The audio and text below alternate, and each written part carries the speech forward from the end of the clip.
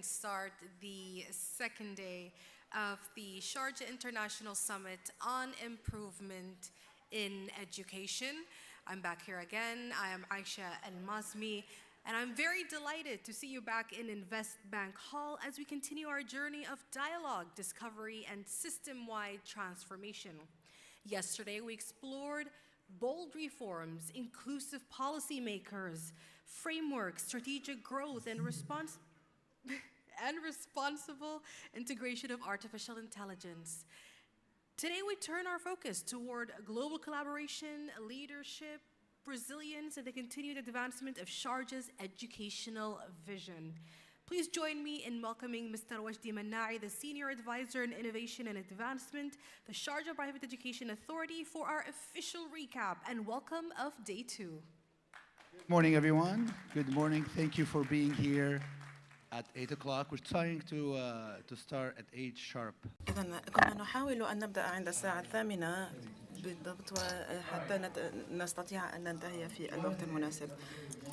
فعلا اليوم الأول واليوم صفر كانا يومين رائعين. أنا أهنئكم على هذه الافتتاحية وعلى الحضور المتميزين، وسأعطيكم إذن بعض المعلومات حول ما حصل إذن خلال هذين اليومين. أولا بالنسبة إلى التسجيل الشخصي ارتفع العدد 24% مقارنة بالعام الماضي، أكثر من 33 ألفاً. في اليوم صفر 11 جلسة حضرها 1200 شخص.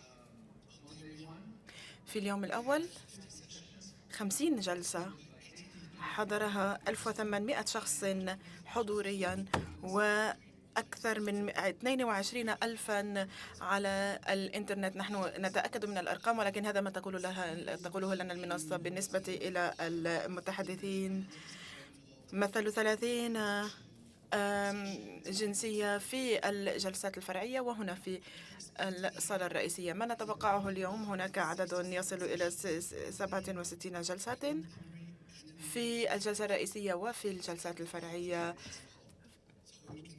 إذن سنستمر بعد ذلك في الجلسة الرئيسية، وبعد ذلك نعود إلى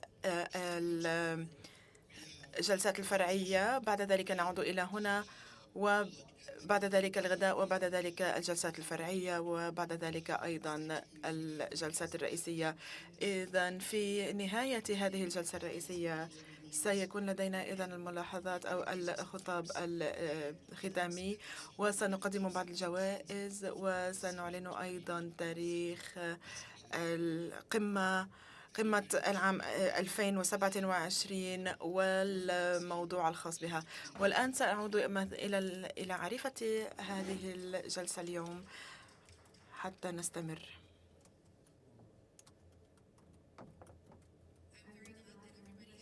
أنا مسرورة جدا بأن الجميع جهزوا قهوتهم، لأن الجلسة التالية سنتحدث عن كيفية نمو التعليم في إطار الشراكات.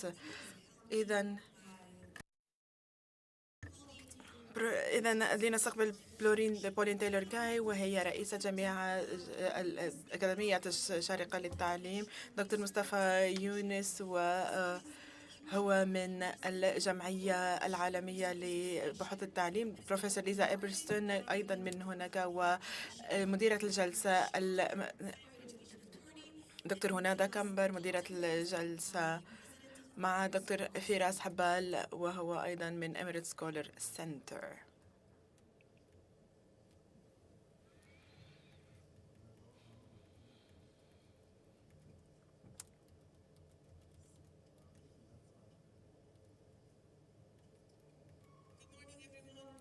مرحبا جميعا. أنا مسرورة جدا بأن أكون في هذا اليوم الثاني من القمة. أنا متحمسة جدا وأرحب بمتحدثين في هذه الجلسة النقاشية. سيكون هناك الكثير من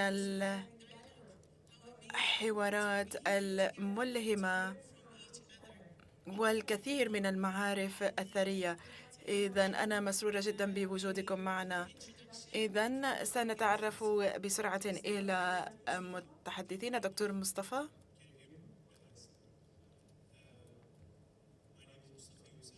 اسمي مصطفى فاينس المنن، وأنا إذا من جمعية البحوث العلمية العالمية. أود أن أهنئ أيضا أكاديمية الشارقة للتعليم على نجاحها في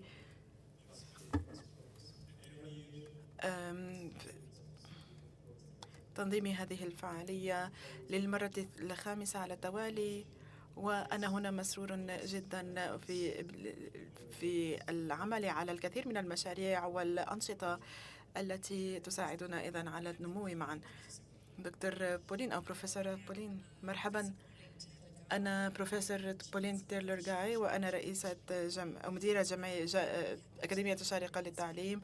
أنا مسرورة جدا بالعمل مع زملائي من الجمعية العالمية للبحوث العلمية، ونحن إذن وشارقة هي عضو مؤسسي منها، وأنا متشوقة جدا للتحدث عن كل التحديات وحل هذه التحديات كباحثين ومعلمين. بروفيسور ليزل. مرحبا جميعا، اسمي بروفيسور ليزل إيفرسون، وأنا رئيسة الجمعية، وأود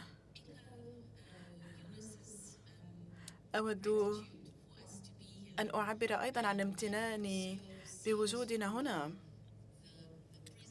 وأقول لرئيسة أكاديمية الشارقة للتعليم شكرا جزيلا، ولمديرة الأكاديمية أيضا، وكل هذه الجلسات المتميزة وكل هذه المحادثات والنقاشات التي حدثت بيننا. إذا فعلا أنا مسرورة جدا بكيف أننا جمعنا إذا العالم في المواقع المحلية والمواقع المحلية بالعالم. دكتور فراس للأسف لم يستطع أن يكون هنا معنا. أردنا التحدث عن الذكاء الاصطناعي، ولكننا سنتحدث عن ذلك في جلسات لاحقة. إذا دكتورة ليزل، في المنظومات التعليمية في العالم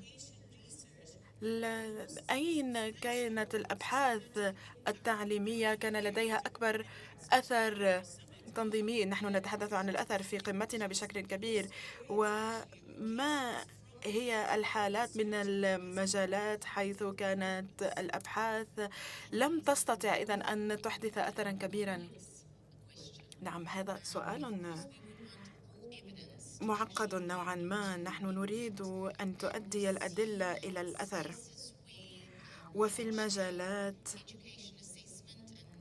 حيث تكون إذن الأبحاث العلمية واسعة النطاق وتؤثر بشكل كبير، موجودة في بلاد مثل فنلندا وكوريا الجنوبية وسنغافورة وبعض المناطق في أونتاريو في كندا.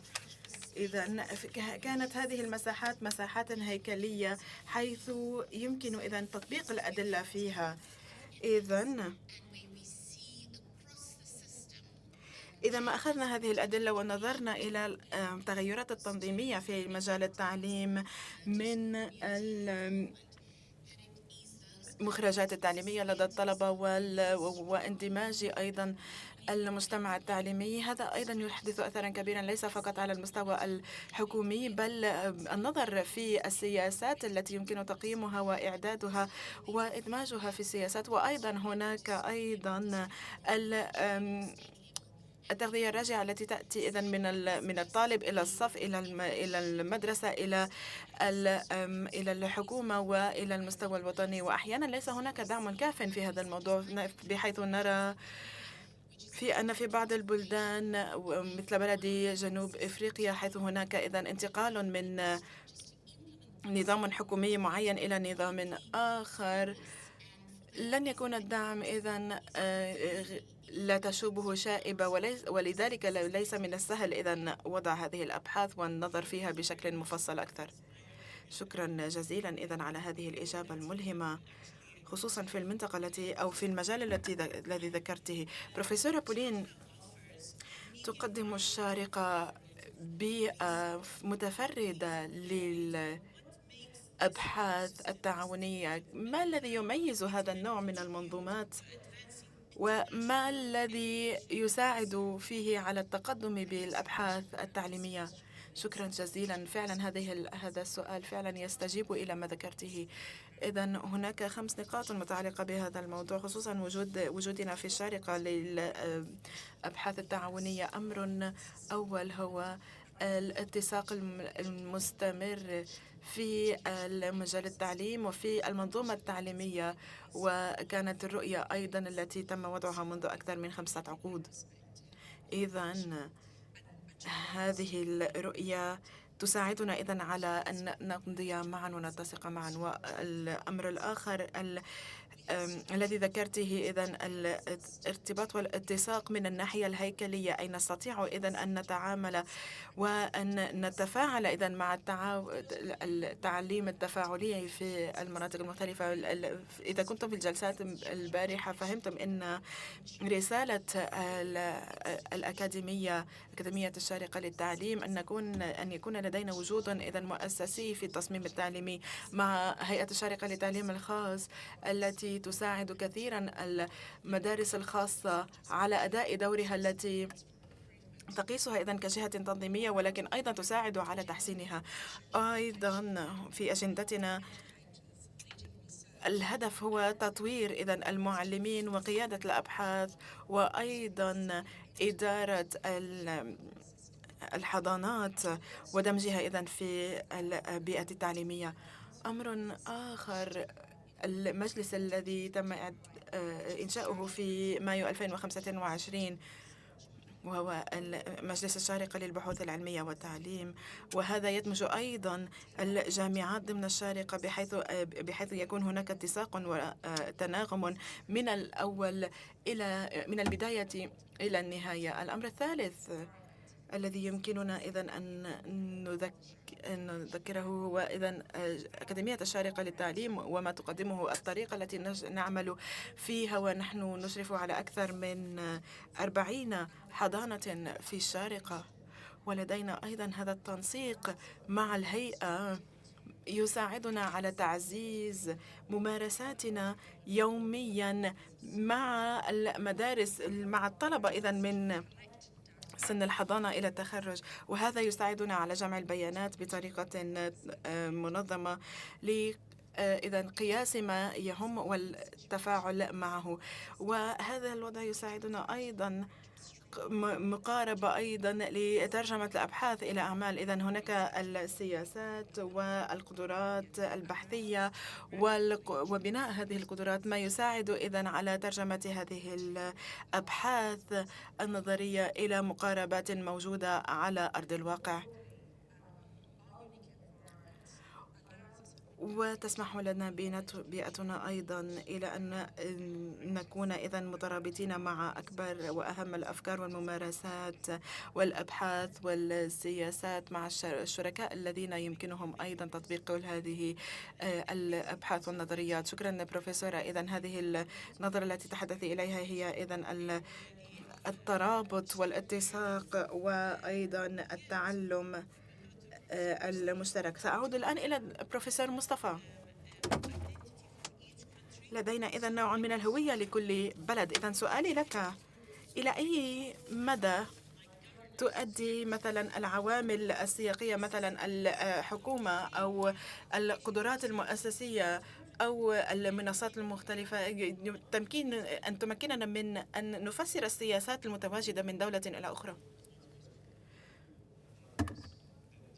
إذن هناك واقعان يحددان البحوث التعليمية وسياقها. أولا الواقع بحد ذاته، وثانيا القدرة على التفسير. إذن لدينا 3 هيكليات مهمة. أولا تحديد البحوث التعليمية من دون سياق لها بشكل حيادي وبشكل موضوعي وعالمي. ثانيا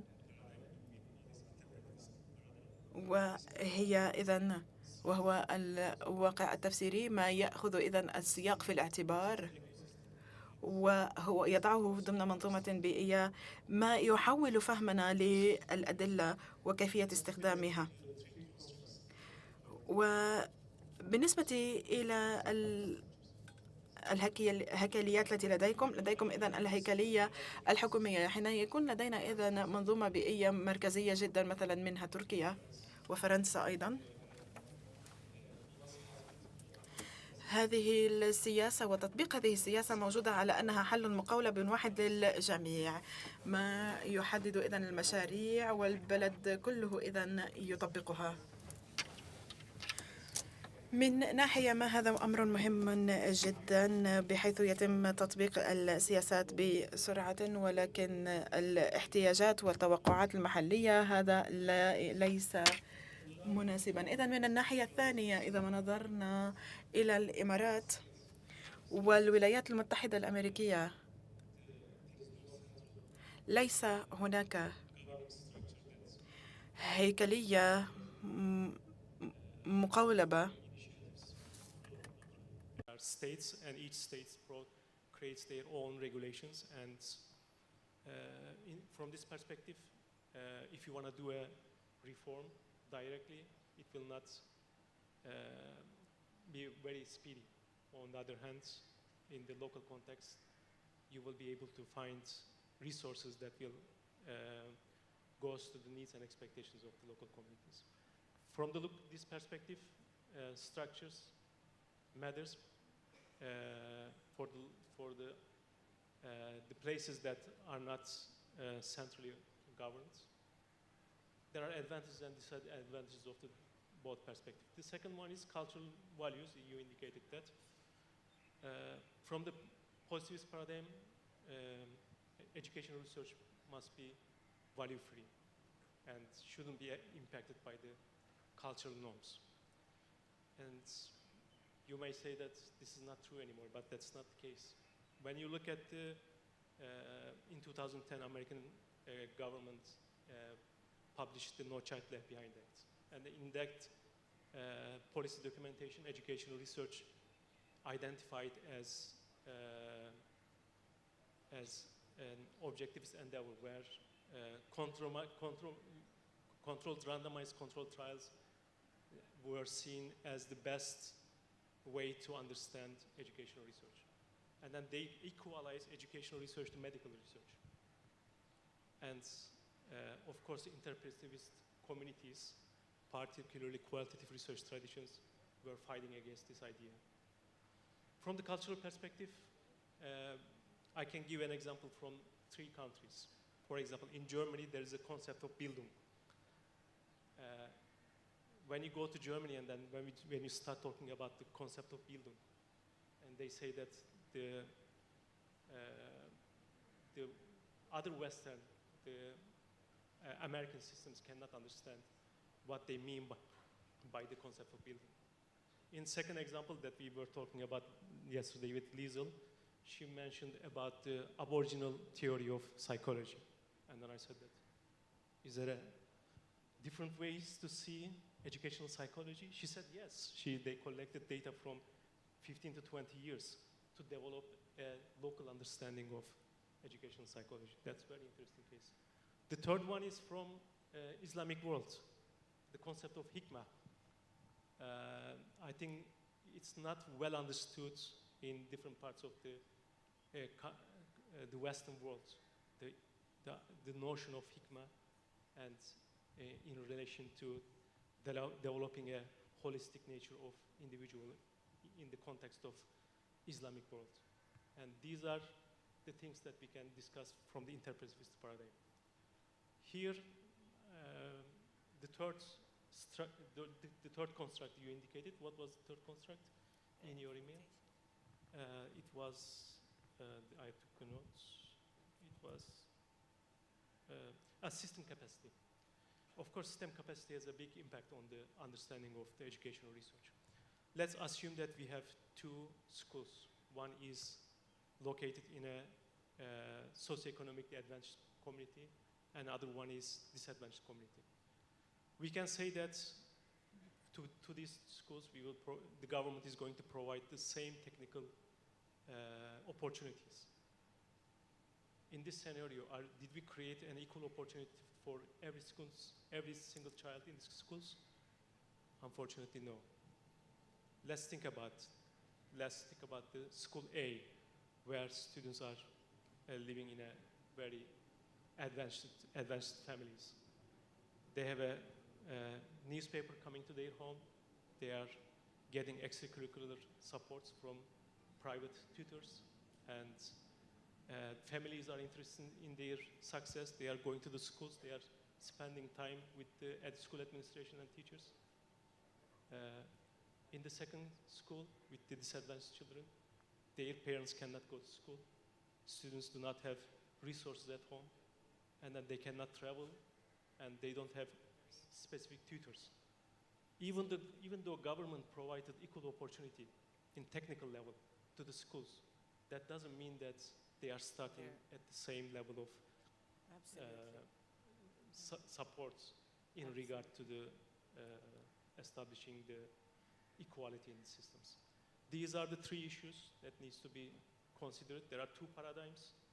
The problem is that sometimes we see these paradigms as enemies of each other. This is what we call a paradigm war in academia.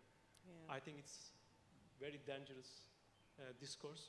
I think we learn from each paradigm, and each paradigm produces different ways of seeing educational research, and we should respect, but we should be open to the conversation about the weaknesses and strengths of each paradigm. Thank you. Yeah, so always open conversation, and it will lead to more actually understanding to the variation in each country, in each elements in the research. Dr. Liesel,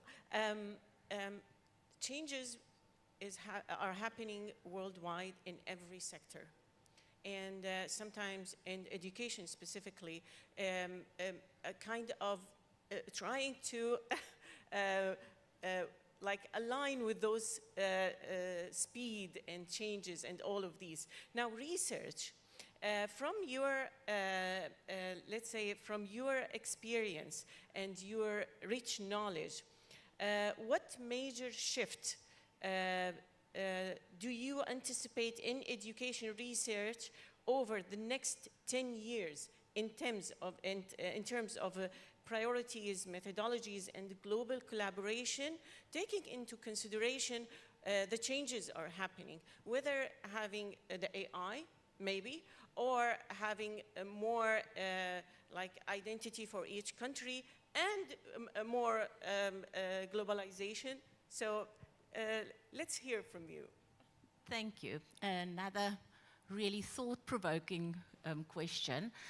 When we do research in Southern Africa to try and understand in terms of an indigenous psychology what constitutes a good life, we struggled to come up with a way of asking people across languages how they conceptualize a good life.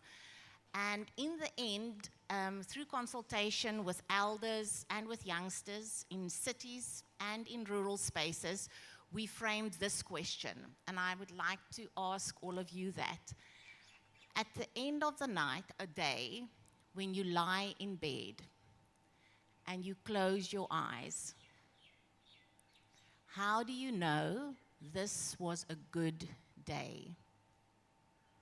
So for each of you, at the end of a day, in bed, when you close your eyes, how do you know this was a good day? A day that you were happy, content, felt good about who you are, in yourself and in your community and in the world.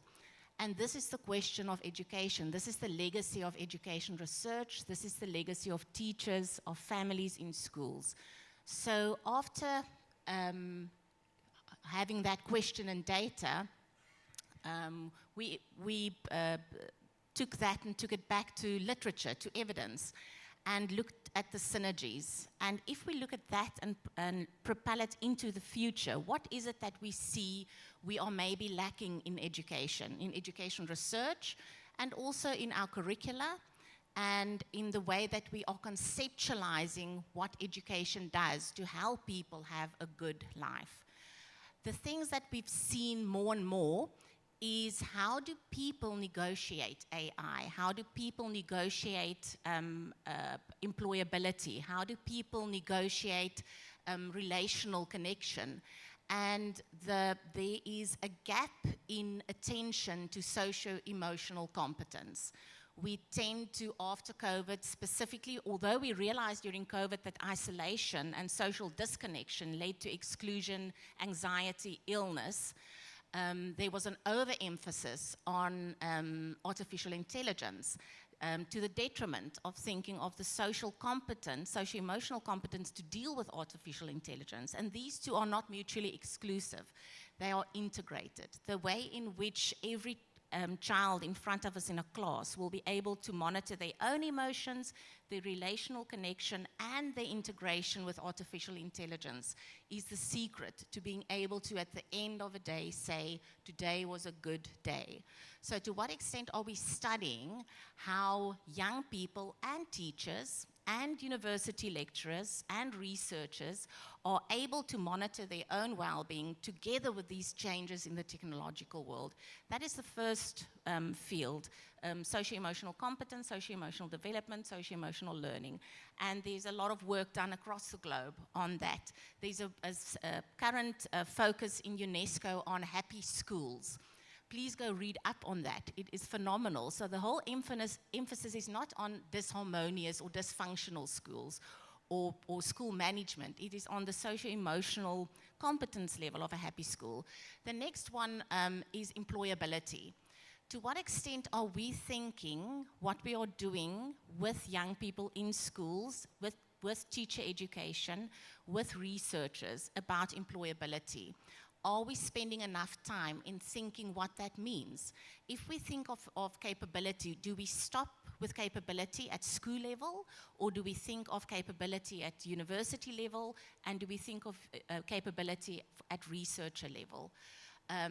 This is a field of study that goes not only to skills development and vocational learning, but also, Eunice may wish to say something later on that, but a concept that he has introduced me to on academic entrepreneurship.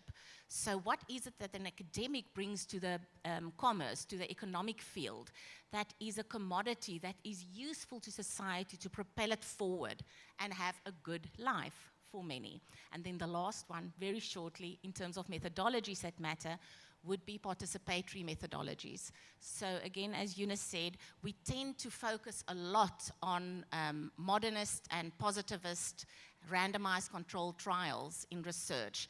But as Pauline made the case, if we want to have impact, we want participation throughout the process of generating evidence, communicating evidence, and then mobilizing evidence. So participatory research means more and more taking hands not only with other researchers, but with parents, with teachers, with school leaders, with district officials, with non-governmental organizations, faith-based organizations, to be sure that the knowledge we generate matters for a good life for many, not just for researchers and one scientific publication. Thank you. Thank you very much. I really love the question. And if we think about our wonderful attendees who were with us yesterday and closed their eyes by the end of the day, thinking what makes them feel that that was a happy day, I think there are several things. Number one, maybe knowing about Sharjah culture. I think the event was amazing. But maybe also the most important one, and I'm sure that everyone felt this, that the impact we may have, inshallah, on the generation, on the students. So, and this is the summit theme, the impact. And I think this is the spirit of educators. They don't think about now the current achievements, they think about impact and the legacy they will leave. Thank you very much. If you allow me, Dr. Pauline, I will skip to Dr. Mustafa for a reason, because if you see the panel, it's from word to Sharjah and Sharjah to the word. So we will continue from word to Sharjah, and then we will have from Sharjah to word. Dr. Mustafa, In comparative research, how do you avoid reinforcing dominant models with while still identifying transferable lessons across cultures? Very difficult question. Very difficult question, and particularly, this is one of the questions that we have been discussing in the World Education Research Association Council meetings. For 9 years, I was a member of the European Education Research Association Council. Even within the European Education Research Association, we had many discussions about what constitutes Europe. For example, when Turkish Education Research Association made an application to European Education Research Association, there were discussions in the council whether Turkey is a part of Europe or not. Now, in World Education Research Association, one of the discussions that we are having is that using multiple languages in our conferences and the publications. Why are we discussing this issue? Because representation is important. I think with Professor Muadi that we discussed about the importance of Arabic language, how Arabic language can become an important tool or instrument to provide ecosystem of scientific endeavor. I think these are very valid and important questions that we need to focus on. How we can provide diversity within the scientific communities in order to celebrate the different ways of seeing world. But at the same time, we have to come together and then find a way to have the communication about educational research. How many people participated in the, how many people from different countries participated in the summit? 30. 30? 30. That's very impressive. There is something about educational research that brings us together from all over the world. That's important. We need to find ways to globalize without colonizing. That's the important issue. We should be celebrating the ways in which we can come together from different parts of the world and discuss ways in which we can think about educational research and how to use evidence in educational research to support the public good in different parts of the world. But at the same time, we have an ethical obligation to respect the values and different ways of seeing in different cultures. One way is, as Liesel mentioned, that well-being. The studies of well-being is a very interesting concept. Liesel, would you like to say something about the well-being? Because when we talked yesterday about how this colonial way of seeing well-being impacts on the psychologies of the students that are participating in this study. Could you Yeah, I'll shortly say, so we realized that we were training educational psychologists in South Africa using measures and indicators for happiness that were developed in the global north, and conceptually was not really what necessarily happiness meant in the global south or in Africa. And so it's conversations that matter. It does not mean that one way of well-being is more important than another one. It's acknowledging that there are several ways, a pluralism, different ways of thinking of well-being, and then ensuring as researchers that we try to enable structures that will help people not feel bad about who they are, but feel pride about their identity and their social cultural values and their ideas of life. Yeah. In World Education Research Association, we create the South to South initiative in order to develop a representation, fair representation in educational communities. We have 56 countries represented in the World Education Research Association with 100,000 academics. One of our ideas when we have the communication in our executive committee meetings, we decided that we should organize our focal meetings in different parts of the world. Therefore, 1 year we are in Tokyo, next year we are in Copenhagen, the next time we are in the United States, the other time we are in South Africa, to demonstrate that we can create a community which celebrates diversity of the ways of seeing and ways of being. Thank you. Yeah, wonderful. It's really amazing and powerful to be together. How powerful, actually, to learn together. And actually, also, how amazing to be proud, as you mentioned, to each one identity or each country. And respect also the word I picked from your answer. Now we're back to Sharjah. So now from the world, and now back to Sharjah.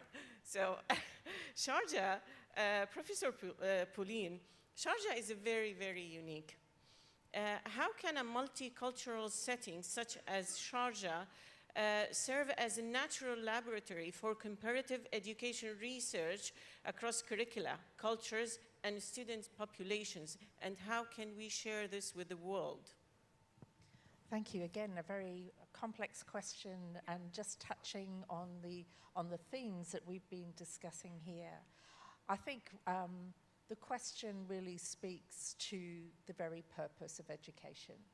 That's what unites us, and what we know from our work globally is, although our contexts can be vastly different, we face shared challenges as educators and as education systems. Primarily, how do you prepare every young person, regardless of their needs and starting points, to be well prepared for learning, lifelong learning, for work, and for life in an uncertain and technologically saturated future? That's what education systems are grappling with worldwide, even high-performing systems, about how do they shape their education systems to be able to do that. And how that plays out for particular populations is looking at the vision and values that you might have, the kinds of what a good life looks like for citizens of this emirate, or this country, or citizens of this region. What does that look like, and how that might be different from other contexts? But we are united by those shared challenges, and we're united by not moving towards policy borrowing, practice borrowing, without a really deep understanding of the whole purpose of what we're trying to do as educators. So I think your question there, Hunada, was about, how can we speak to the world from Sharjah?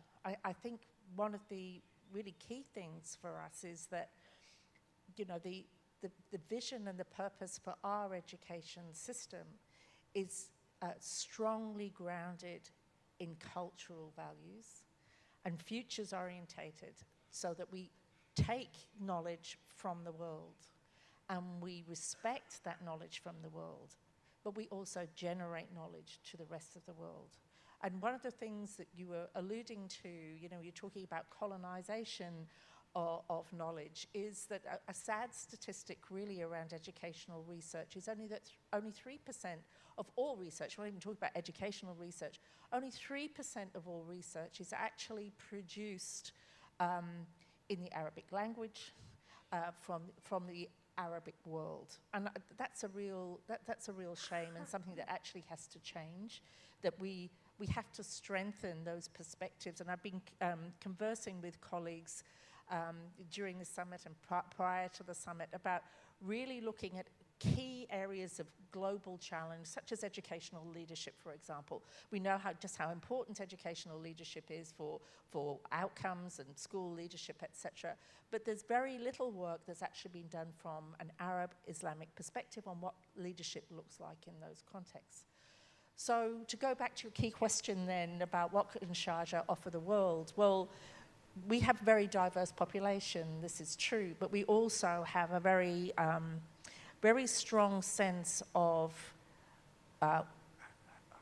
who we want to be.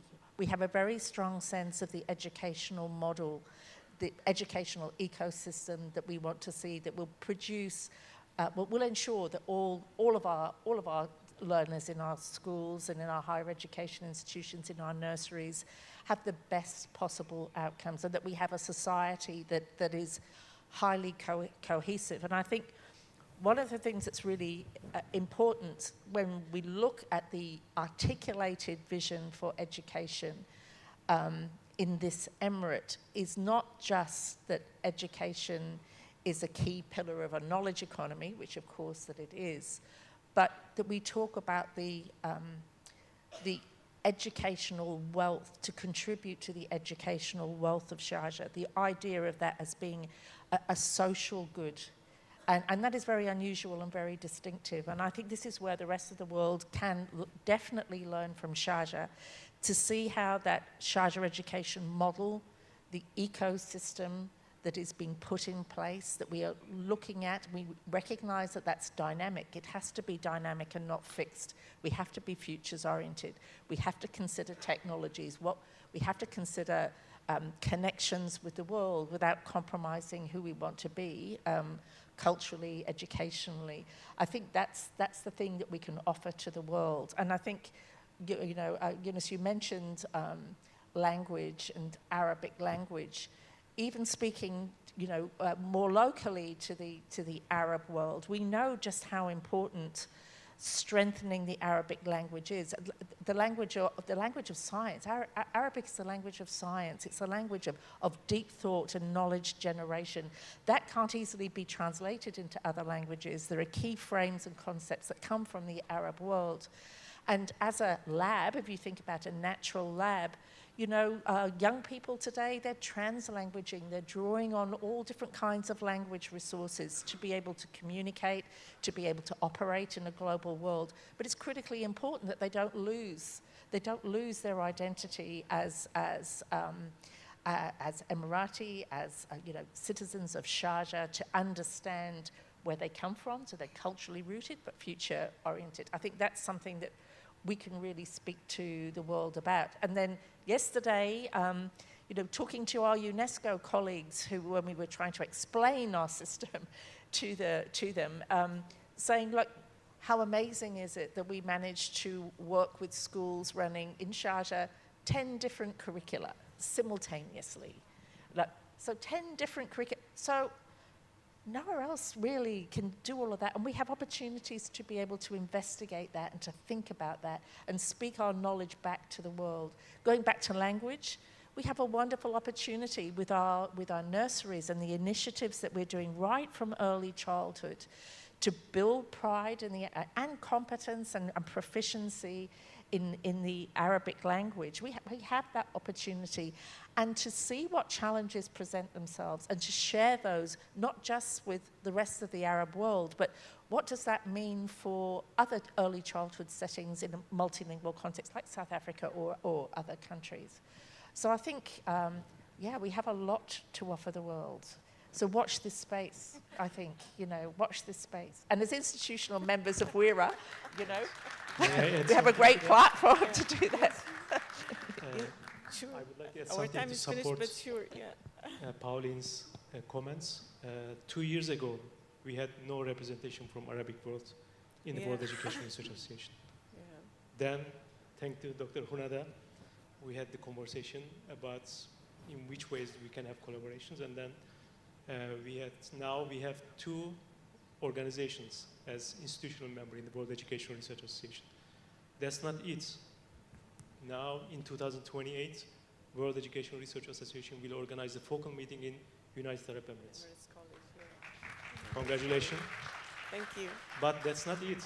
Thank you. Two international research networks were established under the World Education Research Association in a year. Yeah.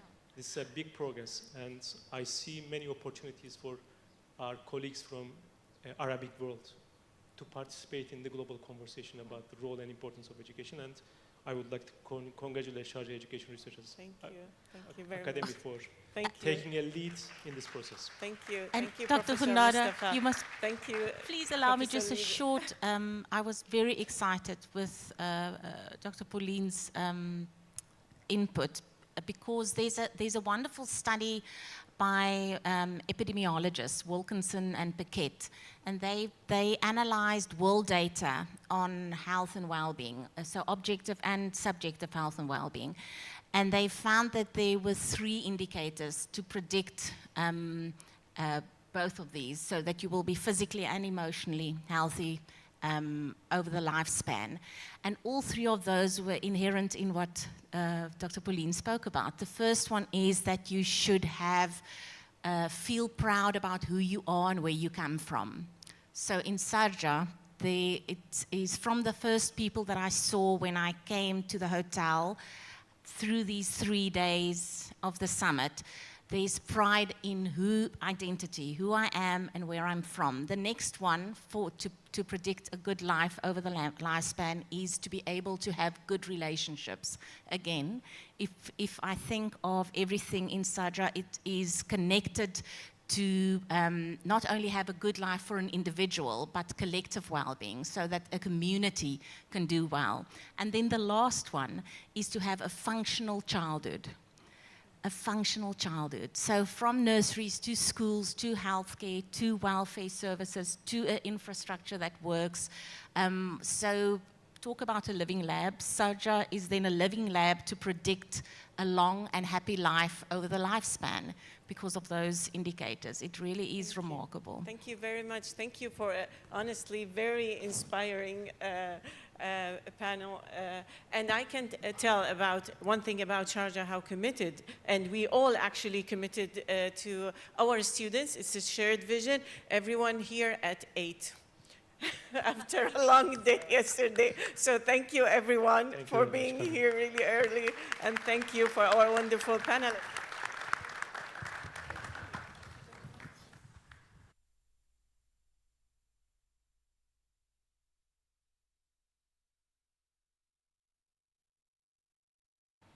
Thank you to our esteemed speakers and moderator for this insightful exchange from the world to Sharjah and from Sharjah to the world. And now it is my pleasure to introduce a respected academic voice shaping teacher development and system transformation across Europe. Please join me in welcoming Professor Joanna Madalinska-Michalak, the Distinguished Professor from University of Warsaw and previous Vice President of the World Education Research Association.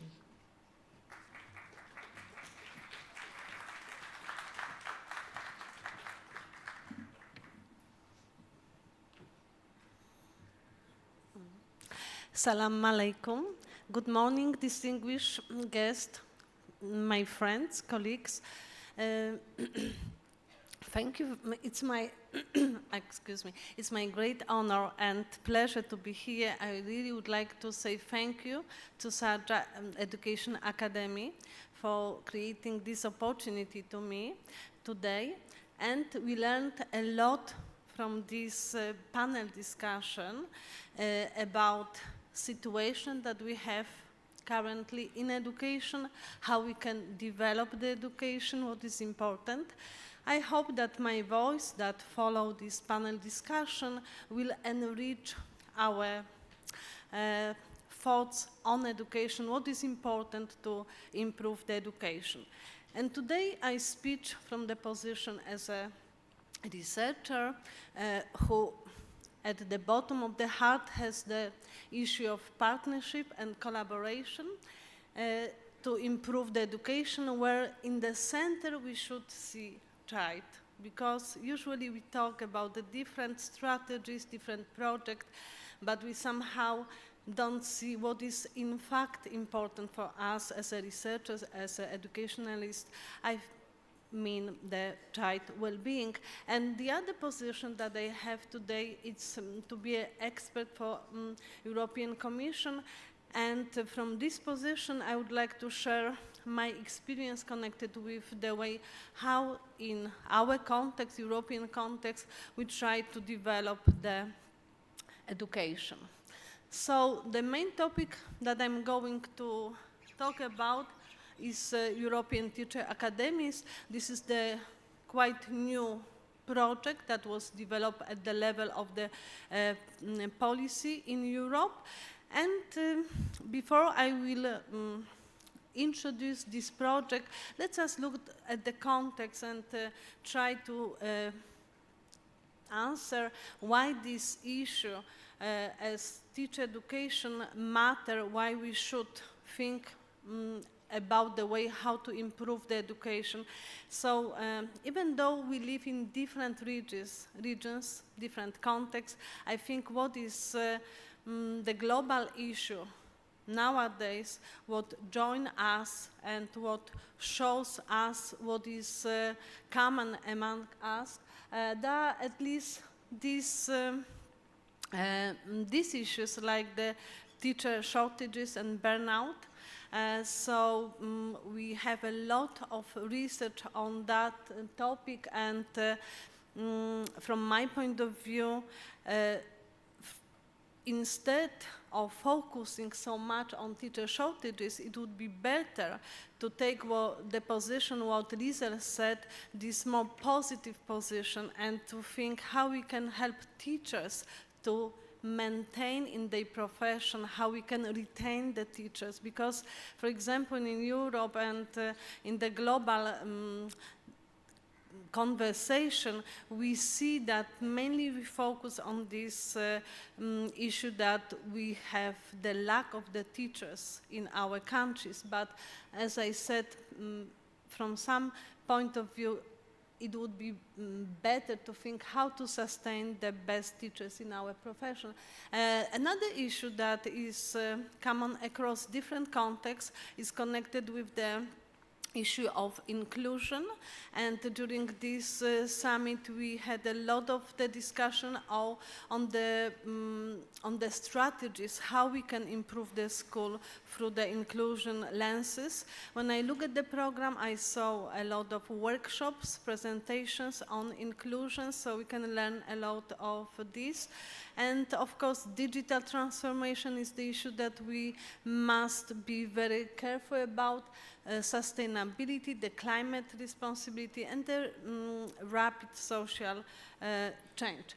So what I would propose, if we think about the improvement of education, no matter in which context we are, I think it's very important to move from the very traditional way when we focus mainly on the projects, on innovation, but the projects are very isolated because they are only attached to the, for example, institution. We must, as our panelists said, we must have this systemic change. We must look more from the micro level than meso level and the micro level. So the system logic that can be helpful currently, we can look that we need the vision for the education. Therefore, we need this systemic reform, and we need to think how to scale this reform instead only to look at the project-based improvement, innovation. Then what is important in education, as I try to point out in my presentation, this professional learning. But as academics, we know that we have a lot of research on teacher professional learning, but still this is very, let me say, single perception. Instead of thinking about the individual professional learning, from my point of view, we have to shift to the collaborative professional learning. And one of the pillars of education, as you know, is the pillar connected with the competence, how we can learn to learn. So this is the issue, and the word professional here is very important. It means that we not only are responsible for helping teachers to develop their learning, but it should be professional learning. Another logic, the shift in focus, is connected with this movement from the local experimentation, as I mentioned, to the knowledge mobilization across different contexts, and from temporary partnership to long-term governance structures. So I would say that it's not the normative dimension. It's a very pragmatic approach to the education, how in different contexts we can try to mobilize our energies, our capacities from different sectors to help education to develop, and as I mentioned, in fact, to help our children to grow safely. And regarding my position, this European context, and the position of a researcher who has this privilege to work with the European Commission as an expert, I would say that in European policy context, when we think about the change in education, improvement in education, first of all, we put in the center, which is, I think, the crucial issue, teachers and teacher education, educators.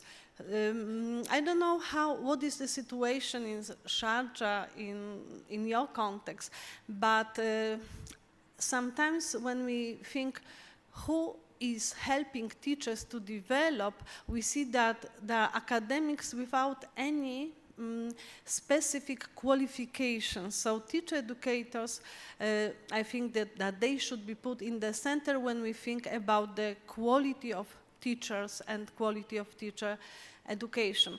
And what we, from, let me say, late 70s tried to develop in Europe is to think about the teacher education as a continuum. It is the process when we try to join the pre-service teacher education, in-service education, and we offer teachers also the induction process. So we don't only close teacher education to the education at the university, but we see that it is the long process which is directly connected with the teacher professional development. So this is the first, let me say, assumption about the way in which we try to develop policy for teacher education in Europe. The other issue is connected with mobility. We know that if we have this opportunity to travel, we have the opportunity to learn, and because we see the education through different lenses, we can be embedded in different culture, and we can open ourselves to different culture values, and it helps a lot to the school to create the condition for the diversity, and then to offer the proper curricula and to work, let me say, better with the children. And I would say that the third pillar of the policy on teacher education in Europe and education is about strengthening cooperation between the teachers, between the different teacher education providers. And this is directly connected with the first pillar, that we think about the teacher education as a long life process. And you can find some policy documents that I mentioned in these slides about this assumption approach to the education. So first of all, in Europe, we see this huge movement to transform education from this multi-level partnership perspective, and we try to connect teachers and schools with the university. We try to encourage teachers, universities, schools to work together, but not only. We try to immerse the education, as I mentioned, across different sectors. So you can only imagine how it is challenging.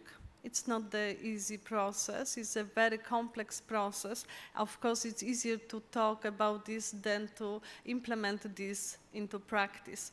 And these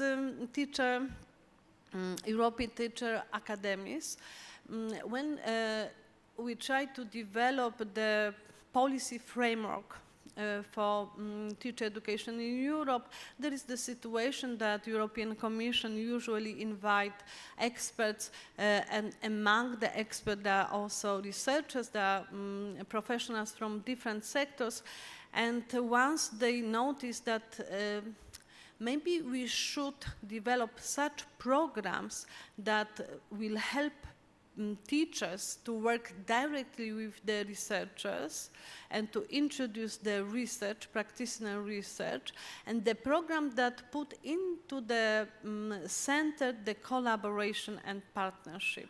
So it's very challenging because this Erasmus Plus program mainly looks at the mobility and mainly looks at the cooperation between the schools. And here we have broader vision, expectations towards education, and the European Commission, I would say, was very proud of introducing this program.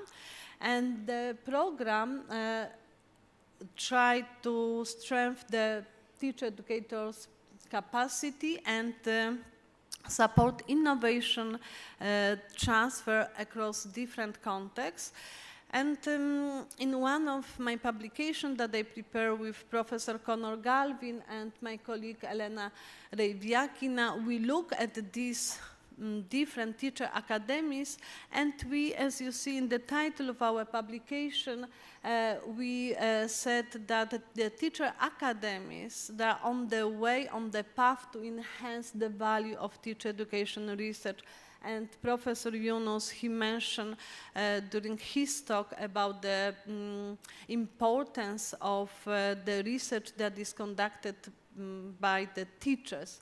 So this is the beginning, very new program. Unfortunately, this year, when we had the call for the new Erasmus Plus project, European Commission decided to stop with this program, maybe not unfortunately, because there is another, let me say, vision how to develop, to make even more ambitious approach to the teacher education in Europe and to transform these teacher academies into the program that will even more strongly connect different sectors in Europe.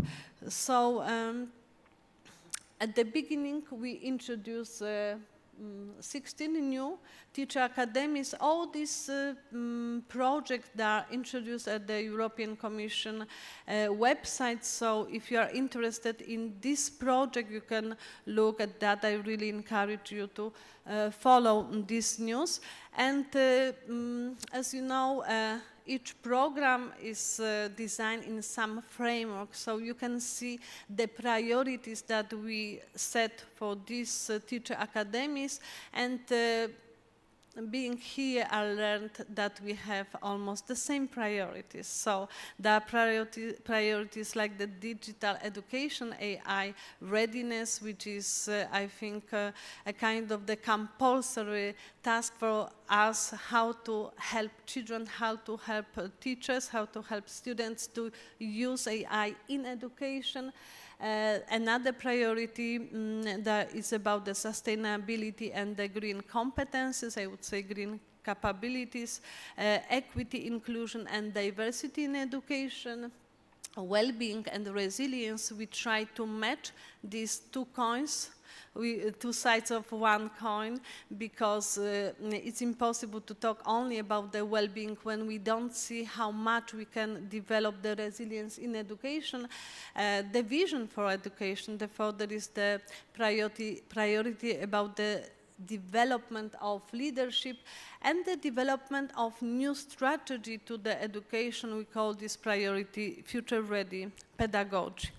And why it's worth, let me say, focusing on this program, the teacher academies, I would like to share my experience, because I had this privilege that also I evaluated the outcomes, the teacher academies that they finalize, they function, because they are a 3-year project. So first of all, we see that, as I mentioned, they look at the learning. The learning should be perceived in a very professional way, but it is the professional learning network. So I think that this is different from another project that we have in Europe. Secondly, when we evaluate the proposal, we see how the ideas that different university has for the teacher academies, how much they are connected with the concept of the communities of practice, because for us as evaluators, we see that it's very important to develop the communities of practice, how we can create the innovation labs, knowledge transfer bridges, and policy practice connectors. So the core mechanism of impact for these teacher academies is connected with the co-design, shared curricula and modules, joint mentoring and coaching, mobility and peer learning, evidence-based evaluation, and micro-credential. Dear colleagues, there are lots of points. I would spend another, would we say, 30 minutes to describing each of these points, but I see that time is almost finished. So what I would like to say, this idea of micro-credential now, it's very essential because we try to encourage teachers to learn across different contexts and to, let me say, to develop their competences in different country,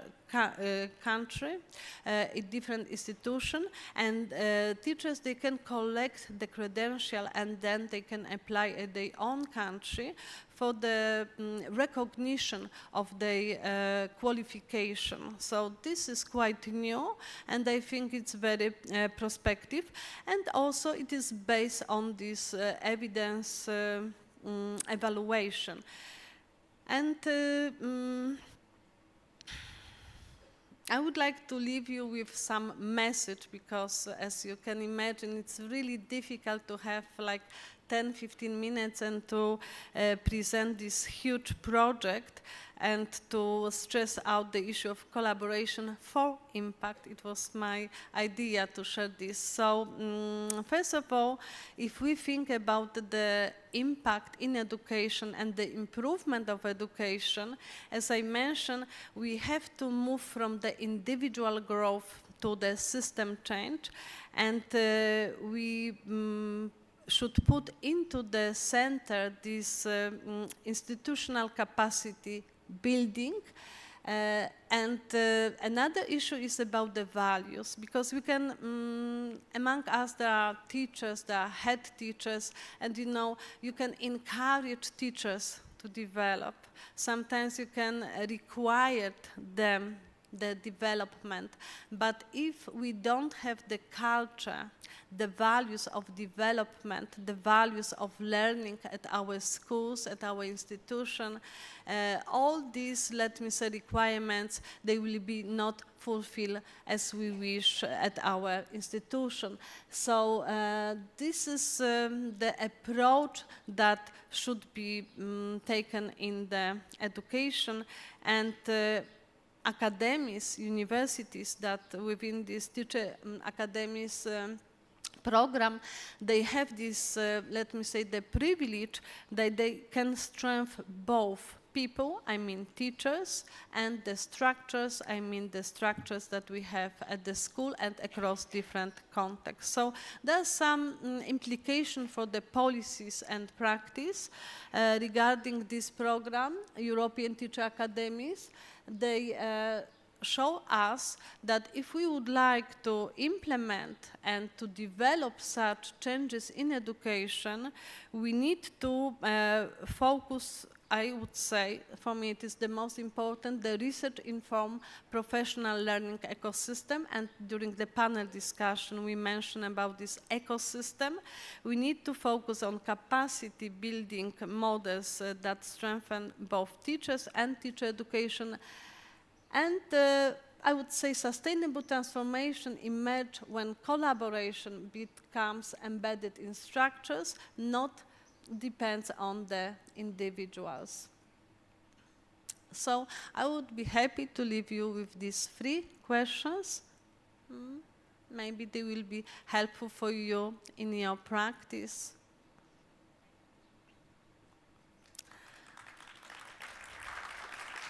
And shukran. Thank you very much.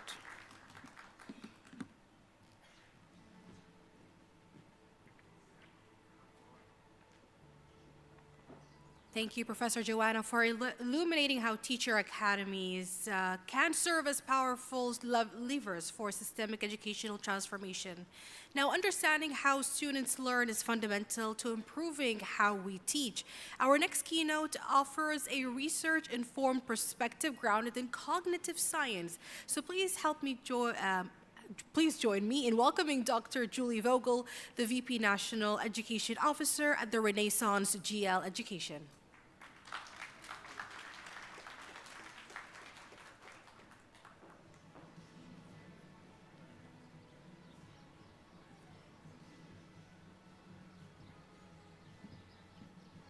Okay. Have to get all the tools ready, right? Okay, here we go. I'm a little bit tall. Good morning, everyone. All right, here we go. Green means forward, I take it? All right, here we go. We're good to go then. Good morning, everyone. Dr. Julie Vogel, it's a pleasure to be here today. I do want to thank you so much for allowing me to be here. It's really a pleasure to note. I don't know if it's a pleasure, but it's definitely nice to see that we're all struggling with the same things no matter where we live.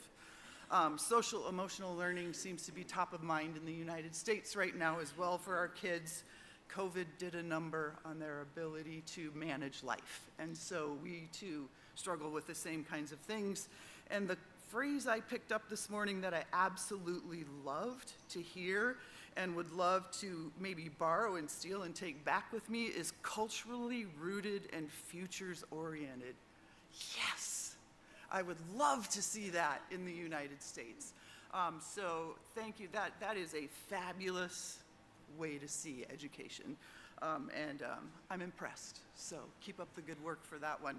So today I'm going to bring it down just a little bit. We're going to talk about different things. This is the mission of the place where I work, and I work at a company called Renaissance, and our goal is to accelerate learning for all, and truly all means all for us. So no matter where there are children and adults that need help, we feel that it is our responsibility to do what we can to help everyone learn and grow. And let's see.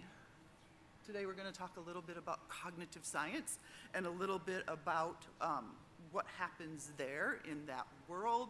And I'm going to talk about it through the lens of context that I know. And I know that context through the United States of America. And one of the most successful marketing messages ever conceived in the history of education in the United States, so I can't say that it transfers out of the United States, is this idea called the science of reading. Have you heard of the science of reading? You may have, correct? Right? Wherever you go. Well, you would think that the science of reading would have been promoted and started by, I'm too far? Okay, a little closer. I'm not used to standing at a podium. I'm used to wandering when I speak. When you look at the that's the way we go. Science of reading, there we go. So when you look at Google Trends, because some of us do, and you look about the science of reading and the searches for the science of reading, notice how for many, many decades and many, many years, the science of reading remained quite low. And then all of a sudden, in 2022, 2023 or so, guess what happens? We have this huge spike. And in that huge spike happened in the United States, not because of educational research, not because of anything like that. It was a reporter, Emily Hannaford, who reported on the fact that kids in the United States cannot read and what is going on, and why isn't the science of reading being taught in classrooms in the United States? So it's one of those things that has happened. And the interesting thing about that is that reading isn't the only sort of policy crazy thing going on in the United States right now. The areas that we're talking about for cognitive science, in which there is known science, now the latest is the science of math. Okay, so the science of math is now becoming a thing in the United States. What's next? Is it going to be the science of social studies? Is it going to be the science of science? So what we're offering and what we would like to do is maybe step back from these subject area things and look at it a little bit more broadly. And let's talk about it in the context of psychology. So science of math in the United States we know is coming, but let's look at a more comprehensive framework, something that might give us a broader view of things and help us a little bit more. And so when we looked about cognitive science and we talk about cognitive science, it's the study of thought, right? It is learning and mental organization. It isn't content per se, it's a field of interdisciplinary studies. It involves all kinds of things like philosophy, linguistics, computer modeling, all kinds of things that can help us improve learning. So maybe that might be a better approach for us, is that it's an area. It's not based in specific subject areas, and it's certainly not based on pedagogical philosophies, right? And so Benjamin Bloom, he's one of my favorites. I know he's old school. It's old school research, but Benjamin Bloom is one of my favorite, often misunderstood psychologists. And he talks about this idea in his book from, yes, 1981, All Our Children Learning, a primer for parents, teachers, and other educators, and he says some things that are still clear today. We need to be much clearer about what we do and do not, what we do know and what we do not know, so that we don't continually confuse the two. I don't know if that happens here, but it happens a lot in the United States. We get confused about what we know and what we don't know.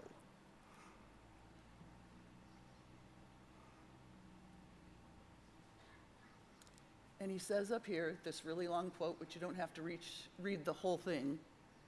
We want to do that, and we want to be clear about what we know and don't know, because we want to act on what is true and avoid what is superstition, fad, and myth. All right? That takes time, and I think there's a big disconnect often between what happens in research and what happens in practice, because there's different kinds of research that we do out there, right? So I'm an experimental psychologist, so by trade, I'll give you a perfect example. I worked in the College of Education at a large university in the United States, and that university was divided into two groups, the psychology side and the curriculum and instruction side. Those two camps never spoke to each other. They didn't do the same kind of research, they didn't do the same kinds of things, they were in the same buildings, and we never spoke to one another. So there was this disconnect with our curriculum and instruction people about what they were doing with kids compared to us over in the psychology department who were doing all kinds of research about how people learn. And so we never shared our ideas, we didn't work well together, we didn't play in the same sandbox very well. And I think that's what Benjamin Bloom is always talking about, and I do think that still occurs everywhere, is this huge disconnect between practice, the curriculum and instruction side, and research that is done in the educational psych side. And so in educational psychology, we're a little more leery of saying we know something really works, right? Because we have to break it down. We take one concept and we break it down, as all researchers know, into those teeny tiny little parts. And we study one thing at a time. So we might have one study that says something works, but we're not going to publish that until we have maybe 2, 3, or 4. And then we're going to say we might know something, but we're still not sure yet until we have 10, 20, or 30 studies done. And then when we're around 100, we're like, we think we might have something here. And so that takes time. And so when they say, why isn't there more science of stuff in education? It's because cause and effect research takes time, because you have to look at things in such small pieces in order to put together a whole picture. And so it takes longer for cognitive science to make its way over into practice, which is fine. It's not a problem. But there are some things that we have learned that actually don't line up with the science of learning that we all still do in schools. Every single one of us, no matter where we are across the globe, it is the same. And one of those things that we do, we call it, or I call it, over-skillification. We are fabulous at teaching skills. That's what we're good at. And we do that not unintentionally. How many of us work with standards of some kind, way, shape, or form out here in education, right? So there's a lot of hands up. A lot of us work with standards. I don't know about you, but I think there might be a few too many, right?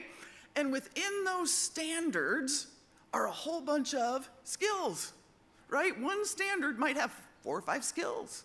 You know, that's just how it is. And it's really hard to do that. And here's what I know about teachers. Teachers teach to skills, right? Teachers teach to skills.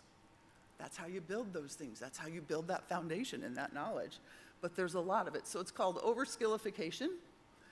And here's where we see it a lot, especially in the area of a reading. There are no such things as universal as finding the main idea or interpreting inferences as skills. We teach those over and over and over again, grade after grade after grade after grade, ad nauseum. Ad nauseum. To the point where I think it may affect literacy. Mike Schmoker, I don't know if you're familiar with his work. He does a lot of work on focus. He's an incredible language arts kind of guru. And he says that it is absurdly overemphasized. And I think he means in America. I can't speak for anywhere else, but it's definitely absurdly overemphasized in America at the cost of truly authentic literacy. So we have all this overskillification happens all the time at the cost of kids really becoming literate. So, said another way, I have paraphrased, I have summarized, I have outlined, compared, contrasted, and inferred. Can I please just read now? Because we all know what makes kids better readers is reading more, right? So, just read now. Also, one of the other things that we do that doesn't line up with the sciences or with cognitive science is we don't put enough emphasis on background knowledge. Why? Because we're so busy trying to teach those standards and teach all those skills. It's no one's fault, right? It's just kind of the way our systems are set up. But we really need to pay attention to background knowledge. Background knowledge really matters.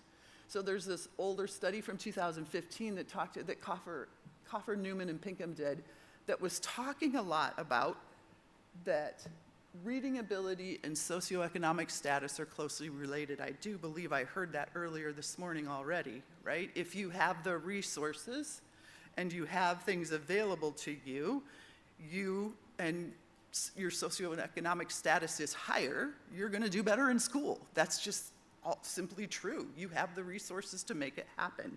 And so what these guys did was they did the study number 1 to show that there are differences in socioeconomic status. Study number 2, they had kids read a story about birds. Well, who do you think when they read the story about birds did better? Our kids with higher SES perform better on word analysis and word reading and comprehension than our lower socioeconomic kids. So they're like, okay, duh, we thought that would happen, that's what happened. So then what they did was in the next study, they said, all right, let's give something completely novel and new that none of these kids know anything about. And we're gonna make it up because they'll never have seen it before. So they made up this creature and they made up this whole story about this creature on the right and how this creature lived, and they tested the kids again. Guess what happened this time? This time, there was no difference between word reading ability and comprehension skills. Why? There was a gap. They believe the gap then was in comprehension, right?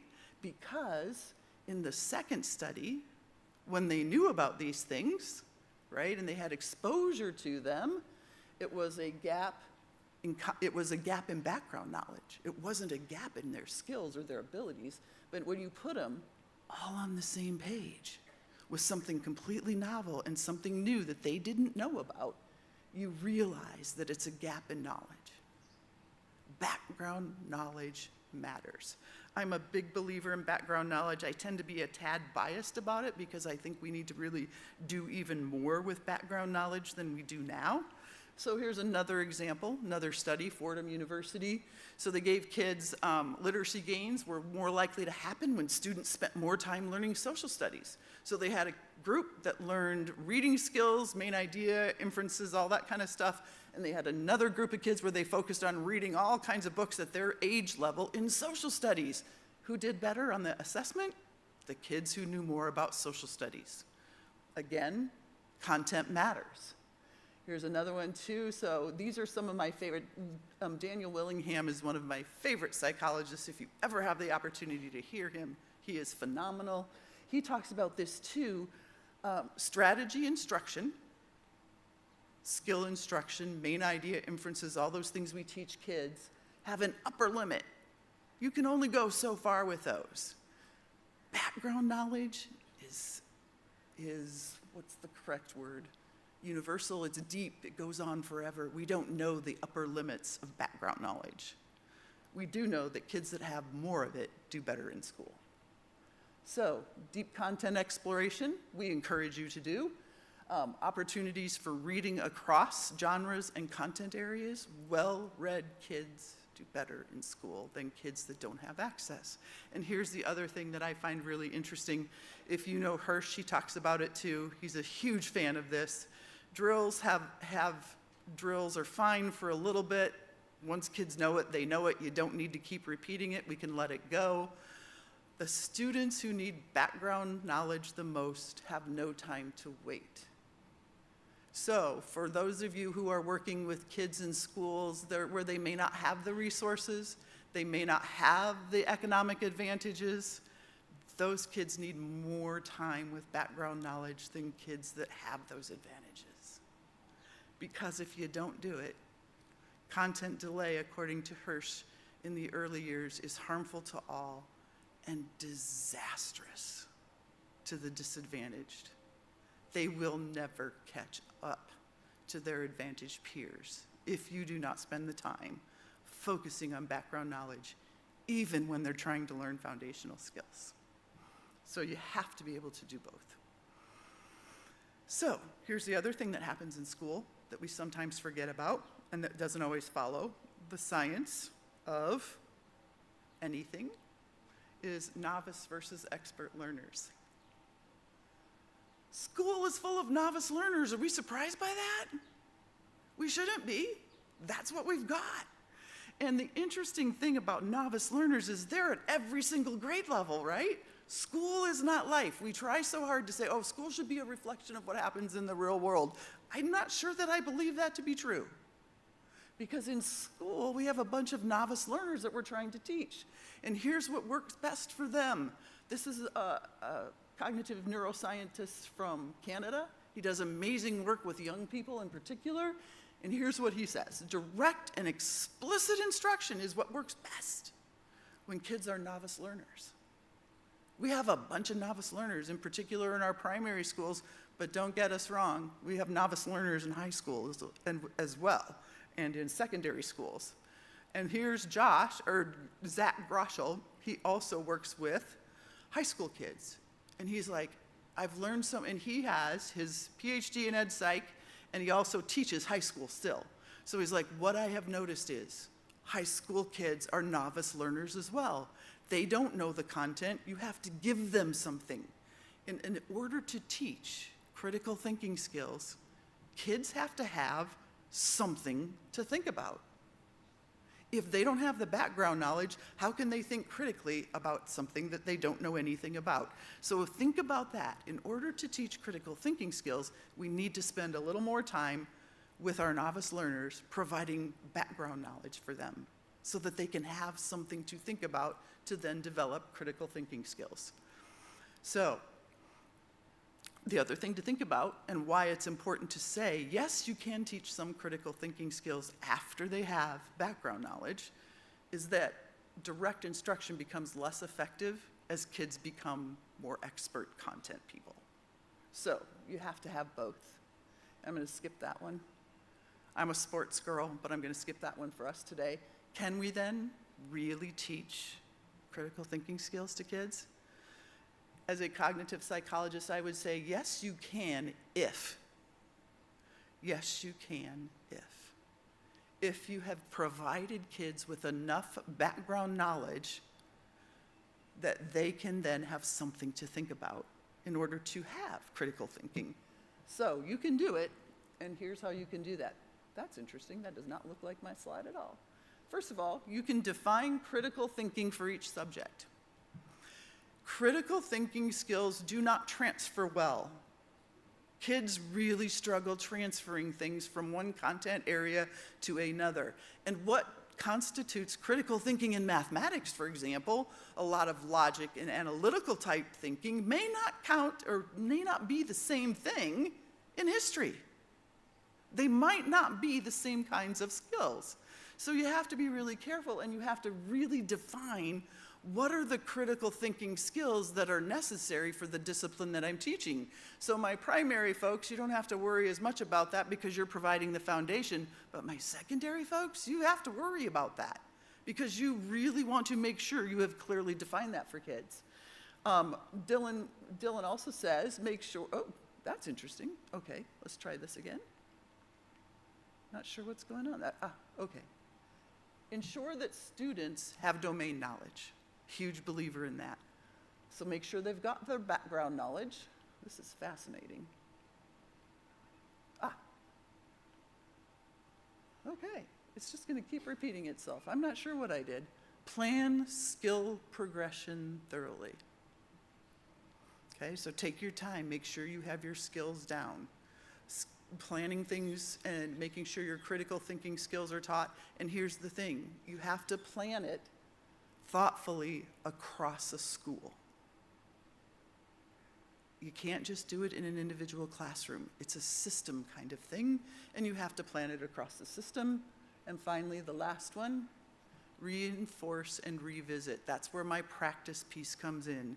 I am a huge believer that we do not do enough practice in school. School doesn't need to look like real life. Kids need to practice. You know, it'd be like coming to school every day and saying, well, we've taught you that critical thinking skill once. You ought to be able to use it now wherever you go. Kids aren't going to be able to do that. They need lots and lots and lots of practice. So you can teach critical thinking skills. Daniel Willingham is the man that can help you get started and keep it simple for you if you're trying to do that in your schools. And here's what you can do too. Last one. The way the mind works. Shallow is what you get first. Deep, critical thinking is hard won. Which means that you have to be really careful and be really precious with how kids use AI. Because the studies that we're reading that are coming out are saying if they're not using their brain, it's going to atrophy, basically, right? So it's not going to move forward like we want it to. So deep critical thinking is hard won. Kids have to do the hard work in order to become critical thinkers. They can't let AI do it for them. They cannot. And according to my other one, Dylan William, I don't know how many of you know him, he's another good one. We make students smarter, not by giving them practice in thinking, but by giving them more to think with. So yes, you can teach critical thinking skills, but keep these two quotes in mind when you're doing your planning. Thank you for having me today. I appreciate your time, and I hope you find the day wonderful.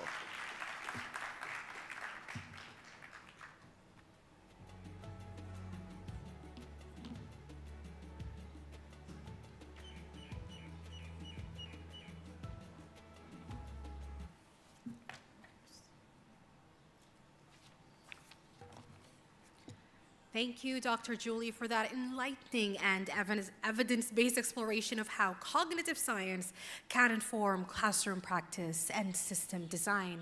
In times of uncertainty, leadership becomes both more complex and more critical, and we have experienced that very recently across all fields during the COVID pandemic.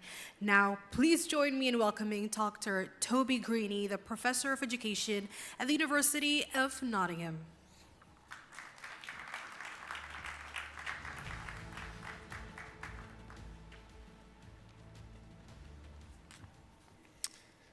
Thank you very much. Assalamu alaikum. It's a great pleasure to be here.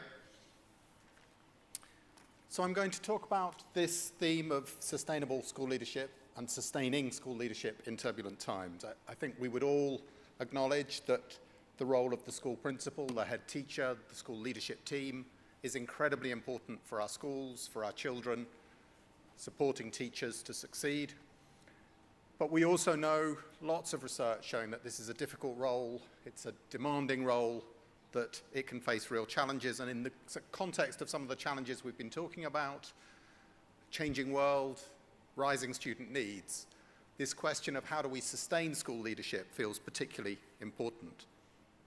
So I'm going to talk about a 3-year study we're just coming to the end of. We publish the final report next week. And we've been looking at 2 things. Firstly, the sustainability of leadership. Does the role feel sustainable? Do we have people who want to step up into the role? Do we have that strong pipeline and succession planning approach that we need in order to ensure successful leaders in every school?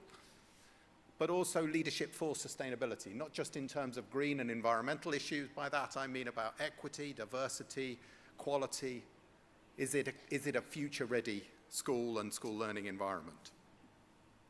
I'm going to give you just some headline findings, and then I'm going to finish with a conceptual framework that we've developed through the research, which I hope will be a helpful way of thinking about some of the issues that I've flagged. Before I introduce the study, though, I just want to kind of set the scene with a couple of kind of background points, which we were thinking about as we started the study. This is a study, by the way, in the UK. So we looked at 3 nations, England, Scotland, and Northern Ireland. It's a big kind of mixed methods comparative study. But when we started, we were thinking about what we kind of, over the course of 40 or 50 years, through school improvement research, school effectiveness research, school leadership research, we've built up a strong picture of what does successful school leadership look like. Most recently articulated in the Global Education Monitoring Report that came out from UNESCO last year. And they talk about these 4 key areas for leaders to focus on. Setting expectations, so the kind of transformational vision and values that underpin education. Focus on learning, the instructional leadership piece, learning-centered leadership. Looking at kind of children's learning, children's progress, teaching quality, and how leaders can support that. And then the final 2, fostering collaboration, developing people, distributing leadership, creating those high trust cultures within schools, focusing on professional development and learning so that teachers are continually improving.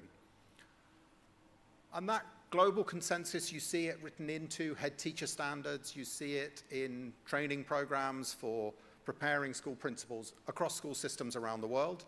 And it's really helpful. I don't want to critique it, I think it's helpful. But what we wanted to ask in the research was, does this still stand? Is this still appropriate in a time when the world is changing and we were starting kind of on the back of a pandemic when we knew that things were looking different? One of the ideas that's also informed our thinking, and I think which is helpful, is this idea of a polycrisis, coined initially back in 1993 by Edgar Morin and Amrajit Kern. The point they're making is that in the world we face periodic crises, and that's difficult, but it's possible to get a crisis back on track through collaborative, concerted action. So if we think of the global financial crisis in 2008, we saw how politicians around the world came together, central banks came together, and they were able to get the economy back on track, despite all the challenges. The challenge of a polycrisis, and many would agree that we face a polycrisis now, is that in an interconnected global world, we face multiple crises which interact with each other in ways which can be hard to predict and can be hard to get them back on track. So think of global warming, various wars and fighting across many countries around the world, austerity and inequality growing in many contexts, a loss of trust in public institutions, the rise of populism in many democracies, and of course, we've had a pandemic, which we know has impacted hugely, and we're still facing the implications of that. Now, there's not a lot of research focus on what does the polycrisis mean for education in school systems around the world.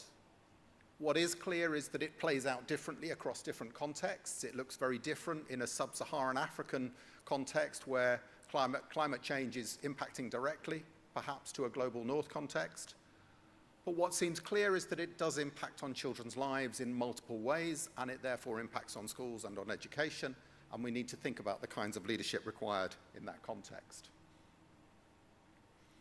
So, what kinds of leadership do we need in this world? I would argue we don't need what this gentleman is proposing, that in confusing and dangerous times we need confusing and dangerous leadership.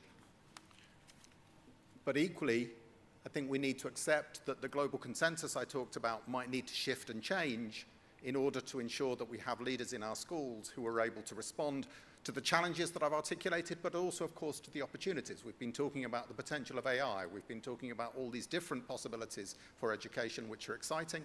How do we think about leadership which is able to capitalize on all of that together?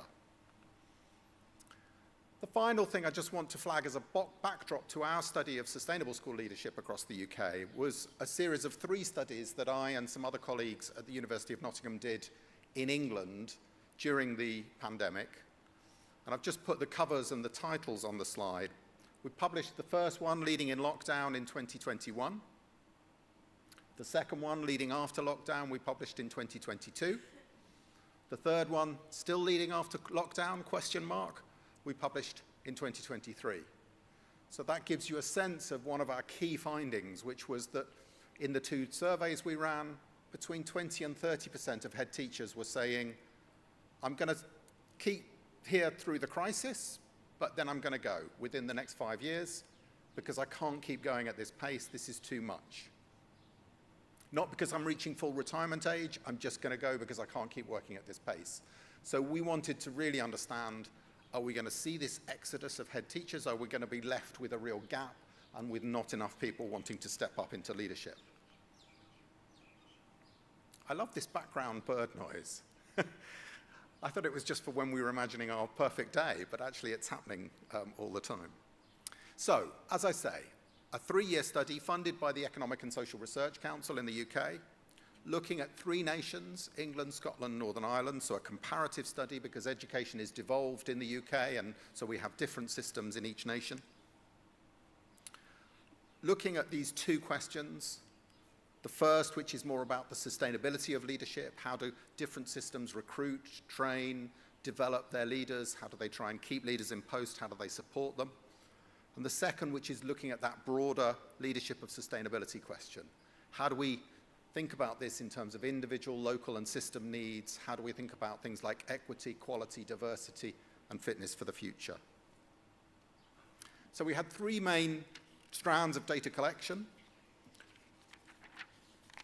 The first was an analysis, secondary analysis of workforce data in each nation over time. So from 2010 to 2013, we looked at the whole population to understand things like who gets to become a leader, what are the gender differences, what are the ethnicity differences, how do people's careers evolve, how many different schools do they work in, those kinds of questions. The second strand was a qualitative strand focusing on locality case studies. So 7 localities in total, 3 in England, 2 in Scotland, 2 in Northern Ireland. And in each locality, we visited and interviewed a range of leaders in different schools, as well as local leaders who had a kind of overview of that locality, because we wanted to understand what's it like leading here. And we chose localities deliberately to give us a range of context. So in England, for example, we went to a city, a coastal area, and a rural shire area. And then the third strand was a survey, just over 1,600 responses, in order to test our findings with a larger population. And then we've integrated that together. And we pull out these 6 main themes in the report that we're publishing next week. I'm going to talk through the first 3. I'm put the last 3 up so you can have a look at them, but I haven't, because of time, I'm not going to focus on these. So the first one, the nature of leadership is widely seen to have changed in recent years. COVID is a hinge point. Probably no surprise, leadership is always changing. New technologies, new possibilities are always requiring leaders to adapt and respond.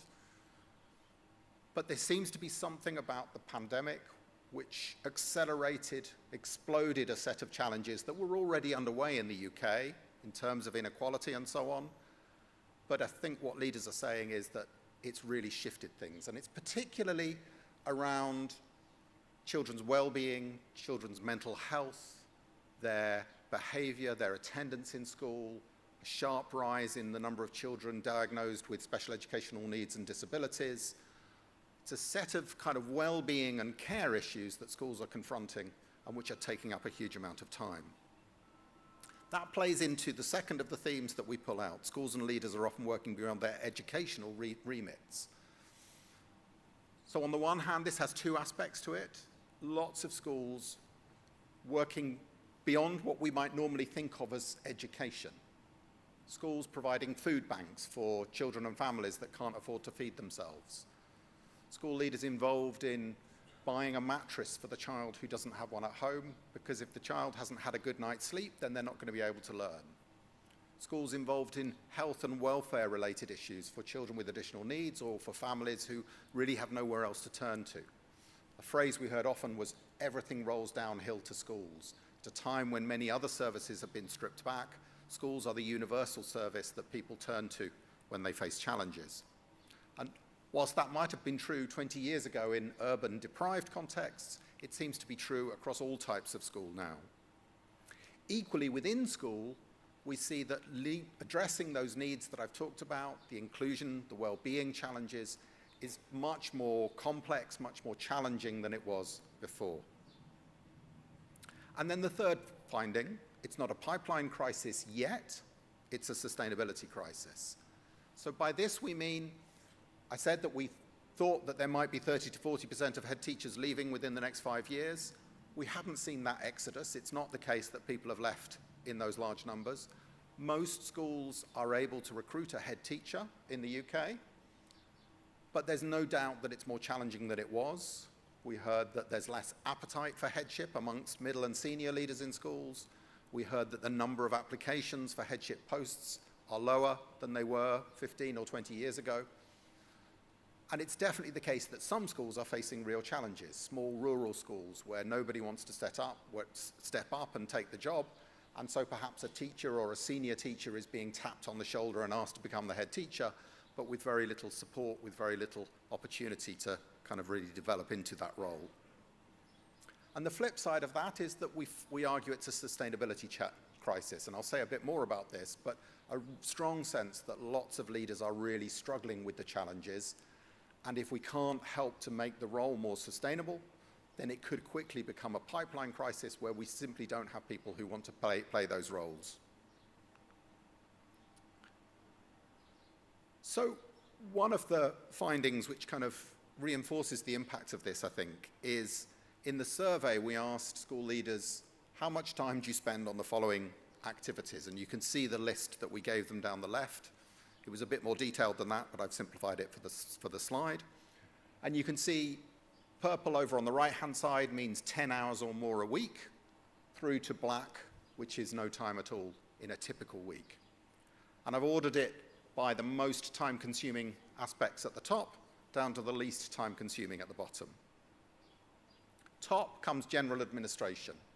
And these are the figures for head teachers in England, but it's the same in Scotland and Northern Ireland. And this is something we've seen in the research over many years. We've known about work intensification, how administration, bureaucracy can take up a lot of leaders' time and pull them away from other aspects of leadership. What's new here is the second most time-consuming aspect, student attendance, behavior, and well-being. So these are the care issues that I was talking about, the pastoral role of schools, the safeguarding, inclusion role of schools is hugely time-consuming. And if we remember back to that global consensus that I articulated and the importance of instructional leadership at the core of successful leadership, where do we see leading teaching, learning, and curriculum? It's right down at number 6 in terms of the amount of time that leaders are spending on it, And we heard this in the interviews again and again. One leader in Northern Ireland said, you know, I think of myself as an educationalist. How much of my time do I spend on teaching and learning? About 5%. And this was a common phrase in the research. So then I said that it's a sustainability crisis. This is another question that we used in the survey. There was lots of other data I could have drawn on, but this is a simple way of kind of conveying this point about the sustainability crisis. We asked, which of the following best describes your own experience of working in school over the last 12 months? And you can see we gave these 5 options, from mostly sinking over on the left in red, sometimes sinking, mostly surviving, sometimes thriving, mostly thriving in green on the right. And we can see that about 40% or so, about a third to 42% are thriving, are sometimes or mostly thriving, which is positive. But equally, we can see that between about 1 in 5 to a third in different nations say that they're sinking.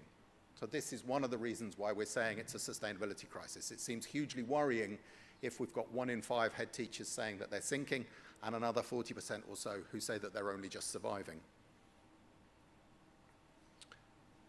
What's really important here, though, that it's not binary. It's not a case of there's 1 in 5 who are sinking.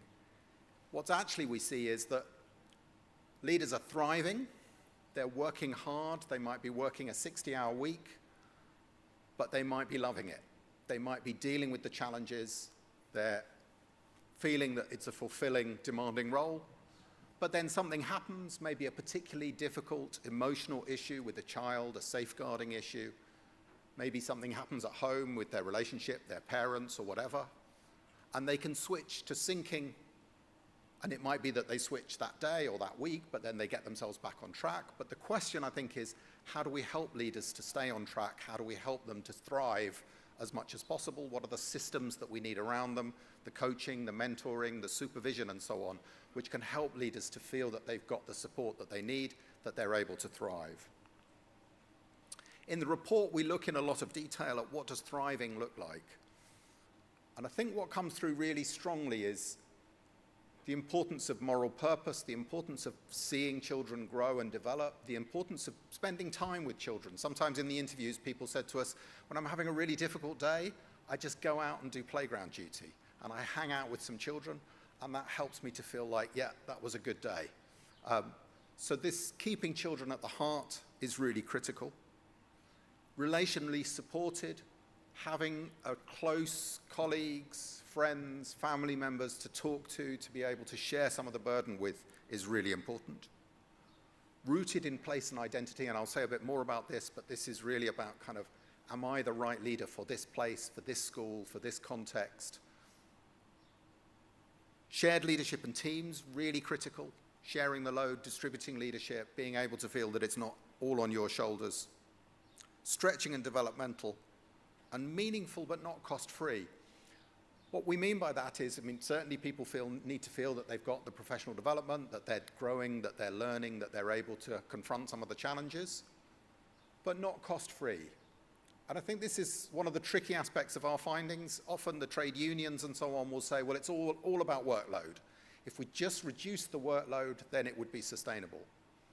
What we see is this really interesting picture where, on the one hand, you can be working a 60-hour week and thriving. Equally, you can be working a 40-hour week and sinking. It's not only, I mean, yes, workload and the weight of leadership is part of this, and I'm not saying we shouldn't be trying to reduce workloads and reduce administration. But equally, we have different governance structures across the UK. We have multi-academy trusts in England, and they said, we're taking the back office, the finance, administration, the HR, the finance, the estates, and so on. We take that off our head teachers, so we free them up to focus on teaching and learning. But in our data, we don't see that that's really working. It's not freeing them up to focus more time on teaching and learning. So it's not simple, I think. It's not simply about workload. I think it's about meaning and purpose and feeling that the job is doable, but feeling that you can make a difference in that job. So I finished then with this conceptual framework. We developed this through the research. I've talked about leadership already and that global consensus, and I'm not saying that we shouldn't keep the focus on instructional improvement and all those things that I talked about. But I think we have to think, the quote from Daniel here in Northern Ireland says, I'm essentially a pastoral leader. I'm into data and all of that, but the closer I am to the pupils, to the staff, the parents, the more accurate my decision making is. I think how do we keep the relational heart of leadership central is really important. Identity, lots of really interesting work on identity, individual, socially constructed, and because of time, I'm not going to talk about that too much. But I think what we see is that when people choose to leave, it's often because the identity work of feeling that I'm a leader who can make a difference in this context becomes too difficult. And I'm going to just go and I'm going to become a market gardener or a butcher or whatever it might be because I can't hold this identity where I don't feel I'm making a difference in the ways that I want to anymore. Place, I talked about the place-based case studies, and what comes through really clearly is how leadership is constructed by place. It looks different in different contexts. In a city where there are dense networks, lots of challenges, it feels very different to a dispersed rural area where you're on your own, often with very little support. And we have to help leaders to see that, and we need policies that are able to respond to those different contextual differences. And finally, I talked about the growth of well-being needs, of inclusion challenges, and so on, the fact that children are presenting with all of these additional needs which leaders need to respond to. And I think we have to not say, your job is instructional improvement, don't worry about care. I think we have to recognize that school leadership today is about an ethic of education and care together. Of course, we have to think, what are the legitimate boundaries? Where does schools stop? And where do parents and carers and other agencies pick up? How do schools work together? How do they collaborate for impact in these areas? But equally, in our training, in our standards and our accountability frameworks, how do we recognize and value education and care together so that leadership is sustainable for all children in all contexts? Thank you very much.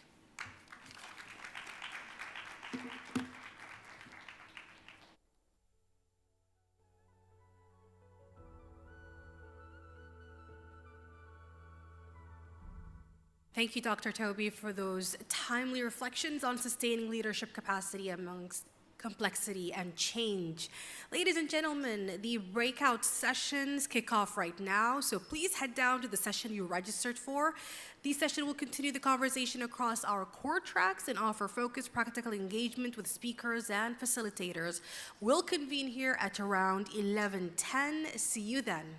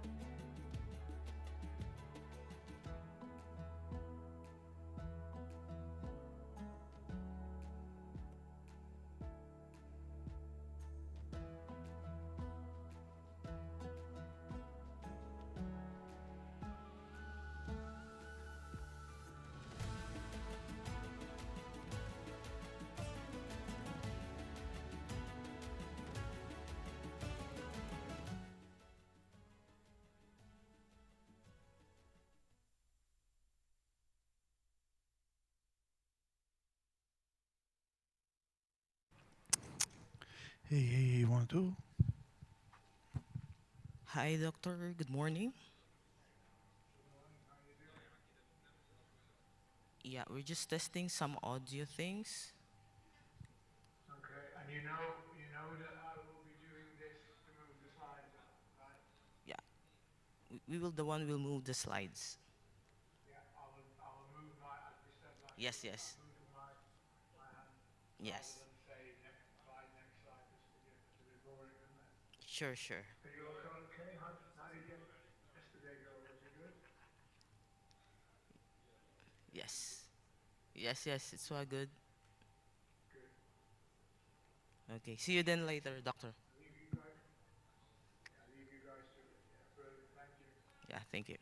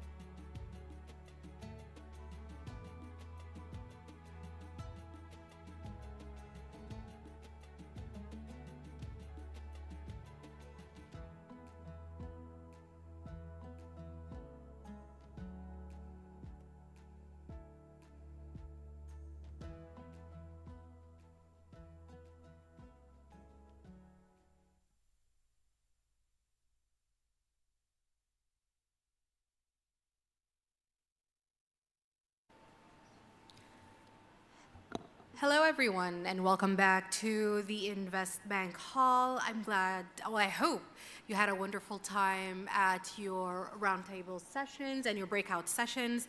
Our next session speaks directly to equity, aspiration, and the responsibility of education to expand possibility. So please join me in welcoming Professor Dr. Grouse, Global Education Advisor at Dr. Grouse Consulting, who will join us through video call, and Dr. Pauline Taylor-Guy back on stage to lead the conversation.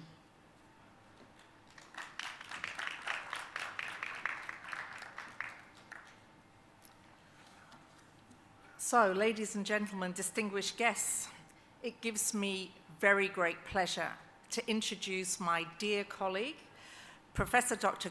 Grouse, OBE, for this keynote session. Is a renowned figure in the field of education as a thinker and champion of equity, progress, purpose, creativity, and innovation in children's learning and their futures. He's driven by the mantra that children can only aspire to what they know exists.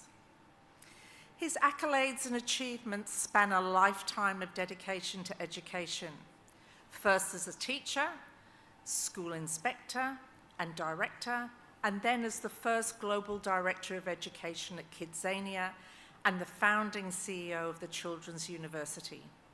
He holds a range of honorary academic and senior advisory roles in the UK, Russia, and the Reggio Emilia Foundation. In the 2014 Queen's Birthday Honours List, was made an honorary officer of the Most Excellent Order of the British Empire, OBE, for services to children. And in 2018, he received the Global Education Leadership Award at the World Education Congress in India. In 2025, was named Educational Thought Leader of the Year by Acquisition International. Has a very personal connection with Sharjah. In 2024, he was invited onto the Board of Trustees of the Sharjah Education Academy. He's particularly interested in the development of high-quality early years education and is, as such, a huge supporter of the Sharjah Vision for Education. Welcome,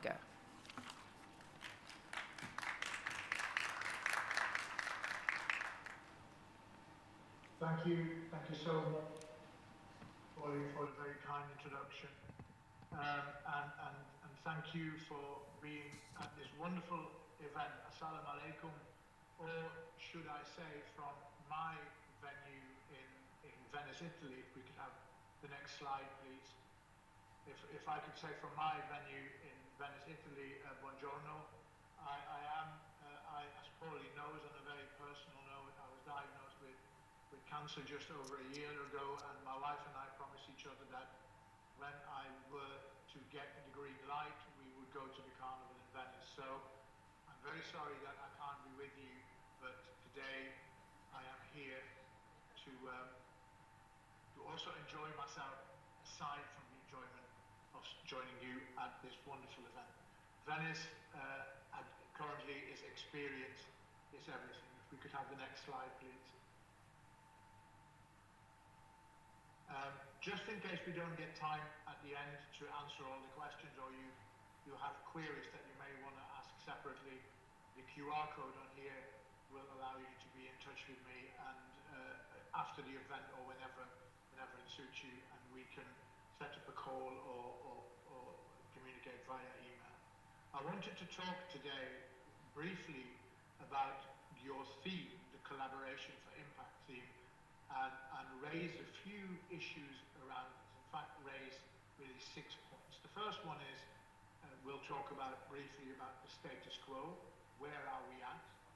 What does it all mean? What does the collaboration bit mean? What does the impact mean? The second one is, what are our key issues that we're facing? And the third point is, what is the role that we, as responsible adults, play in all this? My fourth point is always around, well, how do we know it's working? And do we need to change how we find out that it's working? My fifth point will briefly be around the ever so important an increasingly important role of schools. And then finally, there will be a brief takeaway. So if we start perhaps with the status quo, I'd like us to watch a very brief video that sets the tone as to where we're at. So if we can watch the video, please. Thank you. Training fleas requires a glass jar with a lid. The fleas are placed inside the jar and the lid is then sealed.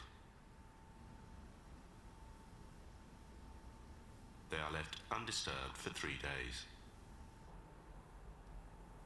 Then, when the jar is opened, the fleas will not jump out. In fact, the fleas will never jump higher than the level set by the lid. Their behaviour is now set for the rest of their lives. And, when these fleas reproduce, their offspring will automatically follow their example.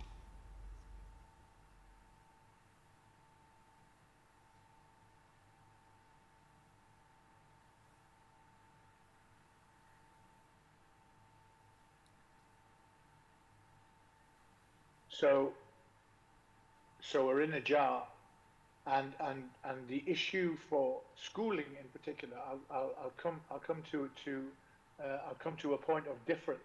The issue for schooling in particular is that we place children in jars, and then they stay there. They stay there forever, and we then follow that definition of insanity, which essentially is that we go on to do the same thing, and we expect different results. We go to the next slide, please.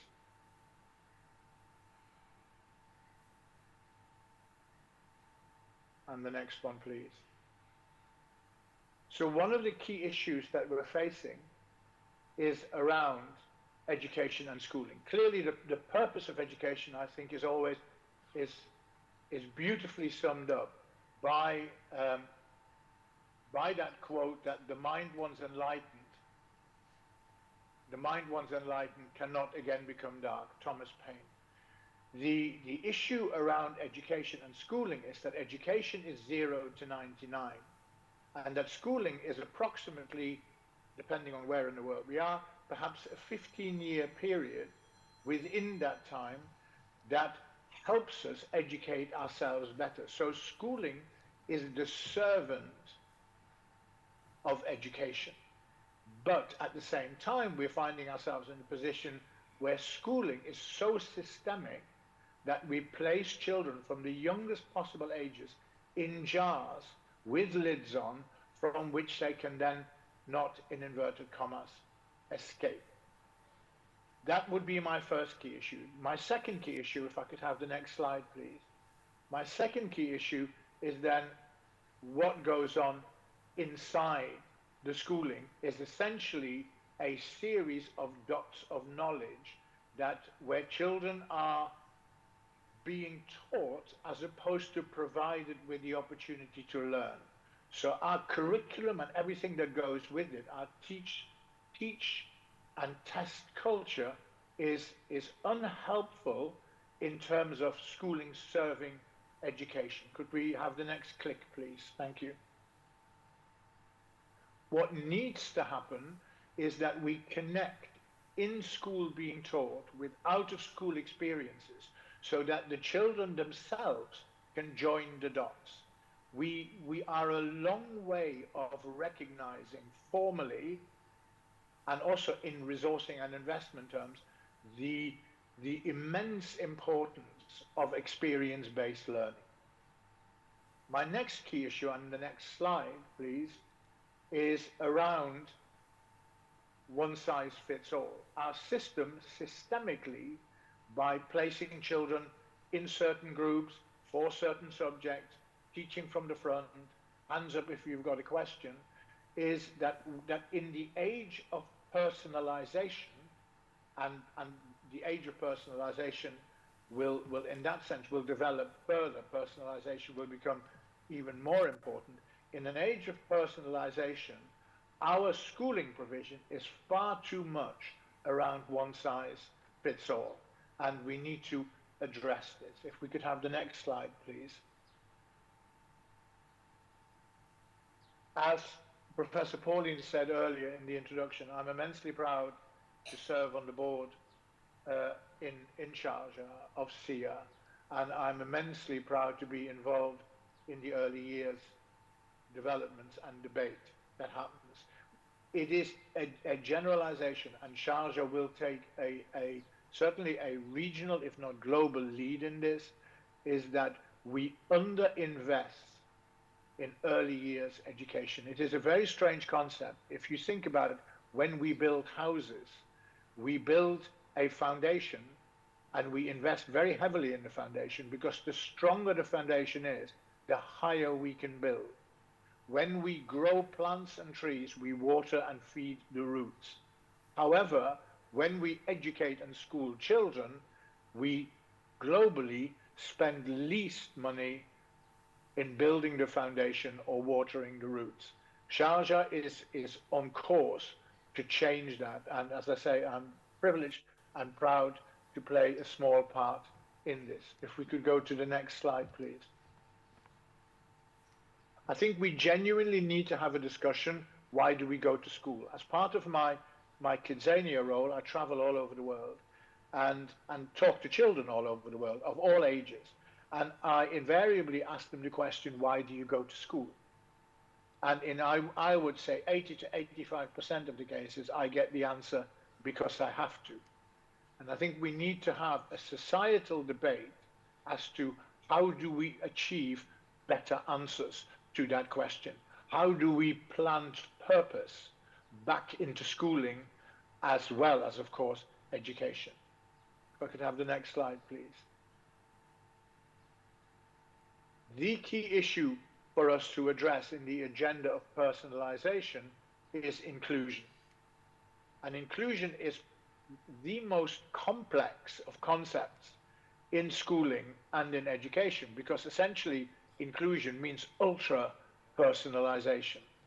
Our definition of inclusion is still far too narrow, because it still focuses on groups of children as opposed to far more on individual children and learners. And this is going to be the biggest challenge that we face in our developments. Could I have the next slide, please?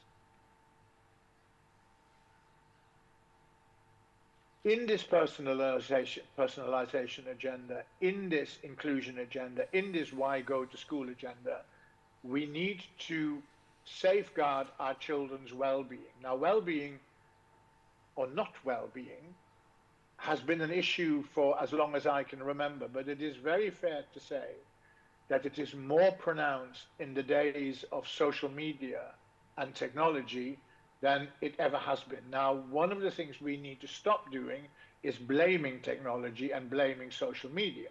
We need to take a good look at ourselves, because it is not the technology per se that is the problem. It is what we do or don't do with it, or are not yet equipped to handle. So we need to take a good look in the mirror as part of our safeguarding our children agenda. So if I could have the next slide, please.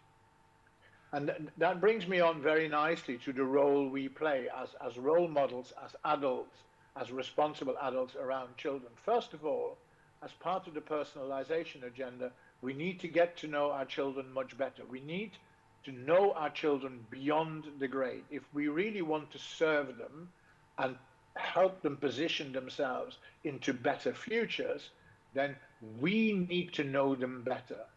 And we need to think about what that means. So my three children have always been more than 10 out of 10, 9 out of 10, 8 out of 10, whatever grade you want to give them.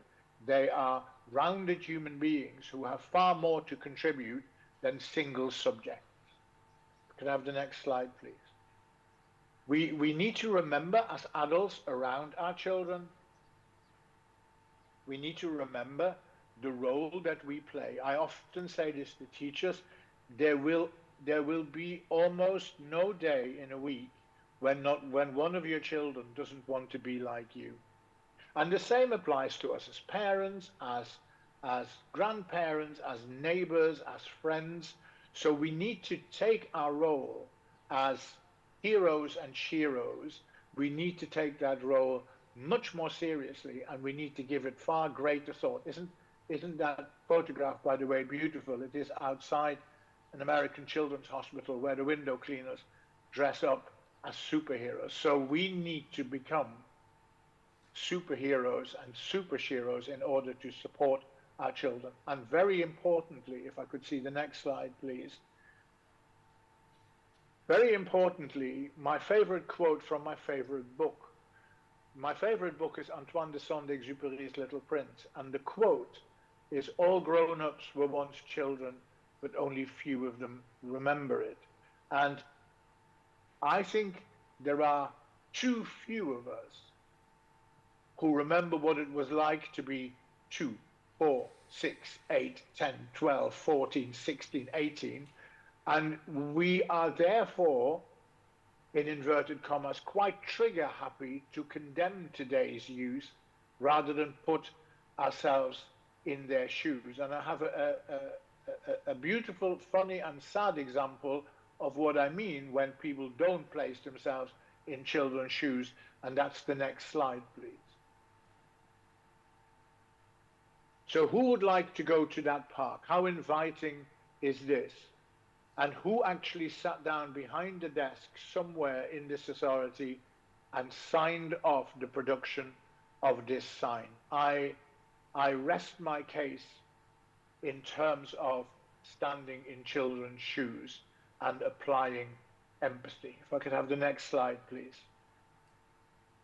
In today's day and age, we as adults, not just as teachers, but as parents and grandparents and nannies and whatever we are increasingly important as guardians of truth and trust, because it is very difficult for anybody to find out what is fake and what is not fake, and therefore what is trustworthy and what is not trustworthy. And when the child, the young learner, is not sure, there is a very high probability that they will come to us as their responsible adults, if not for the answers, then at least for guidance how to find the answers, a responsibility that we as grown-ups need to work on.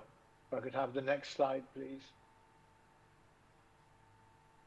We need to remember that we as adults are co-educators. It is an observation that I sometimes make globally around parents, that it sometimes feels that parents sign off their responsibility the minute the child goes to school. Schools are there to school children as part of their education agenda. That does not mean that as other adults, parents, grandparents, nannies, neighbors, friends, that we do not have co-educational responsibilities.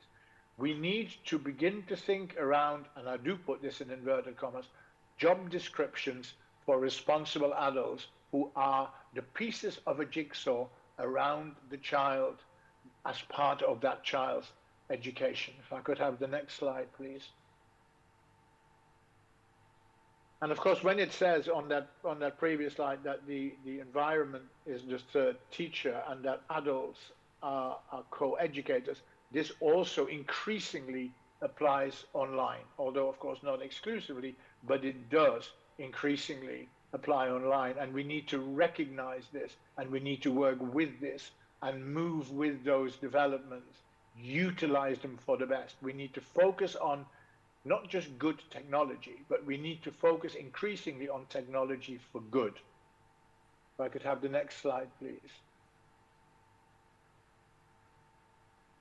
We need to make learning visible and tangible. Our job is to make it make sense for our young people and our learners. We are, as those role models, we are the connection to purpose, the enabler, the facilitator, and we are collectively. So one of the things we need to do as responsible grown-ups is communicate better and communicate differently. We need to think our lines of communication through. It is not just a matter of a once-a-year parents' evening. We need to work on this together, and I encourage schools, dare I say it particularly, but not exclusively, elementary schools, primary schools, to begin to think around family homeworks, whereby families are set to homework things to do together. So if you are being taught, an example, Shakespeare at school, why not go to the theatre as a family or the cinema and experience this? We need to jointly become that extension. So can I have the next slide, please? I wanted to spend a little bit of time looking at how do we know? And beyond the teach to test scenario. So how do we know that we are making an impact, and how do we know that we are making a difference and that we're on the right track? And what do we need to measure? And instead of just valuing what we can measure, teach and test, we need to move to a mindset that measures what we value. And I want to talk a little bit in the next slide, please, about, as Professor Pauling put in, my mantra around the personalization agenda, which is children can only aspire to what they know exists. Now, the next slide, for those of you who are not familiar with the Kidzania concept, cities built for children, where children can experience the world of work, children aged 4 to 14, and typically each Kidzania has some 40, 50, sometimes 60 job opportunities, from flying airplanes to cleaning windows to working in a hotel or presenting the news. And the important thing is children learn independently. There are approximately 25 Kidzanias worldwide.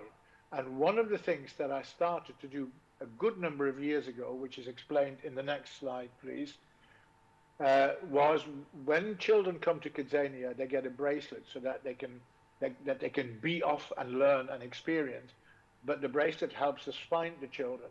It also allows us to analyze the choices they made. So my question became to the analysts, what is the first choice a child makes when it comes to Kidzania?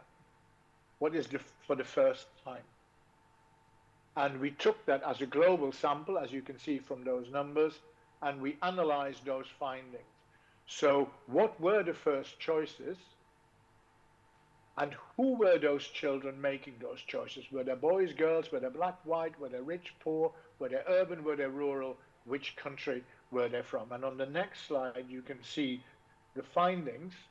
But the key finding was that children can only aspire to what they know exists.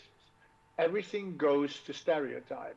And what that research confirmed was that our children, by and large, the vast majority of our children, are well and truly inside their jar with the lid on. So we need to begin to use our findings from elsewhere, from beyond teach to the test, to alter the way that we provide learning experiences for children. So if I could have the next slide, please. And that begs the question, well, what is the role of the school in this? Now, Mesca un Club is the motto of Barcelona Football Club, and I've kind of moved that into Mesca una Escola, more than a school. In order to address these issues, we need to think of our schools differently. I would strongly advocate that we make every school into a community school, that involves not just the immediate community, but the wider community, including the business world, NGOs, places to visit, museums, libraries, galleries, but of course at the same time, the parents, those who look after the children, the grandparents, etc. So we need to redefine the school into more than a school. The roles of the school is in the next slide, please. The school provides the scaffolding for the child, having built the sound foundation that I talked about earlier, the brilliant foundation. The school then provides the scaffolding so that children can climb as high as they possibly can. And if I can have another click, please. But at the same time, the school provides the safety net so that if the child slips up, which will happen, they can safely land in the net and they begin to climb again. Can I have the next slide, please? A child's education is an impact partnership. So essentially, when we talked earlier about collaboration for impact, it is the partnership around the child's education, around each individual child, personalized on the inclusivity agenda, that will make the difference. That is precisely what will happen in brilliant, wonderful schools. If I could have the next slide, please. Our schools need to be beacons of hope for our children, for our families, and for our communities. The next slide, please. Schools need to be places of optimism in a world that sometimes feels very dark and very pessimistic at the moment. We need to provide environments for our children where they can flourish as opposed to be scared. The next slide, please. How can we measure kindness? How can we measure goodness? How can we measure happiness? How can we measure the total child to see whether our collaboration has made that difference? The next slide, please. What is key in our schools, however, is that wonderful quote that the late Archbishop Desmond Tutu gave to me on his birthday in Cape Town some years ago now, which is when he said to me, "My dear boy, whatever the question, education is always the answer." And that needs to become the mantra of our schools. Not whatever the question, schooling is always the answer, but the agenda is wider in those wonderful community schools that we can build. The next slide, please. We need to then be mindful that change takes time. So if anybody expects these changes, or even some of those changes, to be brought about in the next 3 to 1 year, no, is the answer. It's taken us generations not to get it right.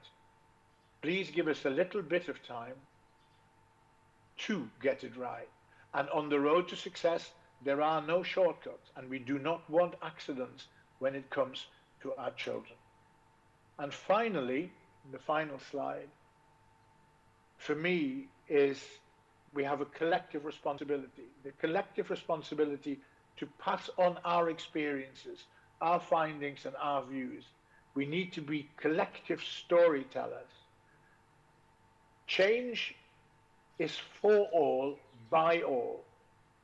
And in order to achieve that, we cannot sign off our responsibilities. We all need to come off the fence, and we need to roll up our sleeves, and we need to try really hard to get most things right. And that would be my call to action. And then the final slide, please, is just to say thank you for your patience, thank you for listening, and if there are any questions, I'm sure that with Professor Pauline's help, we can address some of those. Thank you so much.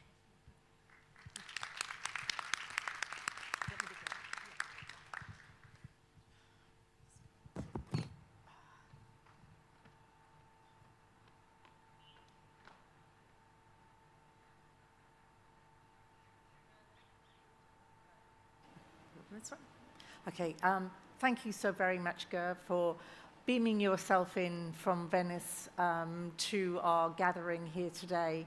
And I'm just going to manage from up here some questions. We do have some time for some questions, and I'll just rely on people on the floor to be able to hand a microphone to anybody who would like a question, and just to ensure that you're able to hear. So is there anybody who would like to ask a question of Professor Ger? So we have somebody there.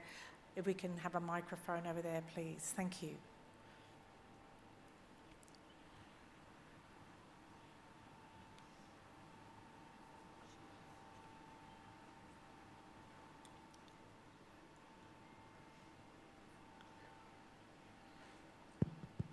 Sorry, can you hear me? Yes. Yes. Perfect.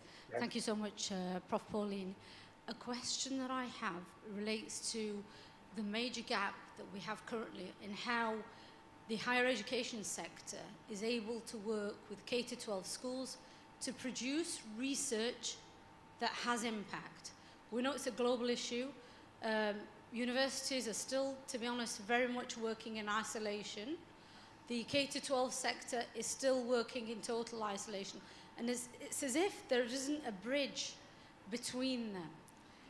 What would your advice be to policymakers, particularly in the UAE, where we can actually start looking at how these two entities are not working in isolation, that they're working together, hand in hand, to produce research that eventually leads to data-driven decisions in education?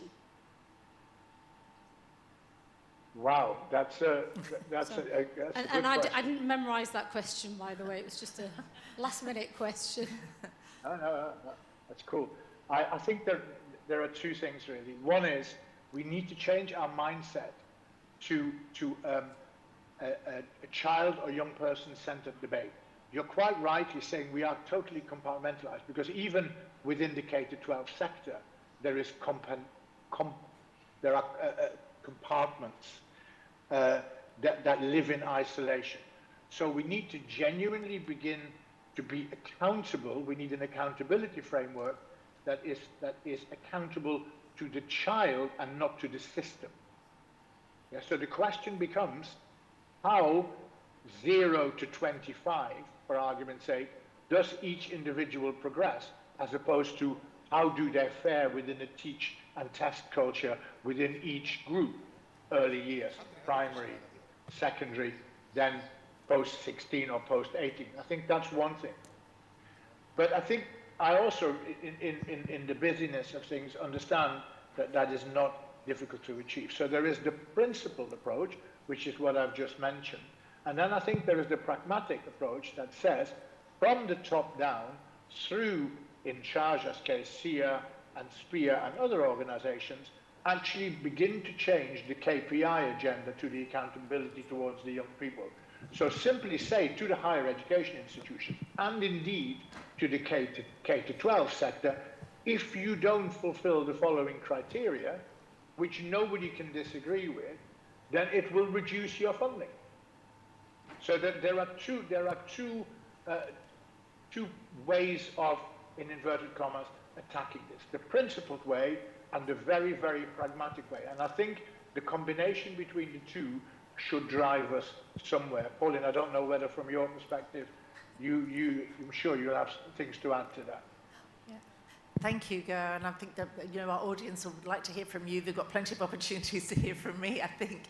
We just have time probably for one more question. If there's a question, I can see one. Thank you so much on the other side of the room there. Can you hear me? Yes.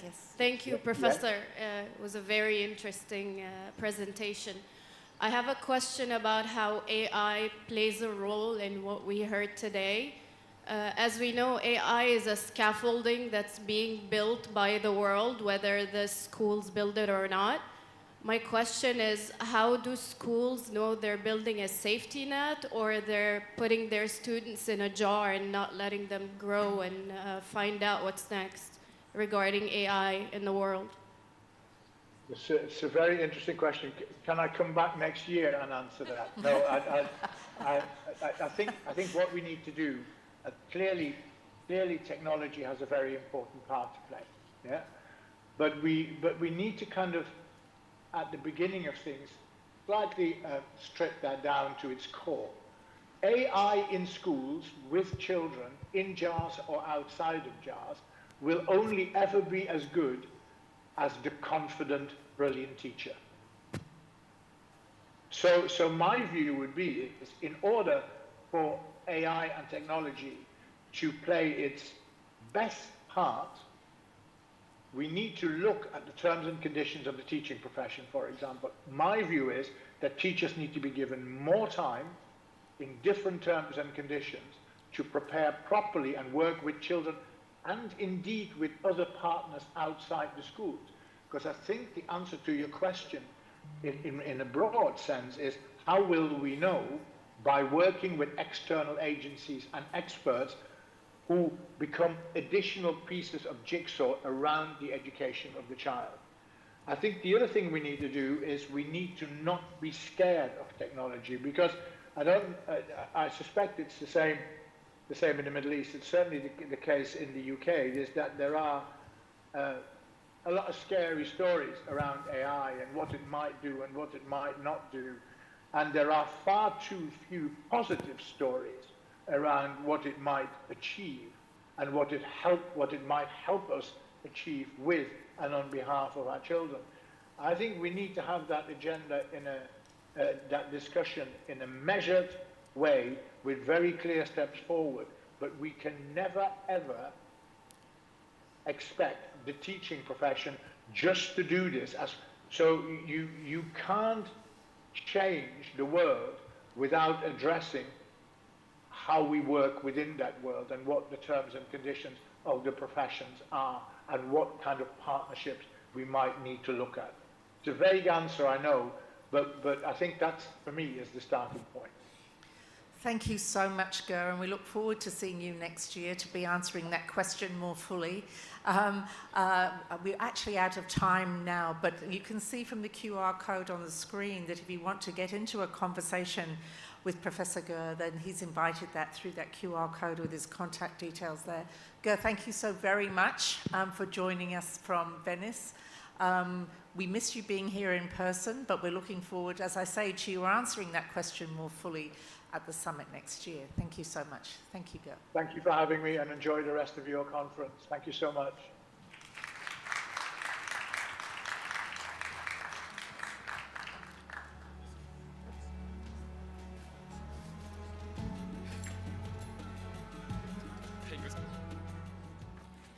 A truly enlightening moment, a powerful reminder that children can only aspire to what they are exposed to, and that widening their horizons is at the heart of education. Our next keynote celebrates Sharjah's journey towards global educational recognition and sustained excellence. Please join me in welcoming Zia Chattat, the Director of Continuous Improvement at Sharjah Private Education Authority. Assalamu alaikum. Very good afternoon, everyone. I'm truly honored to be part of this international summit and grateful to the opportunity to take you on a journey of transformation, progress, and impact. The story of how Sharjah private schools evolved and improved over the past 8 years.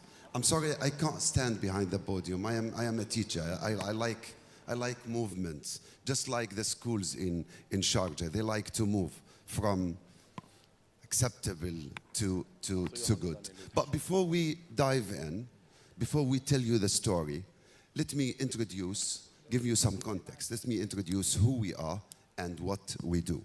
Can I get the clicker, please? Thank you. Which one goes to yes, the green one.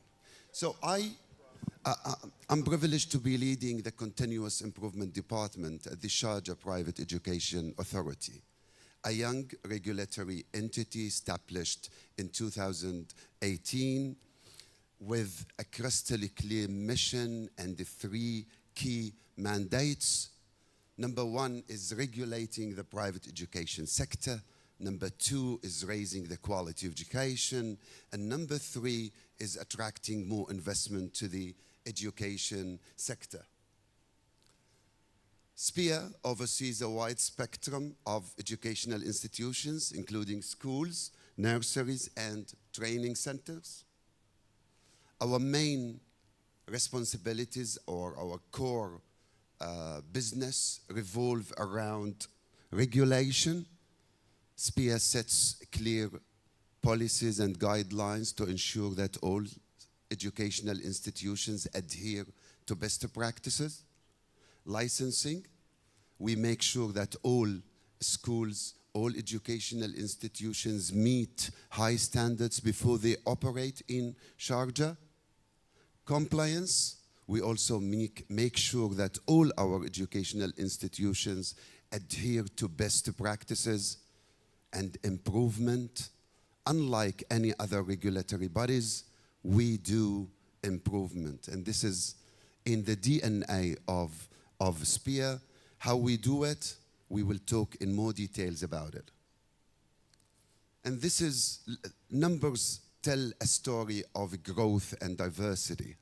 As you see, we oversee around 500 educational institutions, include 130 schools, 158 nurseries, and about 200 training centers.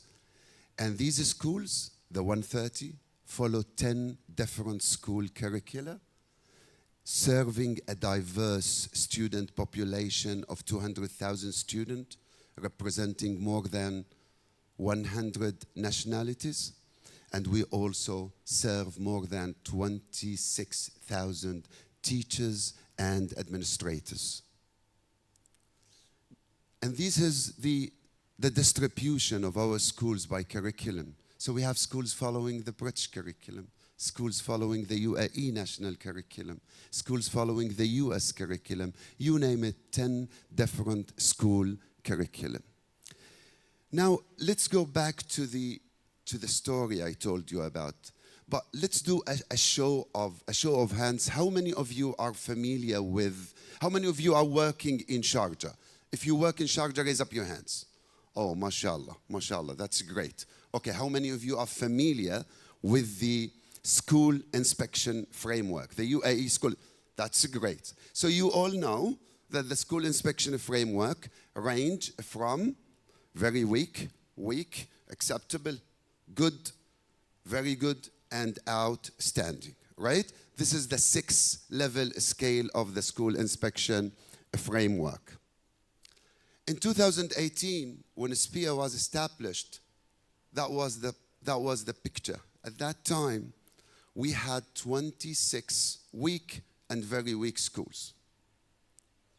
And as you see also, the majority of our schools were acceptable at that time. Only 7 schools were good. 1 school only was very good, and we didn't have any outstanding schools. Fast forward to 2025. Now this is the picture.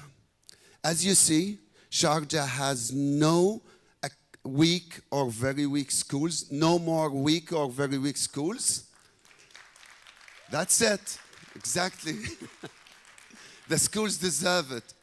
And the majority of our schools are good rating, and we have 14 very good schools. And for the first time, Sharjah has an outstanding school. What does these results mean? It means 84% improvement. It also means that 100% of our schools provide acceptable and above education. It also means that 94 schools in Sharjah provide good or better education. I'm not sure if the rest of the slides will be like this, Babu. Please help. Recently also, the schools also deserve a big round of applause here. Recently, we celebrated the TEMS result. When TEMS released the results, we held our breath. But we saw was not just an improvement or a progression. It was a transformation. Look at Sharjah ranking among the IEA organization. So we're talking about 13. The ranking is 13. We're talking about ranking 10, 28, 29, and we're still working on it. Now, I'm sure you're wondering how, thank you, Babu, how schools and SPIAs did it. What was the secret sauce? How was this in action? What did we the schools and the SPIA, do? The answer is 4 guiding principles. 4 guiding principles were the core of and the heart of improvement. Number 1 is the improvement philosophy, which is part of the DNA. the government support, the unlimited government support. Number 3 is the partnerships. And number 4 is the governance and based on data driven. But how is this translated into action? What did you do? The first thing we did in Aspire was the establishment of the Continuous Improvement Department. The first thing we did was we established the Continuous Improvement Department, unlike any other regulatory entity, and we appointed school improvement advisors, and we assigned them to schools. We asked them to go to the field and to work closely with the school leadership team, having a unified vision, a vision with a mindset, an improvement mindset.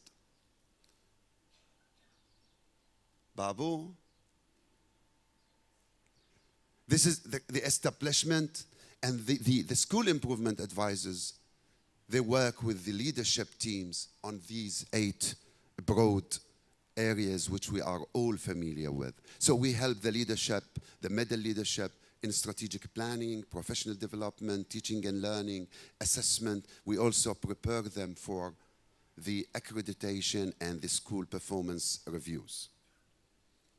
This is the model we adopt.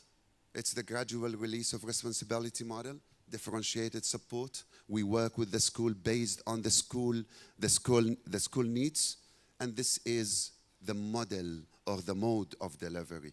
We are coaching, mentoring, advising, guiding. This is what the school advisory team do in the school. The improvement cycle, the first thing is the school evaluation form and our ability to evaluate ourselves and to see where we are. And from there, we can build the school improvement plans. And this is what we do with the school leadership teams. How we measure our success, how we see if we are on the right path or not, we keep surveying our stakeholders, our school principals, our teachers. We keep checking their satisfaction rate. The school reviews results is another indicator. The school assessment, the students' assessment is another indicator, and the number of educational institutions join Sharjah is another layer. When we started, number of schools was 102, and now we are 130. 28 schools increased in 8 years, despite COVID. And you all remember what happened to me. Thank you. If I want to leave you with one key message, with one takeaway of this 10-minute presentation, I believe the improvement equation has 5 elements: unified vision, improvement mindset, support, data-driven decision, and the partnerships are lead to school improvement, to sustainable school improvement. And we in Aspire is not about compliance, it's not about regulation, it's always about building a culture of sustainable improvement. Thank you so much, everyone. I hope you enjoyed it. Thank you.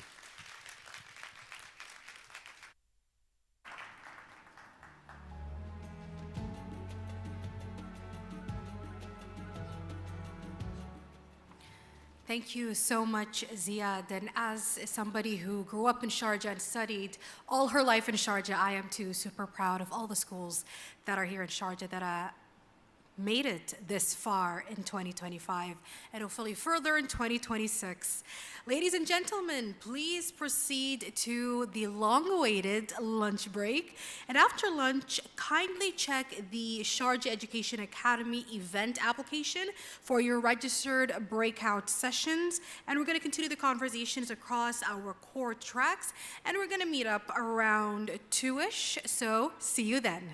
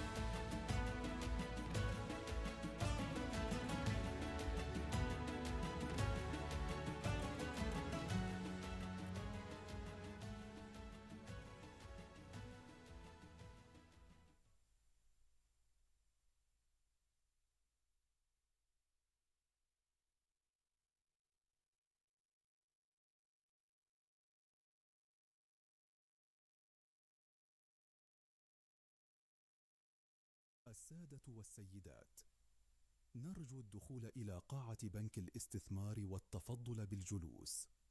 سنبدأ بعد قليل بالجلسة التالية من برنامج القمة. Ladies and gentlemen, please come inside the InvestBank Hall and kindly take your seats.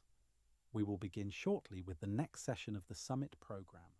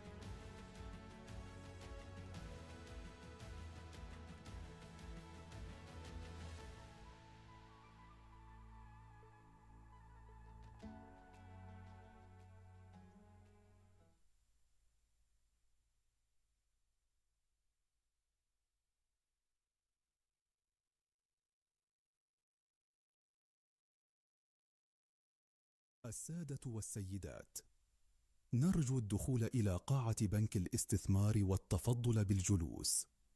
سنبدأ بعد قليل بالجلسة التالية من برنامج القمة. Ladies and gentlemen, please come inside the Invest Bank Hall and kindly take your seats. We will begin shortly with the next session of the summit program. I'll give everyone a minute just to settle down before we start.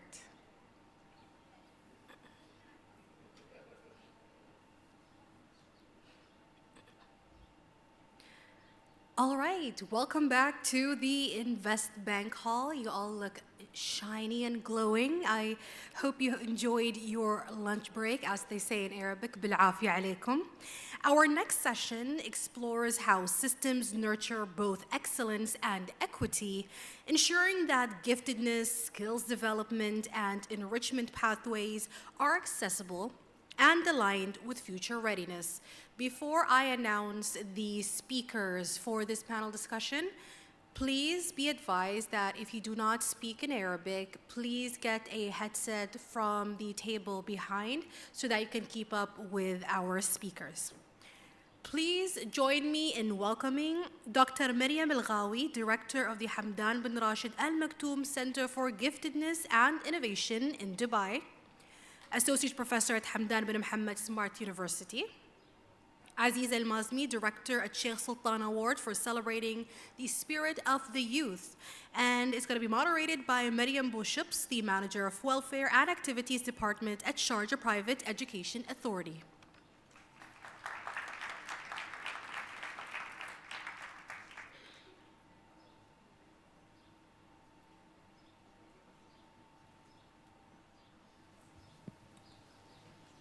السلام عليكم.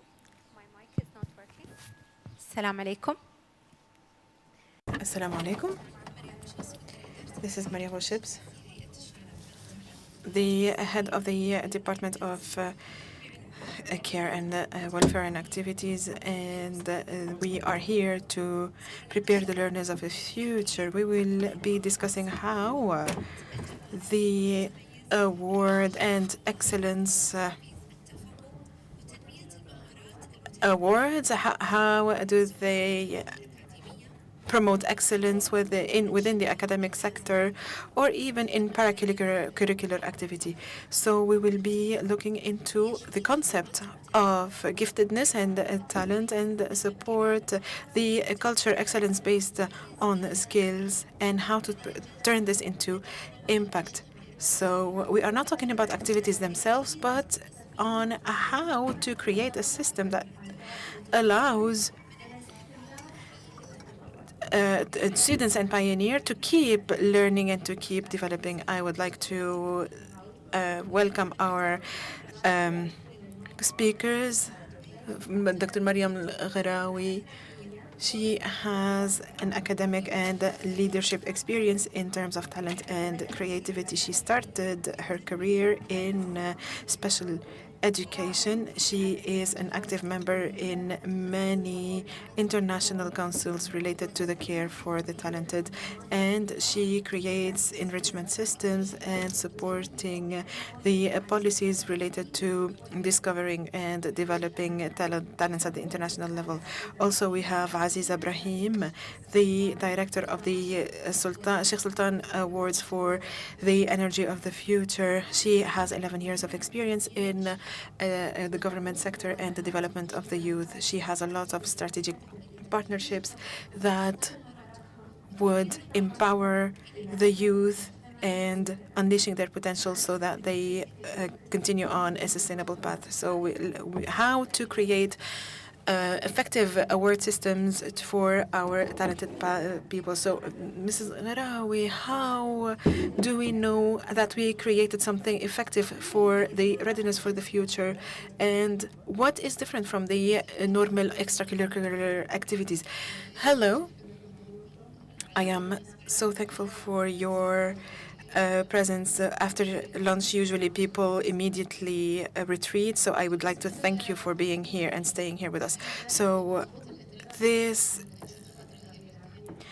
enrichment activity is actually different from the other enrichment activities because, especially for the people who are well versed in this regard. So the system is a full framework, full integrated framework for the discovery and then the direction and support and reward. So it has a beginning and an end and actually a purpose.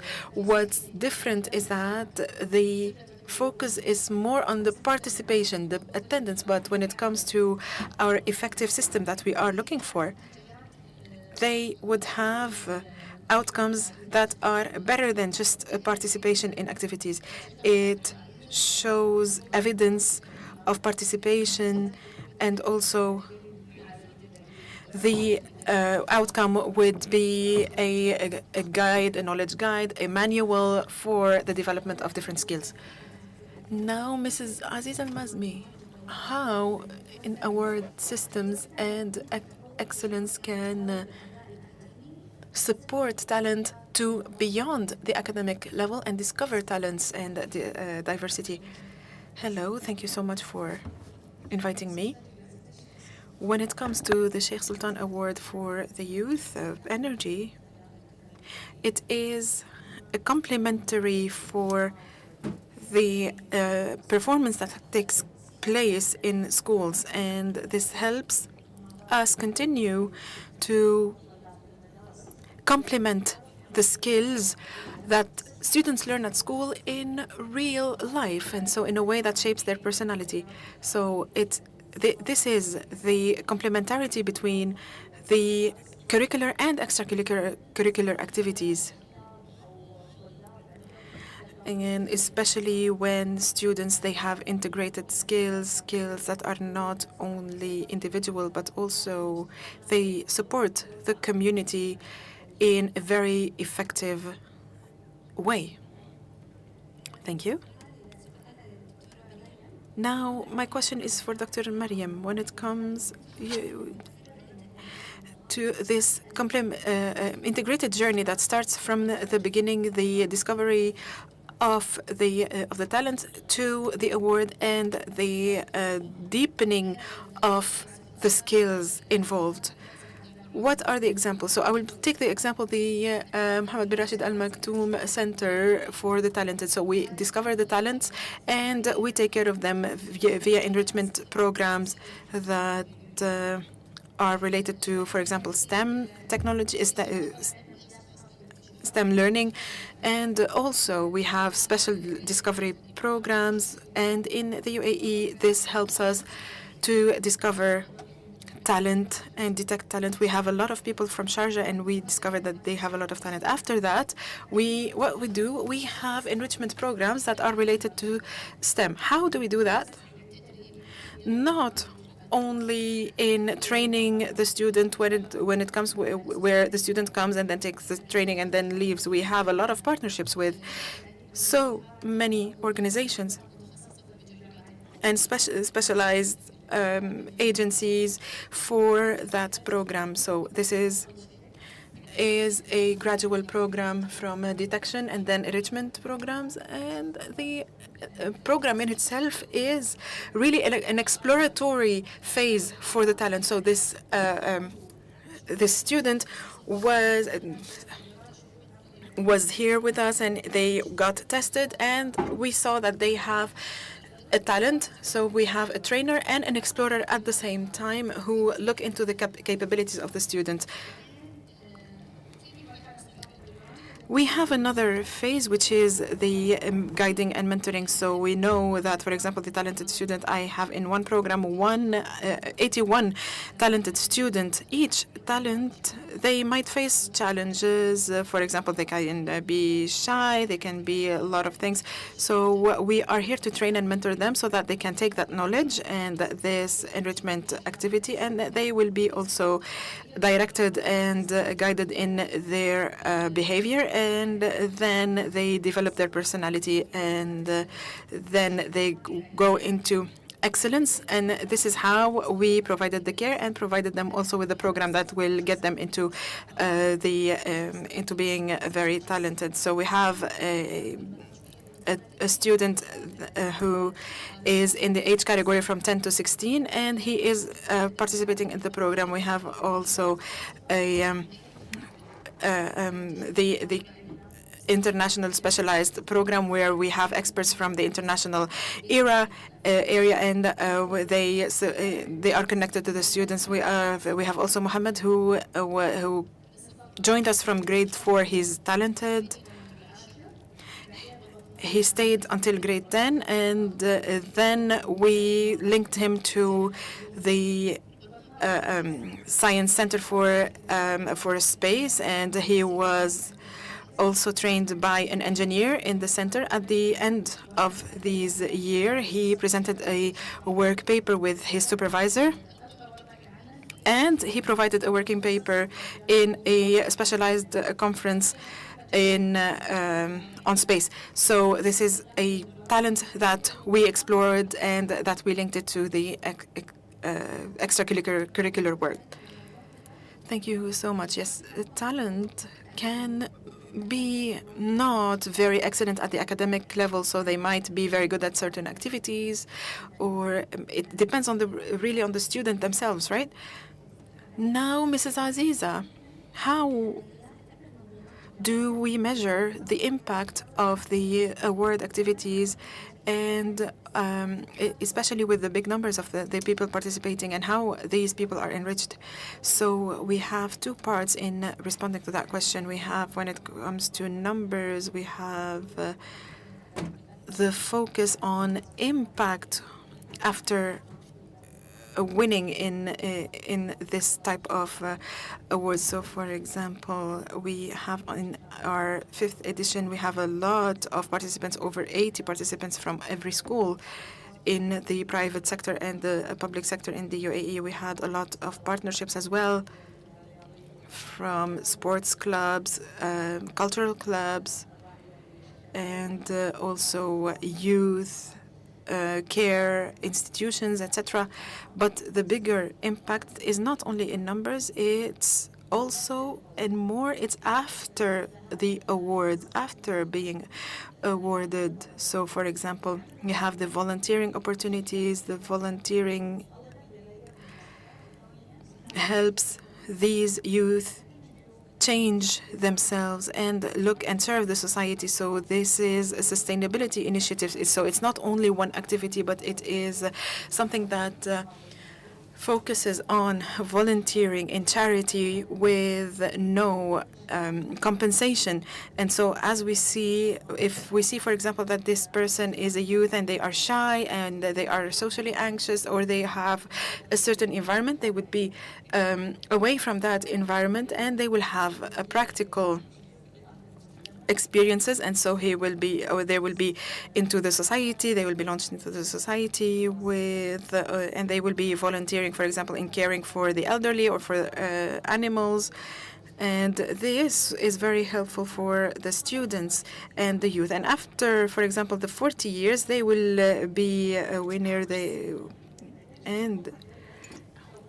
They will create a group, for example, to create a competition, and they will have a lot of social initiatives that are deeper even, especially that they would get to age categories that were not there in the beginning.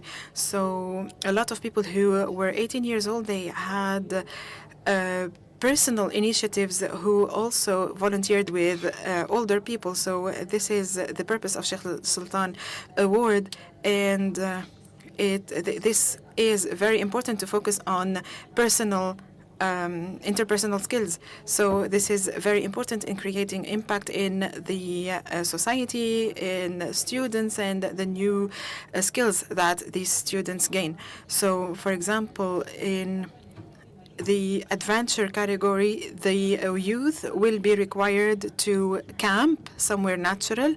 They will be learning something new. So in these societies, they wouldn't be learning. Usually they are very well pampered, but then they would go camp and rely on themselves. Maybe it's in the desert or in the mountains, etc., or maybe it's outside our country. So what is the environment? How do they study that environment? How do they dress a tent with their teams, with their work, etc. In the hiking as well, their personality is completely different, and this is what we see.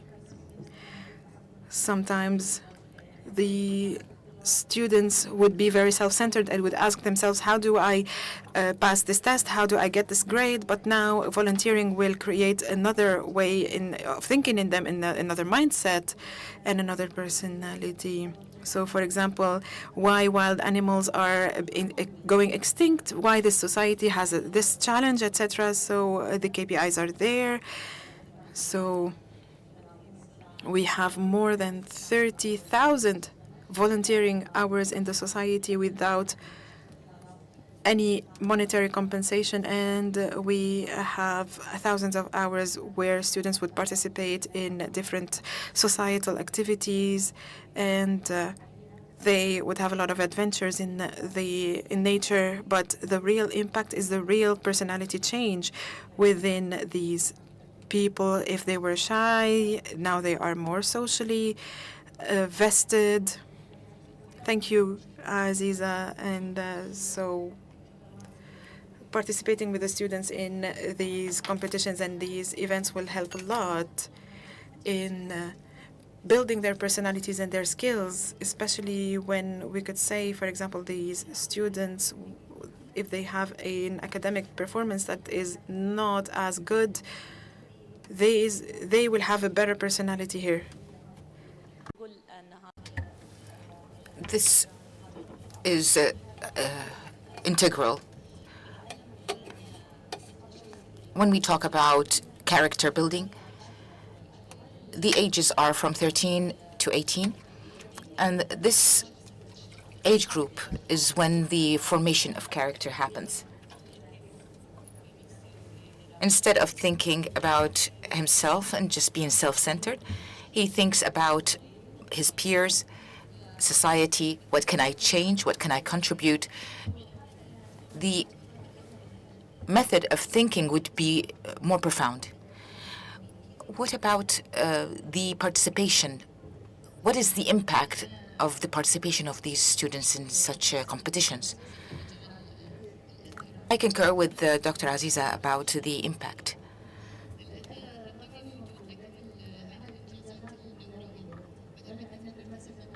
The digital, the quantitative impact is there, but we also want them to focus on other aspects. There are so many fields that are covered. Some of the competitions related to robotics. Our center has a team that has been competing since 2017, and they have won the first prize on a national, regional, and international level. And they will be competing in Houston for the international competition. And this is an achievement. Muhammad and other students would have the final product. They've been nurtured and sponsored for the last few years, according to their participation in the program. And you will see the impact of the training as well as being mentored and guided on the personality. He also published an article on this topic. We had a conference in Jeddah, and some female students have participated with us, and they were in grade 4. They went into the university doing what they competed in, which is engineering. And they worked on certain projects with us. and they also won prizes. They were among the top 3. There are other aspects related to the competitions that have been held, not only in the STEM disciplines. Gifted students require nurturing. It's not only in the scientific subjects. It's true that we focus 70% of our support is for the science field, but there are also 30% for the creative aspect of social aspects. To conclude this session, this enriching pathways are tools that are very strategic in order to identify talent and gifted people, in order to nurture and find the right path for these students. I thank Dr. Mariam and Dr. Aziza for this very enriching dialogue. Thank you for being with us.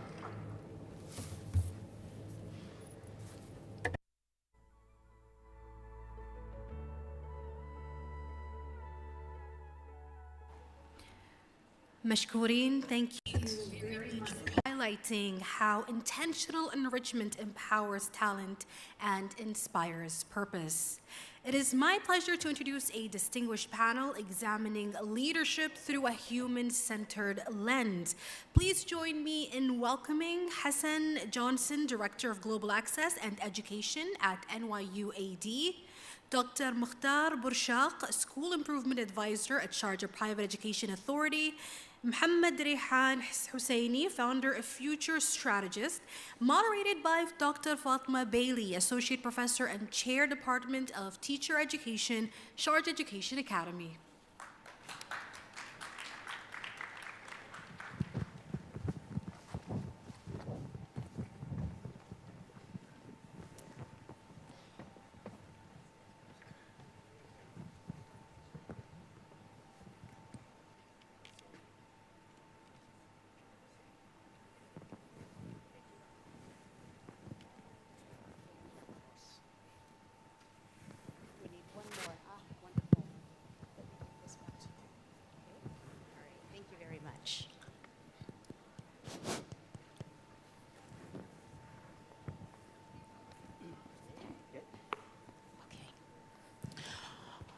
Okay, well, first, happy Sunday. Assalamu alaikum wa rahmatullah. Thank you all so much for joining us. Welcome to Sharjah Education Academy. If this is your first time, and if you are returning, welcome. It's always good to have you with us. I hope that you are enjoying the summit, inshallah. So, I would like to first introduce our esteemed and brilliant panel. We're going to talk to you all today about human-centered leadership. And human-centered leadership is not a new phenomena, it's not a new idea, but it is an idea that we really want to bring to the forefront, and an idea that we want to kind of shed some light on, and maybe have you think about some things that you hadn't thought of before. I am your moderator, Dr. Fatima Bailey, and I'd like to introduce Mr. Rayan. Mr. Rayan, Professor Johnson, Professor Hassan Johnson, and Dr. Mukhtar from SPIA. Also, Professor Johnson's from NYU Abu Dhabi, and Mr. Rayan, you are from, help me, Future Strategist. Yes. Yes. So I'm from Singapore. Yeah, and you know we have quite a rigorous education system there. It's unrelenting and it's brutal over there. Yeah, would you like me to speak a bit more about myself? Well, yes, actually, let me ask you something. We talk about human-centered leadership, and, human-centered leadership means different things to different people. Could you just kind of shed light on what does it mean to you when we talk about human-centered leadership in terms of how you define it, how you see it? So just to set a bit of context, I'm a future strategist. So I work with my partners and organization to get them to see plausible and possible futures, help them design the strategies to get them to succeed, identifying their North Stars, working on the strategic pillars, and then seeing it through with the change and transformation. So it's example from a policy all the way to implementation on the ground. So I will partner them from the beginning all the way to the end. And then we do a review to see whether it works or not. So likewise, whenever I work with clients in the education industry, usually policies are pushed down and you see the initial impact being great, but it starts to wane and it dissipates and it just doesn't translate to proper execution. And this often happens because of a lack of alignment, no shared authorship of the particular policy. So without shared authorship, no support, no buy-in, and you don't see resources being allocated to allow the particular policies or initiatives to succeed. And because there is no buy-in, no one really is driven to see it succeed at the end of the day. Again, leadership is a social construct. So you need a leader and you need people around to follow you. In these days, social construct is no longer about the leader leading the way and the rest following. It's no longer about fellowship. It's about a shared journey, walking together hand in hand, abreast. So you don't see a very, a long tail. You see it's a very flat hierarchy and everybody wants to have their voice heard. And that would also include everyone in the ecosystem. So besides strategies, I also do social impact and social value. And when we do that, we have this thing called stakeholder engagement, which is you look at the entire ecosystem, the beneficiaries, the funders, the organization, the employees, whoever is in the ecosystem has a stake and has a voice and has a say in what impact they want to create, right? Thank you. Thank you so much. I really appreciate that. Moving into leadership also, what does it look like, human-centered leadership? How does it show up? Professor Johnson, you created a framework, GRACE framework, and I believe the principles, tenets behind it is at the heart of it, human-centered leadership. What could you share with us about your framework? Bismillah ar-Rahman ar-Rahim. Well, thank you for the framing of this conversation, and I'm hoping that by the time we're done, people will see the importance of understanding the different types of leadership that so many of us are subjected to. When you talk about human-centered leadership, one of the questions that comes up is, are we leading from our position and the hierarchy that comes with it, or are we leading from a position of behavior? And the framework that Dr. Fatima just mentioned is called the GRACE framework, and it stands for growth, respect, access, collaboration, and engagement. And the idea behind the framework is that it goes beyond policy and it goes to reality that behavior is the thing that shapes culture. And how people come to work, how people engage with one another, how people understand and engage stakeholders is critical. So the difference between traditional leadership, as we had talked about briefly, and the GRACE framework is that when you have a traditional leader, hierarchy is everything. But a GRACE leader is someone that's going to look at how does my behavior impact trust? How does my behavior on a day-to-day basis impact performance? And how am I shaping the culture to create a place where people can flourish? And so when we talk about growth, it's not about professional development. It really is more about self-reflection, self-awareness from a leadership perspective. How am I developing the people that are in my charge? When you talk about growth also, it's also about being honest around course correction. If I make a mistake, is it something that I can share with my team and discuss the mistake that I made and correct accordingly? When you talk about respect, it's not about being nice. It's about being able to understand the dignity of everyone that's on my team and in my institution. You know, and the reason why this is important is because a lot of people use as a bragging right, especially here in the UAE, we have 125 countries represented. We have 75 languages being used, but no one talks about the reality that a common default consequence of all this diversity oftentimes is conflict and friction and cultural misalignment. And then when we talk about access, the thing that I always emphasize when it comes to helping leaders understand access, are you helping your people understand how things work? Who are you involving in the conversations? Who are you sharing information with? Who gets opportunities to promotions? Who's excluded? And then when we talk about collaboration being part of the GRACE framework, how are we working together for shared outcomes? How are we coming together to deal with differences? And then what are we looking at in terms of our next steps and our next plans towards attaining our organizational and team goals? And then the last piece is engagement.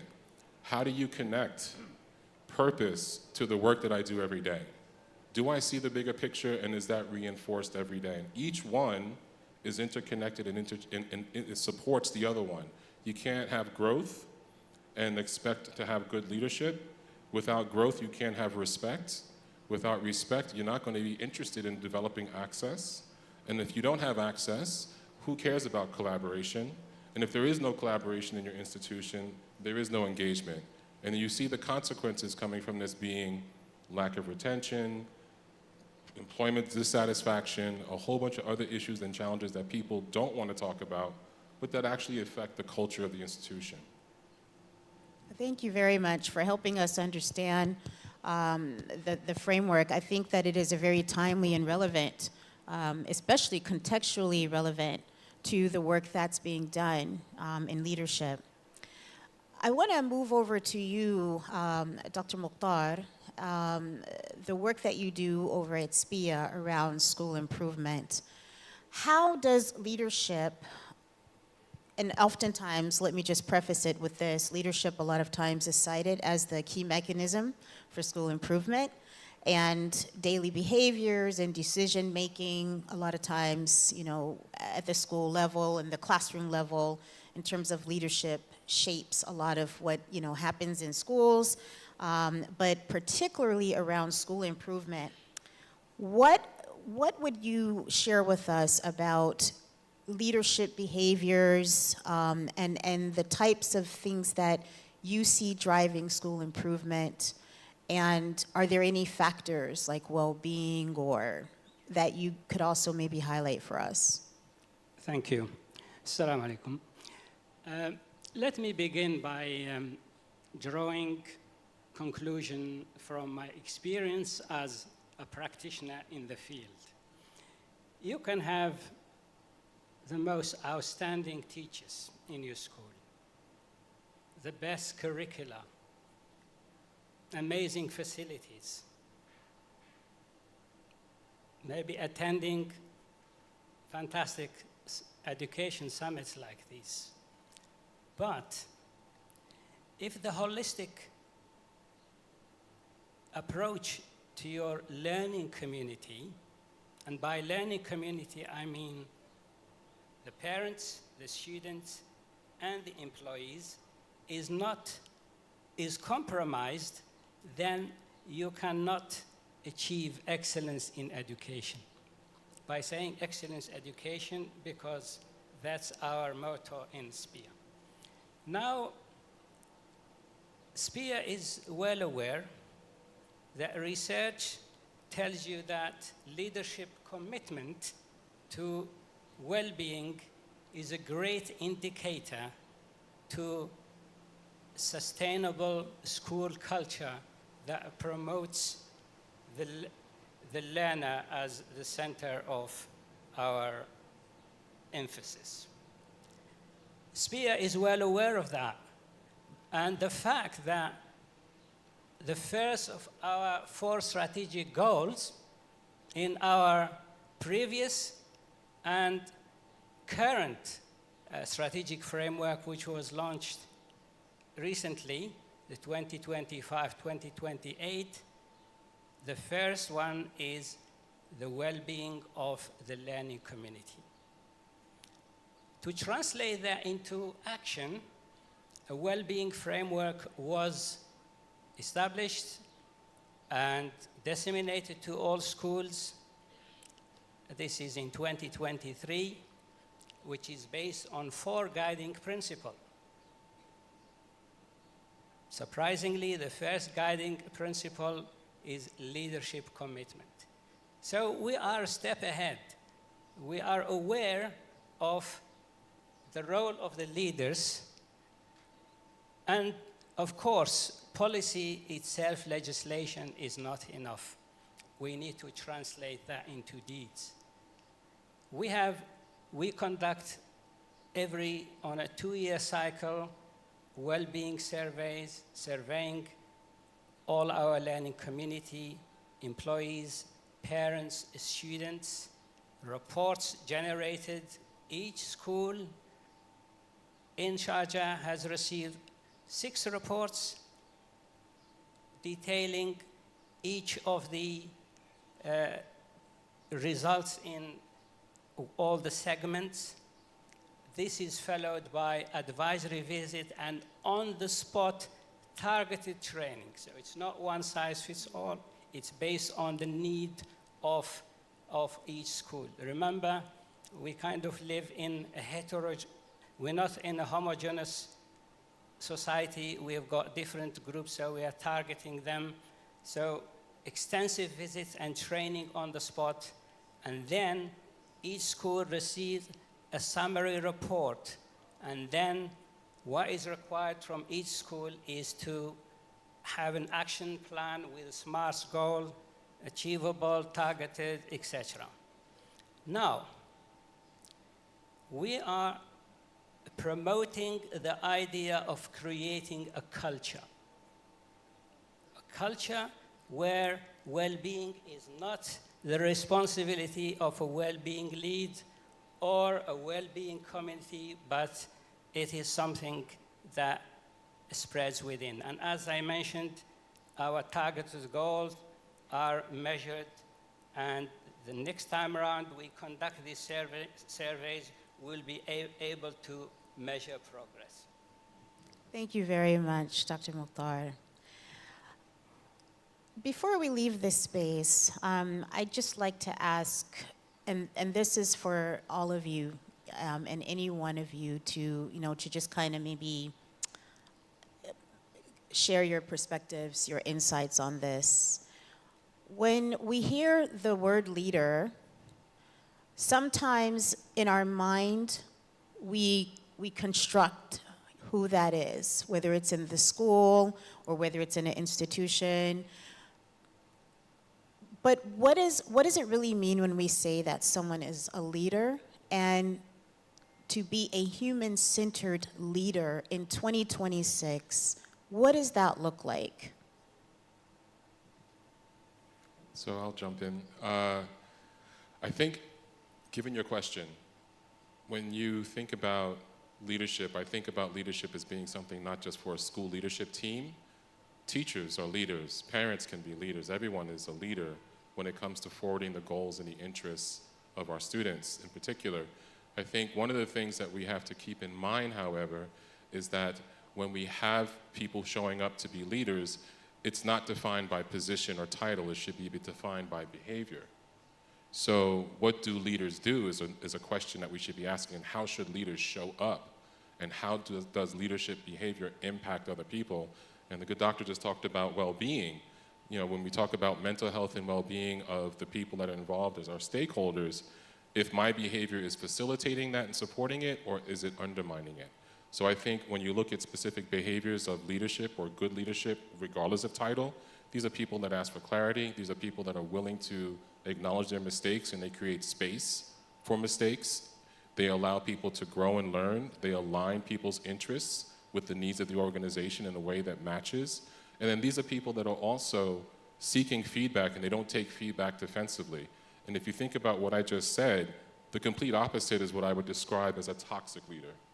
Someone who creates environments that are difficult for people to come to work and stay and thrive and flourish and be able to say that they can successfully engage stakeholders, and in particular our students. Could I chime in? Right, so I spent 25 years of my life in the military before I retired. So I have been involved in the development of leaders for the Singapore Armed Forces for the past 25 years, in the leadership schools, from officer cadet all the way till they commission, and then they move on to the higher command. Often, my perception of leadership has evolved over the years, from being at the front to being somebody at the back. So right now, I look at leadership in a more servitude way. I want to develop and grow my people, make sure that they are capable enough to lead, and then I step back and allow them to take the limelight and get them to achieve amazing things in their own life, because it's no longer about me, right? And I used to measure leadership by the things and achievement that I could do. But today, I would say my measure of leadership is how I measure leaders are by the number of leaders that they can develop and produce. So if a leader raises up his hand and says, I'm a leader, but he is unable to produce any leaders himself, then I would say that you have failed, right? The idea is to continue that pipeline and to give back. Thank you. Thank you for adding that. Dr. Mukhtar, would you like to add anything? Yeah? Okay. Can I just say one more thing? I wanted to say this and I'll shut up. Policies and programs, you hear a lot about this in education. They build structure. Behavior builds culture. Culture builds the outcomes. If people really want to talk about outcomes and changes, continue to build cultures that facilitate the behaviors that support student learning and teaching and leading. Thank you. I appreciate that. I think we are... I'm sorry? Yeah, okay, so Dr. Mukhtar, just as we conclude, the inclusive leader, human-centered leader, talk to us about that. And that's one of the themes of this summit. Let me just clear some misconceptions about inclusive education. People tend to use the word inclusive education and special education needs as synonyms. It's not. It's a misconception. Inclusive education includes special education needs and other areas such as English as an additional language, the gifted and talented, social and emotional learning, access, equity. It's a broader spectrum of special education needs. Now, you saw yesterday we launched the inclusive education regulatory framework with our partners, and SPIA had a tremendous effort in shaping this guiding framework. We are kind of at the beginning of the journey, and we are addressing especially the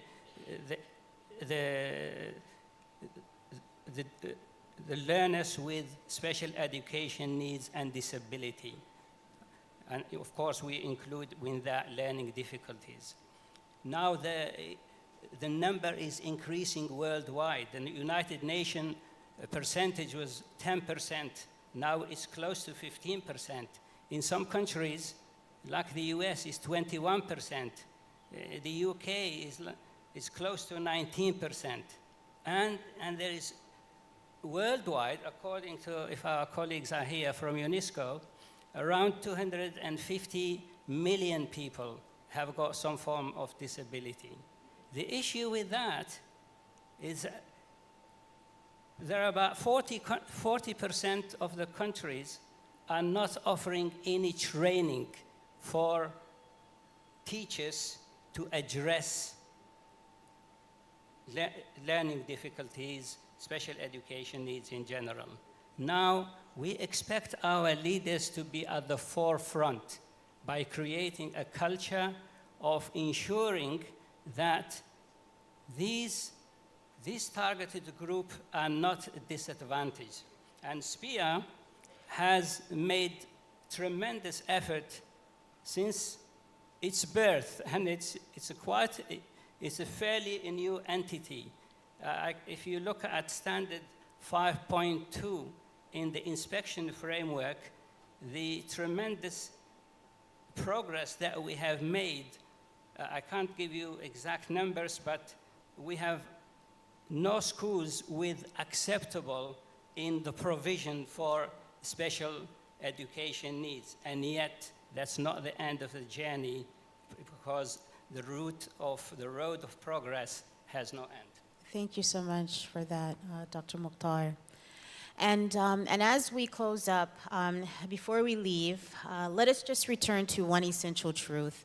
Education has never been transformed by policy alone. It has never been transformed by curriculum alone. It has never been transformed by reform alone. It is transformed by people. And at the heart of everything that we do, we have to think about the human condition and the ways in which what we do, our behaviors, influences, impacts others.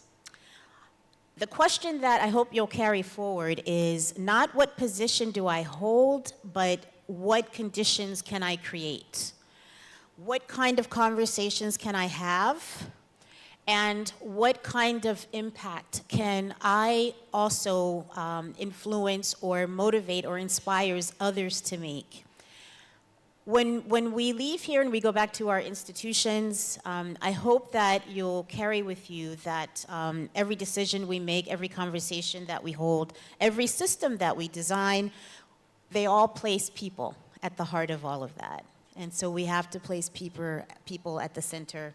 And when we lead with humanity and we lead with human-centeredness, you know, in the central part of everything we do and at the forefront, we do more than just change things, we change lives. So thank you all very much for coming today. Thank you. Thank you so much.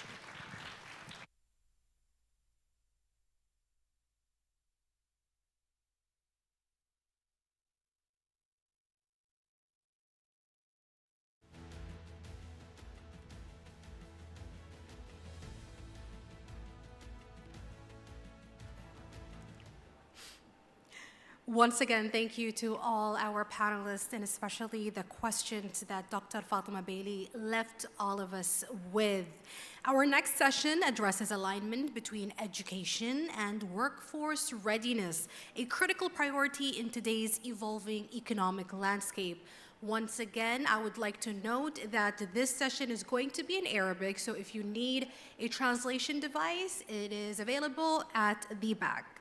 Please join me in welcoming Fatima Al-Mazmi, the Director of the Professional Qualifications Department at the Sharjah Private Education Authority, Dr. Rabiha Al-Subusi, Dean of College of Veterinary Medicine, Dr. Khalid Al-Shihi, Academic Director of Heritage Institute, and moderated by Mahrab Wahza, Early Childhood Assessment Section Manager at the Sharjah Private Education Authority.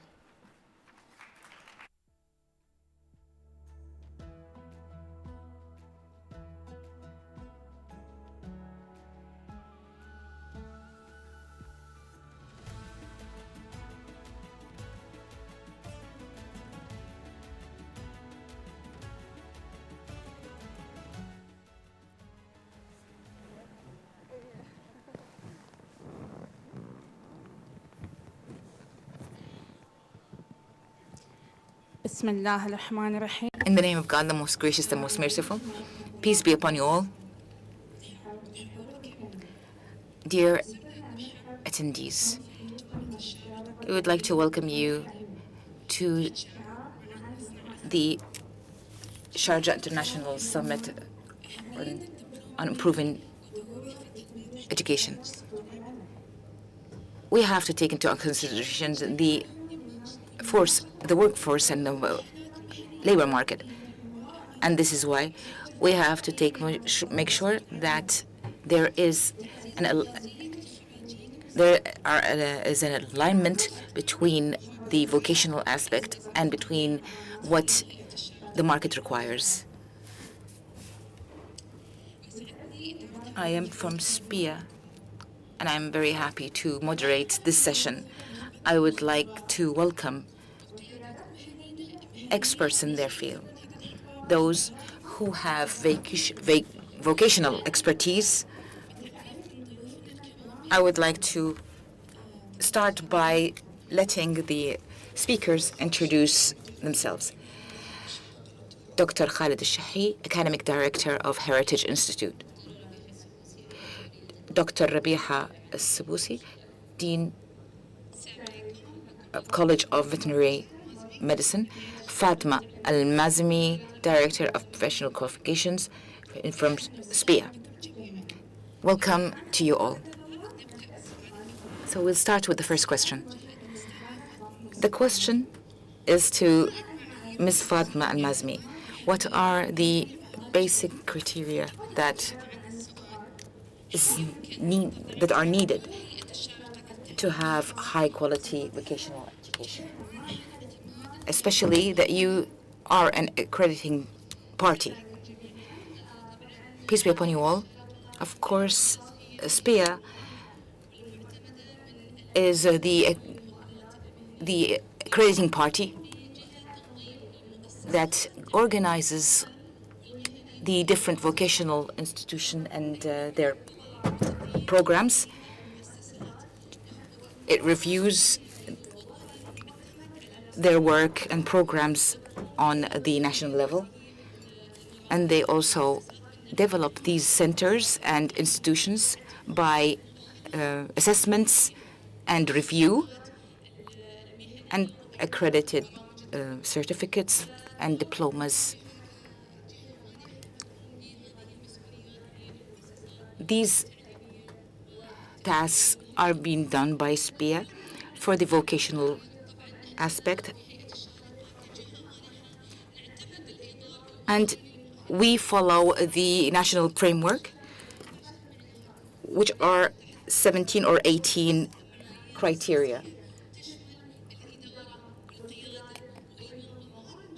Administration, leadership, quality assurance, and the career paths.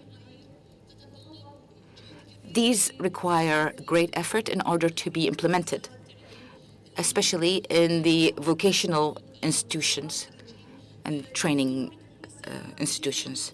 They all have a clear path for their vocations, even when it's on demand. When they want to study these programs, it has to be according to an accredited system by SPIA. Even when they finish their qualifications, this supports their career path for the future.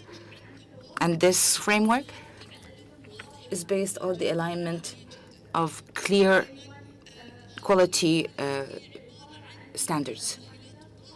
And they have to also be aligned with the modern force market or labor market.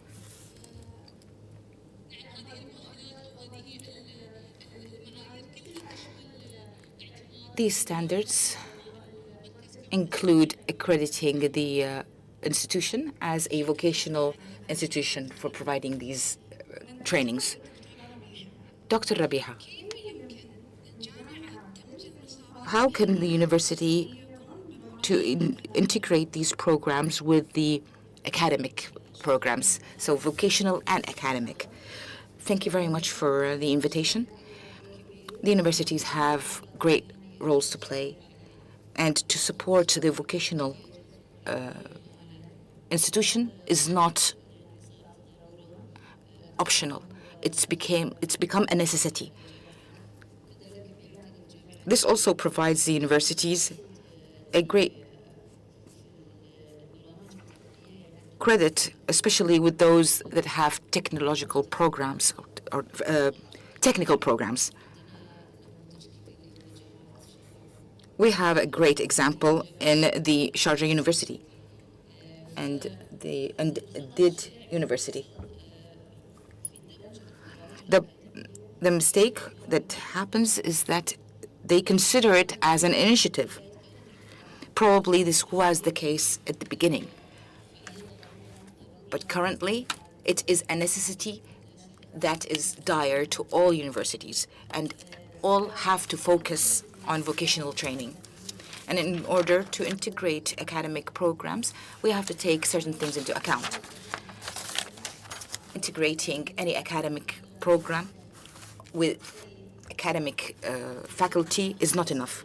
Working with the industry is very important. This is the first step that any university should take if they want to integrate the vocational and academic programs.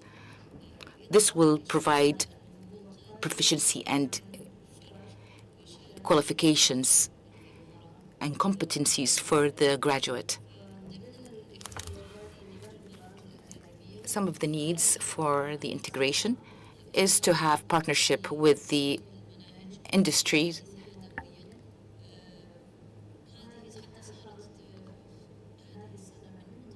And this has become one of the prerequisites for the higher education.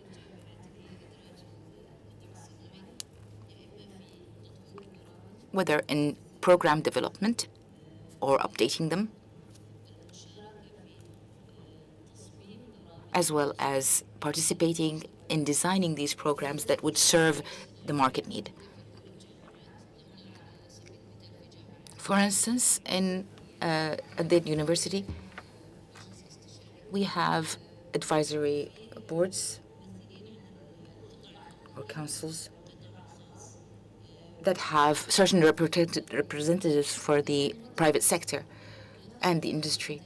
We meet twice a year, and we take the results and the outcomes of these meetings in order to track the progress that we could make. After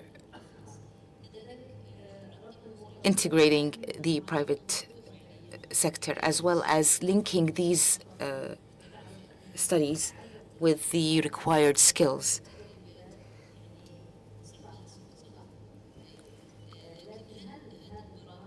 The programs are many, but are these vocational and academic programs that are available, do they really serve the required skills? Are they accredited? This is a very important point.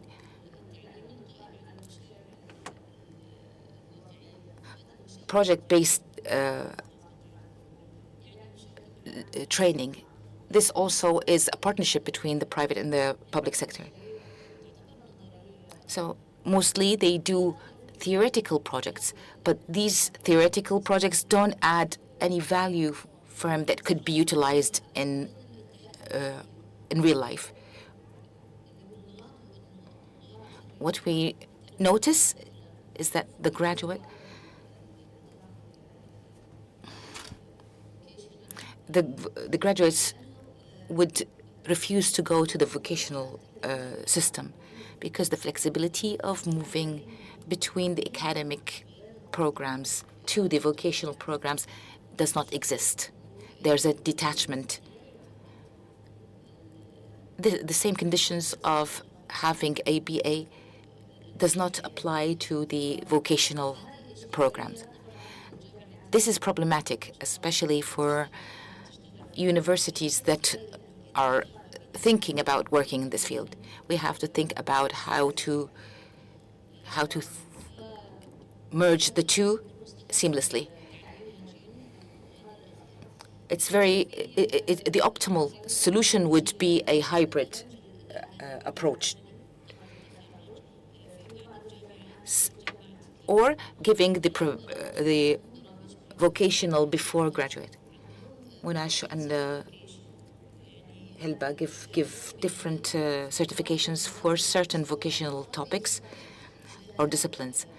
The student would graduate, and physical education and sports science, as well as other specialized certificates in sports and physical education. This is present here in Sharjah. In order to have an impact by this integration, we have to assess the students, and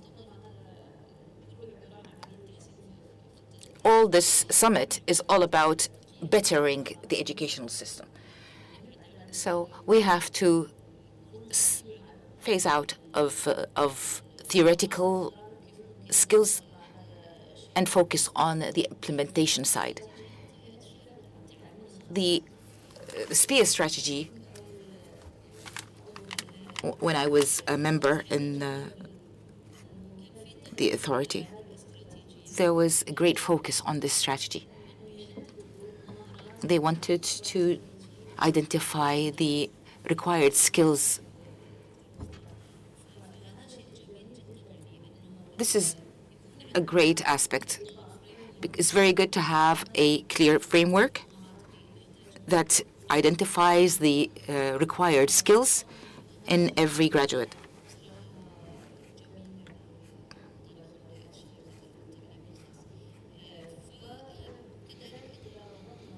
Also, if we link the graduation with certain credit hours, practical hours. Federal universities, for instance, the graduation is contingent on finishing certain hours of implementation or internship. This is not required here, but if we have a certain provision or a condition that he has to serve certain hours, because if the student does not like what he's doing, he will not succeed. It will give that student a better idea on what kind of skills he might want to acquire other than what he has already gained. We also need to implement certain transformations. There are certain challenges that we face.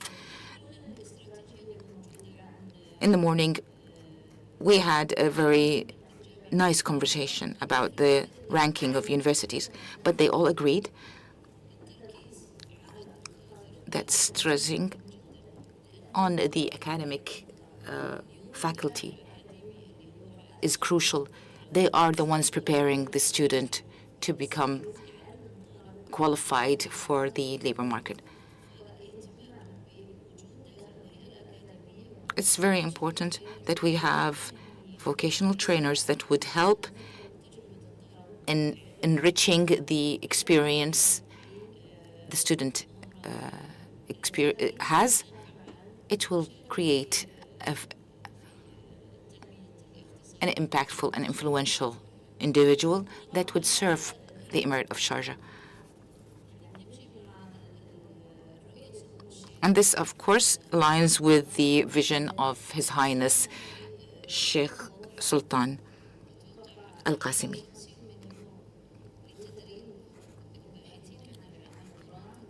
There are 50 million was allocated for training those who are unemployed. And I believe that other results will be great in the future. Dr. Khalid, can we change the skills into a credit?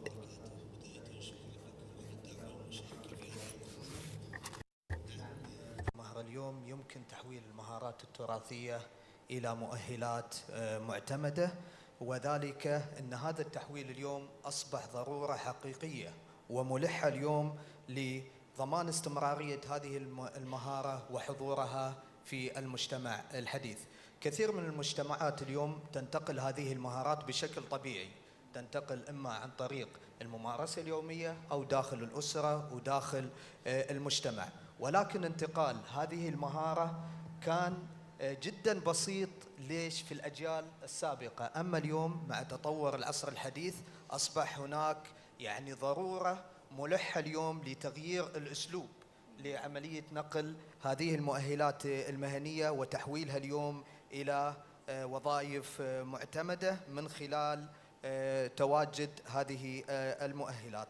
طبعا كان الأسلوب هذا فعال جدا سابقا عبر الأجيال الطويلة، لكن في العصر الحديث نفس ما ذكرنا لم يعد كافيا وحده، لأن المهن اليوم تحتاج إلى تنظيم ومعايير واضحة واعتراف رسمي حتى تخرج هذه المؤهلات بالطريقة الصحيحة. طبعا دور المؤهلات هو المهنية، هو الإطار الذي ينقل الخبرة الشخصية بطريقة شخصية إلى طريقة منهجية وكفاءة مهنية معترف فيها. أنا يمكن لخصت المنهجية. عملية التحويل اليوم في المنهجية هذه ليست معقدة، ولكن تحتاج إلى منهجية. لخصت هذه المنهجية في 3 نقاط. النقطة الأولى، نبدأ أولا بفهم المهارة وتحليلها. ما الذي يميز هذه المهارة؟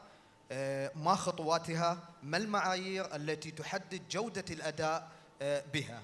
النقطة الثانية، بعد ذلك يتم تصميم برامج تدريبية تجمع بين المعرفة النظرية والمعرفة التطبيقية. ثم النقطة الثالثة، وهي تأتي مرحلة التقييم وفق معايير واضحة تضمن مستوى هذه الكفاءة لهذه المؤهلات. بعد هذه المنهجية اللي وضعناها ب3 نقاط، تأتي مرحلة تتحول فيه المهارة من ممارسة تقليدية إلى مهنة معتمدة اليوم يقدر يمارس فيها الشخص عن طريق حصوله على هذه الشهادة المهنية. وعند هذه المرحلة بالذات تتحول المهارة اليوم من ممارسة تقليدية إلى مهنة منظمة يستطيع فيها العمل بشكل رسمي ووظيفي. فاليوم على سبيل المثال الحرفي اللي يتعلم صناعة منتج معين تقليدي يمكن أن يصبح من خلال حصوله على الشهادة حرفي معتمد أو محاضر، أو أيضا من خلال تقديم صاحب مشروع أو مدرب لهذه الحرفة. أيضا الشخص الذي يمتلك معرفة عميقة اليوم بالمواقع التاريخية والتراثية ممكن أن يصبح اليوم مرشدا تراثيا معتمدا. صحيح. الممارس أيضا للفنون الشعبية التقليدية ممكن أن يصبح مدرب معتمد لهذه الفنون الشعبية وغيرها من الأمثلة.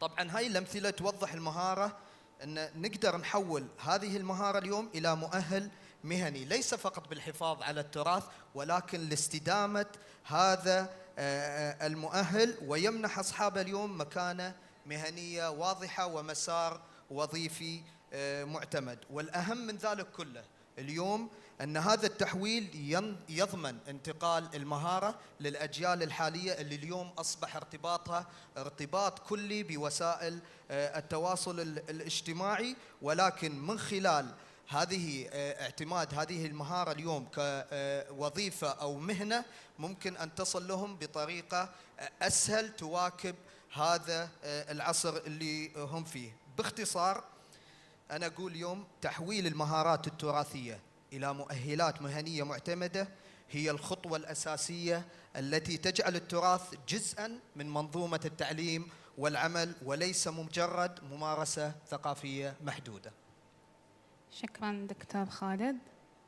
وننتقل الآن للمجموعة الثانية من الأسئلة، وبنرد عن أستاذة فاطمة. أستاذة فاطمة، ما أهمية الدبلوم المهني والتقني في سوق العمل؟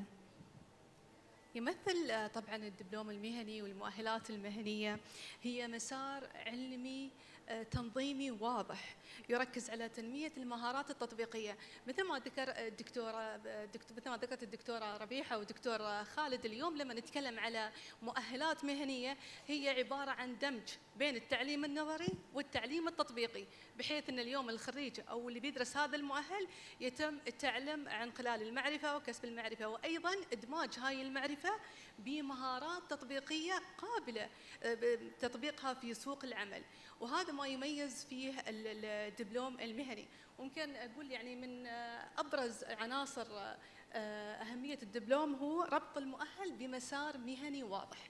اليوم أي مؤهل عندنا لازم يكون له مسار مهني. الطالب اليوم لما بياخذ هذا المؤهل يعرف أنه باكر راح يتخرج لهذه الوظيفة لهذا المسار ويكمل عليه ويستخدم مهاراته وكفاءاته في سوق العمل وفي الوظيفة. وأيضا إدماج التعليم التدريبي والنظري، مثل ما ذكرنا أن اليوم لما المعرفة موجودة في كل مكان، وخاصة مع الذكاء الاصطناعي صارت سهلة والحصول على المعرفة يمكن في أقل من ثانية، ولكن كيف تطبيق هذه المعرفة في سوق العمل؟ كيف أنا اليوم استخدم مهاراتي كطالب خريج راح يكون في في هذه الوظيفه وفي هذا المسار، كيف استخدم هذه المهارات. فاستخدام المهارات والمعرفه وتطبيقها في خلال رحله التعلم، يعني ندرج الطالب اليوم في مؤسسات، في سوق عمل واقعي حقيقي، فيستخدم هذه المعرفه ويطور مهاراته وكفاءاته في هذا المسار. وايضا تحديث المهارات مع متطلبات سوق العمل، في تزايد سريع مع التكنولوجيا ومع تطورات، اكيد في مهارات وكفاءات نحن نحتاج اليوم نكون على كفاءة من هذه المهارات. فاليوم نركز على هذا الجانب. ممكن احنا لاحظنا كثير في مؤهلات اختفت في السنوات الماضية، وصارت عندنا مؤهلات جديدة متطورة مع الذكاء الاصطناعي مع التكنولوجيا والتغيرات. فاليوم نحن نركز على مرونة التغيير مع مواكبة التطور اللي نشوفه خلال الأيام القادمة، وأيضا نركز على مهارات المستقبلية اللي اليوم لازم الخريج يكون على كفاءة من هذه المؤهلات. وأيضا هذا الشيء يعزز من جاهزية طلابنا اليوم وللالتحاق بالوظائف ذات الصلة بتخصصاتهم. ففعلا اليوم المؤهلات المعتمدة والشهادات المهنية والتلمذة المهنية جدا مهمة في سوق العمل وفي مواكبة التغيرات اللي تحصل لنا. فشكرا أستاذة ماهر. صحيح أستاذة فاطمة، نقطة مهمة تعكس احتياجات سوق العمل. الآن ننتقل إلى دكتورة ربيحة. دكتورة ربيحة، ما دور الجامعة في إعداد خريج جاهز للتوظيف وليس فقط حامل شهادة؟ هذا سؤال صعب. أولاً أقول أنه تخريج الطلاب الخريجين حاملين شهادة وكفاءة، لأنه حامل الشهادة حامل معرفة، مش بالضرورة بيقدر يعني يطبق يطبق اللي هو تعلمه، إذا كان يعني على المسار اللي هم ماشيين التقييم التقليدي وإلى آخره. نحن حاليا في التعليم العالي كأنه الإنسان بيركض وراء هدف متحرك، moving target، لأنه نحن الحين لازم نكون واعيين أنه إحنا بنقدم برامج لوظائف ربما راح تخلق في المستقبل. فالعالم يعني بيركض بسرعة، مؤهلات جديدة بتطلع، تحديات جديدة موجودة، والجيل الجديد اللي بيدخل على الجامعة يعني جيل جاهز انه يتعلم، جاهز انه يتعلم مهارات. صعب جدا الحين، واتوقع حتى الاساتذه اللي في المدارس الحين بيوافقوني الراي، صعب جدا انك تخلي طالب مركز مع الاستاذ بيشرح ويتكلم ما يقدر يركز معاه اذا ما دخلت تقنيات في عمليه تقديم هذا المحتوى. الطالب يفقد التركيز وما يركز معك. فإذا إحنا الحمد لله عندنا هذا الجيل البارع. الجلسة الحوارية اللي كانت أول وما شاء الله اللي هم هاي الجوائز اللي موجودة وإعداد هذه الطلاب من السنة الثالثة الثانوي، معناها عندنا مادة جاهزة عندنا. فإحنا تعريف الجامعات إلى الشهادة، شو دور الجامعة؟ هل هو إعطاء الطالب شهادة فقط، حامل شهادة ومعرفة، أو حامل شهادة ومهارة؟ ولذلك لازم نرجع للأول واللي هو المربع الأول، تعريف النجاح الأكاديمي. فهذا النجاح الأكاديمي هو تخريج طالب عنده معرفة اللي هي خلال هذه الشهادة زائد مهارات، يقدر يخلق فارق في المجتمع ويقدر يقدم خدمات. وكذلك مش فقط يقدم خدمات، التعليم المستمر، قادر يواكب مع البيئة، قادر يتعلم، لأنه الطالب بيتخرج بيروح على بيئة عمل في بعض المهارات غير موجودة. وإحنا بنشوف يعني أنا وخبرتي في الأكاديمية أكثر من 20 سنة، الموظفين الامبلويرز شكاويهم ما هيش في معدل الطالب، يعني هم ما يحتاجوا ياخذوا واحد المعدل تراكمي 4، محتاج ياخذ واحد قادر يصنع فارق عنده في الشركة أو في المصنع. فمدى رضا الامبلويرز هذا مهم جدا. فهذا بيكون فقط إذا إحنا دمجنا، يعني التعليم كان دامج الأكاديمي ومهني، بنطلع الطالب عنده خبرة علمية في المجال اللي هو تخصص فيه، عنده knowledge يعني معرفة، عنده skills. لكن إلى جانب هذا محتاجين skills تانيين، مهارات تانية، مهارات التخاطب. مشكلة اللي هم soft skills إحنا بنحطهم على الجنب، يعني الناس تقول لك هذا مهارة راح يتعلم بعدين، مهارات الكتابة، مهارات يعني التأقلم مع بيئة العمل، مهارة الرغبة في التعليم المستمر، بيخلي هذا الموظف اللي عندك دائما بيبحث على الأحسن والأحسن، وشو هي المهارة الجديدة يتعلمها. فإحنا لما بنطلع كجامعة بنطلع طالب، لازم نطلع طالب عنده هذه المهارات.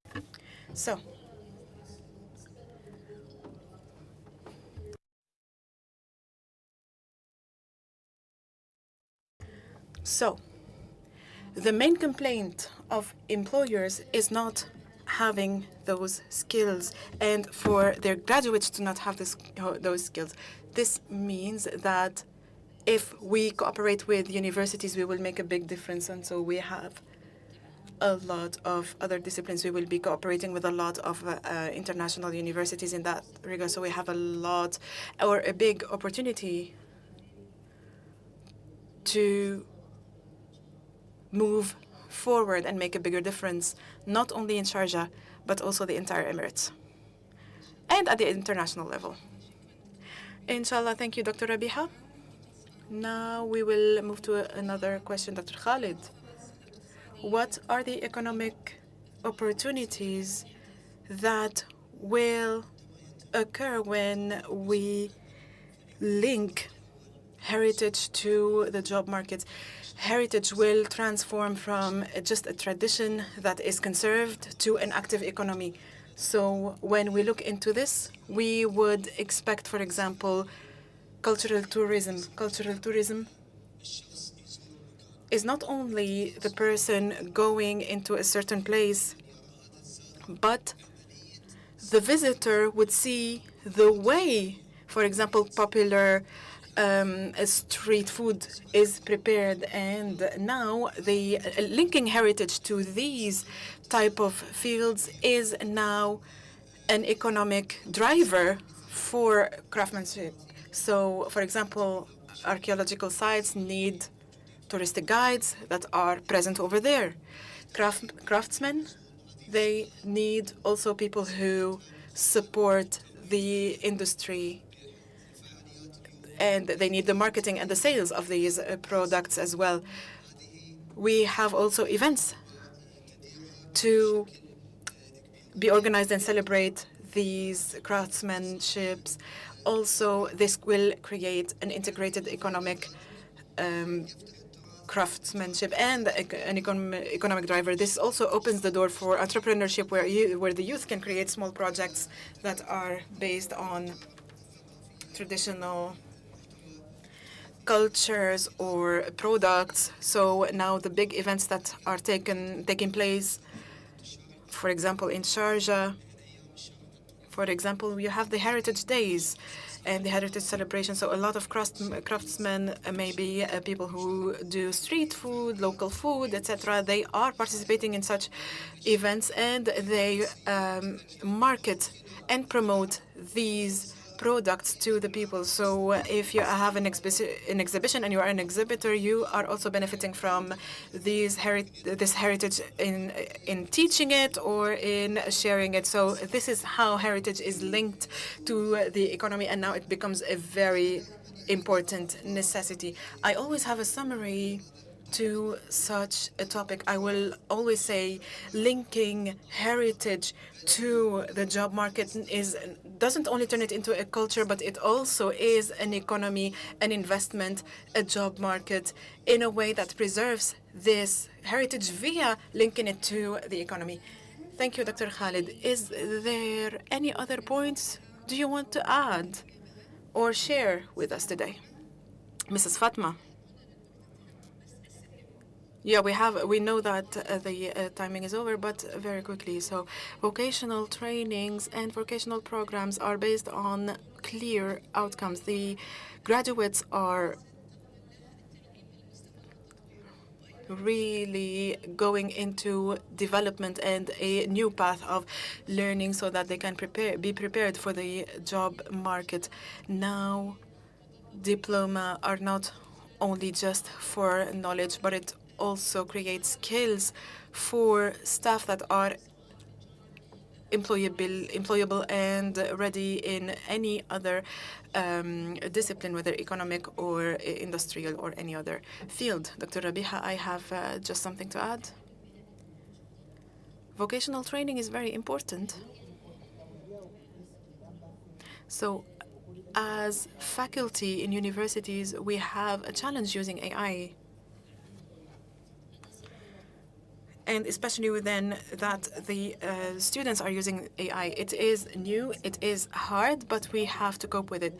So how do we help students use AI and benefit from it responsibly instead of just saying we stop the use of AI? So as faculty and academic staff, we need to learn how to use AI in the first place. A lot of times we could look for trainings and self-teach ourselves. This is also part of vocational teaching.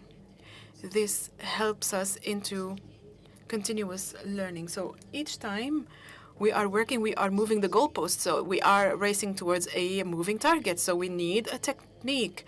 We, as leaders and academics, need to look into improving our own skills. And this is something that also the SPIA and SIA are really looking at, which is improving teaching and learning. A lot of achievements that took place in that regard. I hope that in the future, at the end of the day, we will have a meeting and we do a flip panel. So as we use flipped classroom, where the teacher is the student and the student is the teacher, we would want to listen to that generation. We could have a discussion with questions that are presented to leaders, to anyone working in teaching, and we would also answer their questions. I am sure that after this dialogue that will happen with the students, the gap will be bridged, as in persons, person to person, but also people who work in the administration, and will have other new ideas that will help them get them where they want to be. So I hope in edition number 6, we will have a time specific for the students. So we will have ambassadors from schools and universities. And we will have this open discussion with them. And we will be benefiting from that so much. Very good idea. Thank you very much, Dr. Khalid, to support Dr. Rabiha and Dr. Fatma in what they said. As you mentioned, the theoretical part should be complemented with the practical part. So many students can be not so academically successful, but they can be really able to implement what they learned in theory to real life. Another thing, as the doctor mentioned, as the Sharjah Heritage Authority, Sharjah Heritage Institute, we really are benefiting from the brainstormings that are happening with the ambassadors and the students. These people are participating with us via the academy or other events that are taking place. So this summit, I hope, that the next years will be focusing on the people who are participating in the learning process, which is obviously the students. So we can have brainstorming sessions with them, take their opinions, and also we will have a scientific consultative council so that we can move towards the best. Thank you very much, everyone. At the end of this session, I would like to thank my guests for their ideas and interventions. I would like to thank also all the guests for being with us today. We are hoping that the outcomes of this session will support the learning process and teaching process and the employability and readiness for the students. Thank you very much.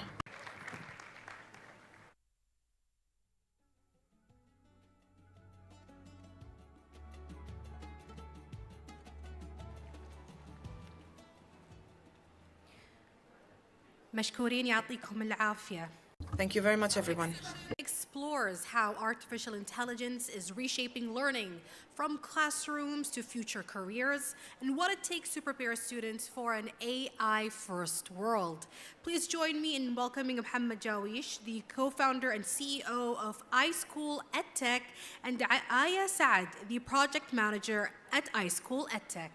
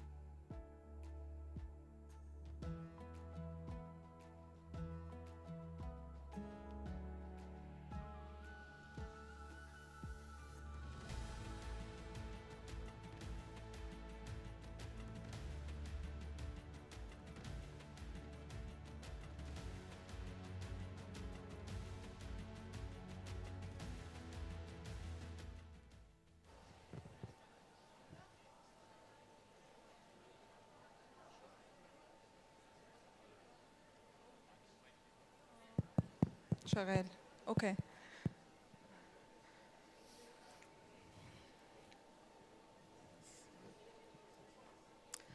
مساء الخير جميعا، الأخبار؟ Hello everyone, how are you doing? I hope that you're doing marvelous. So I'm so happy that you are here with us today. I have Mohammed Gawish, the co-founder and CEO of iSchool. Our talk today, maybe it's not a talk, it's more a discussion that is very important. So I think that talking about AI, so this is something we are hearing a lot about, so let me start our discussion with a question that I really want to share it with you. So we all use ChatGPT, not only the older people, but also students are using it. So I want to ask you a question. So ChatGPT, you ask them a question, it corrects us, it answers us, and gives us everything that we need. So a question that came to my mind, and I think we will have engineer Mohammed Gawish, so this is not a theoretical talk, but it will go more into the practical side. Why we cannot fully rely on ChatGPT and maybe replace the teacher with that. So the teacher corrects, and ChatGPT corrects. The teacher teaches. The ChatGPT teaches. So Mohammed Gawish, where is AI going? Why can't we replace human beings with AI? Thank you. Thank you so much for this introduction. This is a very controversial introduction. Is the teacher will the teacher be replaced by AI? So in a very simple and quick answer, no, of course not, 100% not. AI helps the students to learn faster, to achieve faster, to answer faster, but they will not teach them how to question, how to think, how to plan, how to deal with their classmates, how to think what their future will be, how to interact at home. So the role of a teacher is not only just in teaching, it's educational, and this is something AI cannot do. So AI might cover the things that be a time waster for the human teacher, and so now it will allow it to really allow them to really focus with the students. So we have 20 or 50 students. I will be able to focus on them, and I know how to develop their skills, how to personalize my work with them. So as a teacher, I would have to think that this is an operational tool and not something that will replace me. So I'm more focusing on character building for the student and creating the connection with the student. Because we have social media, we have technology, and we have AI. But who will be working with EI, which is the emotional intelligence? This is the role of the teachers. I want to ask a double-sided question, maybe. AI is a tool that we can use, and we are here talking about a totally different teaching system that will take us into a direction that is totally different than the conventional ones. So when AI was getting integrated very strongly, so what is the worst misconception from parents about AI and that stirs a lot of fears? I will explain a bit the teaching systems. During the last 20 years, we have something called SaaS, which is technological services as services that we use. And that comes because of the business and the demand for teaching and the capacity to develop software. You will have a niche market, so you will have software related to quizzes or reporting or LMS or CMS and other tools related to communication. So these tools are very important. So in iSchool, because we are an edtech work. So we have a lot of schools that we work with in Egypt. A lot of schools are very overwhelmed by software. Some schools have 7 softwares. Some schools have 50. Everything is related to SaaS integration after integration after integration, and I think this is totally going to be replaced.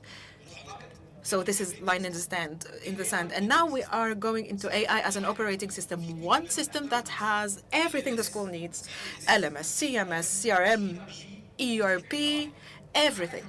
So as a teacher, I won't have to open 7 apps.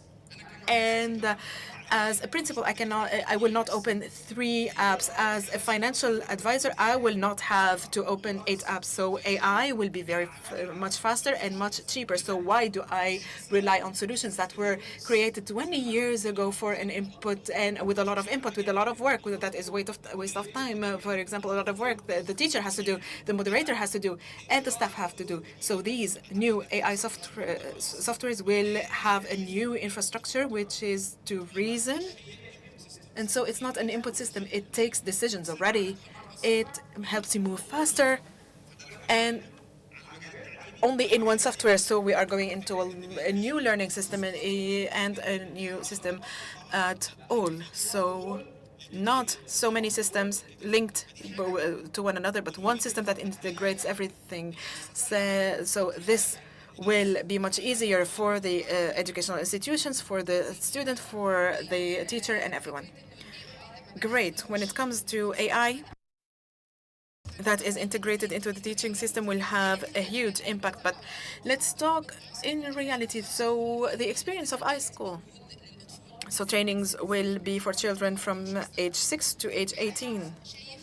So when you see the AI, when it starts in the experience of iSchool in KSA or in the UAE or Egypt, when it is integrated in the curriculum for the students early on, what is their impact on the students? So sometimes now the students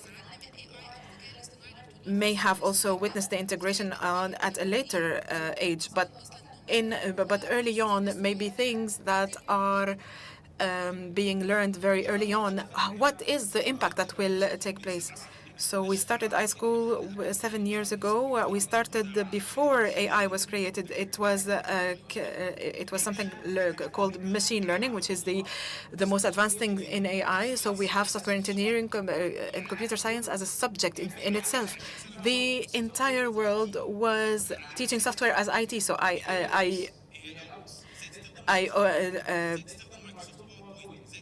I teach you how to use a computer, how to use Word, how to open a browser, etc. This is not computer science, but computer science is the science AI is based on, and it's the science that is now ruling our lives. So from that point, we wanted to teach software as a subject, and the only state that mandated the teaching of such a subject is China. It was 2 years ago, and we started that 7 years ago. So we started in a small context, and then we moved to the government, and so we changed the context. So what changes does that make? So when we start working from 6 to age of 18, I'm learning logical thinking, problem solving, how to solve my problems. I am teaching myself how to plan a project. So everything is project-based. So I build projects, I build websites, I learn cybersecurity, what is AI, what is a school project that is really relevant to my life. So the parents will come and tell me, my child is thinking differently. So they are planning, they are reasoning, they have a lot of steps that so they know, for example, I cannot go here and go there because I have something to finish before. So the critical thinking started working. So the software is very important in terms of logical thinking, critical thinking, and in our opinion, and other studies related to programming and AI. So a child has to learn that from their childhood. So if I wanted to be a doctor or an engineer, etc., I have to create such a mentality early on because later on we don't know how AI will be developing. So I have the reasoning that will help me so I can be leading AI, and I ask it to do this or not do that, etc. And so the biggest impact is really on that. But the people who know how to use AI, this is the person who knows how to reason, how to use the product. And so I have an AI that creates a software in seconds, but I don't know how to use it, how and what my client needs, etc. So this is the mentality that the student is learning. So when the thing that you are saying brings me to this question that is very important. So the schools are teaching students AI, which is very important as a topic. So how to move the students and transform them from using AI into building AI. So as we always say, we are not just a consumer of technology, but we are creating technology. So how to move them to that phase from being a consumer to being a builder? This comes through a curriculum. Curricula should change. It's not IT. ICT literacy is a basic, so it is there at home. So I cannot teach a student how to use a mobile and create a blog or download an app or open TikTok, etc. They are already more mature. They know what a browser is more than IT, etc. So we need to teach software engineering and the language of programming, the software language itself, the reasoning, what is the functions, what are the loops, what is impacting our lives, and through which we can build practical projects. So and also design ideas and ideas that can impact their life. For example, if a father, for example, is a doctor, so if the father is a doctor, their child will be designing their clinic, or the accountant also, their child will be designing the software for accounting. So all of these ideas, I know where the problem is. I know where the solution is and what is the solution for the customer and the needs of the customer. So this is project-based learning, and also it's software subject and not only IT. Amazing. I think artificial intelligence is not a vision that has the school working on. The field of AI has a lot of investment, especially from major governments, especially in the GCC countries and the Middle East. The UAE is one of the major investors in this field. How could corporations and tech industry support that the artificial intelligence is available in a practical manner? We have different approaches. How could we do that through corporations and companies other than the governmental? We have great initiatives, but we need two solutions. We need a radical solution for now, and another solution as a pipeline for the future. We need to teach programming and AI for students at schools, and there's also long-term programs that would teach them while they're not at school. In the colleges of education should have a discipline called AI, like the Smart University of Hamdan bin Zayed, in order to have a supply chain for teachers who teach artificial intelligence, software engineering, computer science, as well as other topics related to AI for 4 to 6 and more years. These topics are developing quickly, and they change our lives in a very accelerated manner. We have to get engineers to make them teachers. Is that a sustainable solution? In 10 years or so, everybody will be graduating artificial intelligence teachers. We don't have much time, but before we end this talk, I have a few questions, and I would like that this answer should, the answers should be brief. I have 4 questions for you.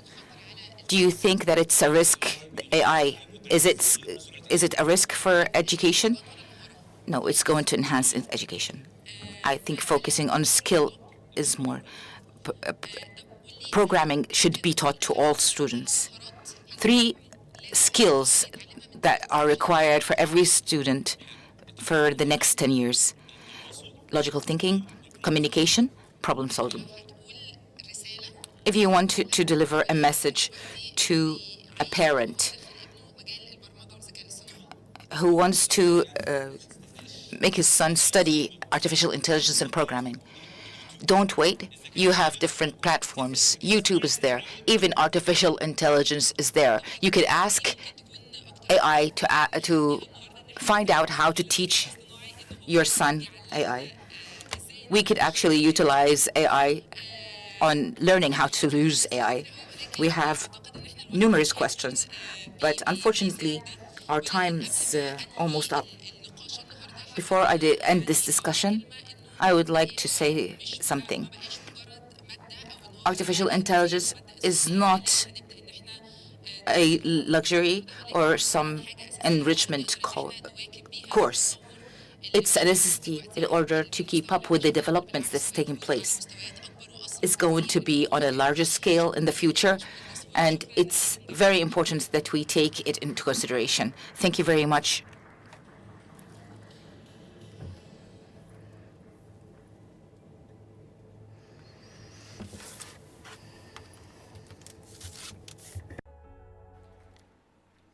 Thank you. For your insights on AI and education. The design of learning spaces shapes the experience of learning itself. Please join me in welcoming Jane Crawhurst, the director of TP Bennett, and Katrin Tenham, the director of Paragon Middle East.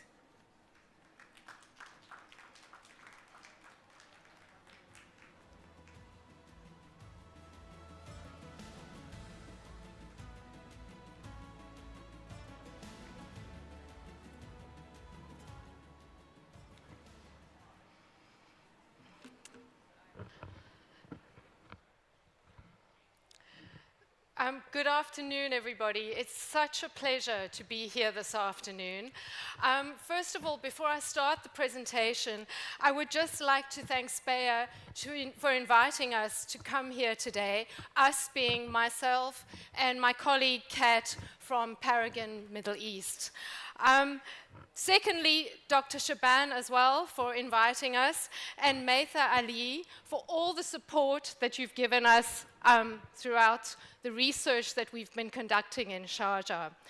Most importantly, we've very kindly been given access to 2 local schools, Leaders Private School and Far Eastern Private School, and we'd just like to thank you wholeheartedly for your hospitality and for giving us access to your stakeholders.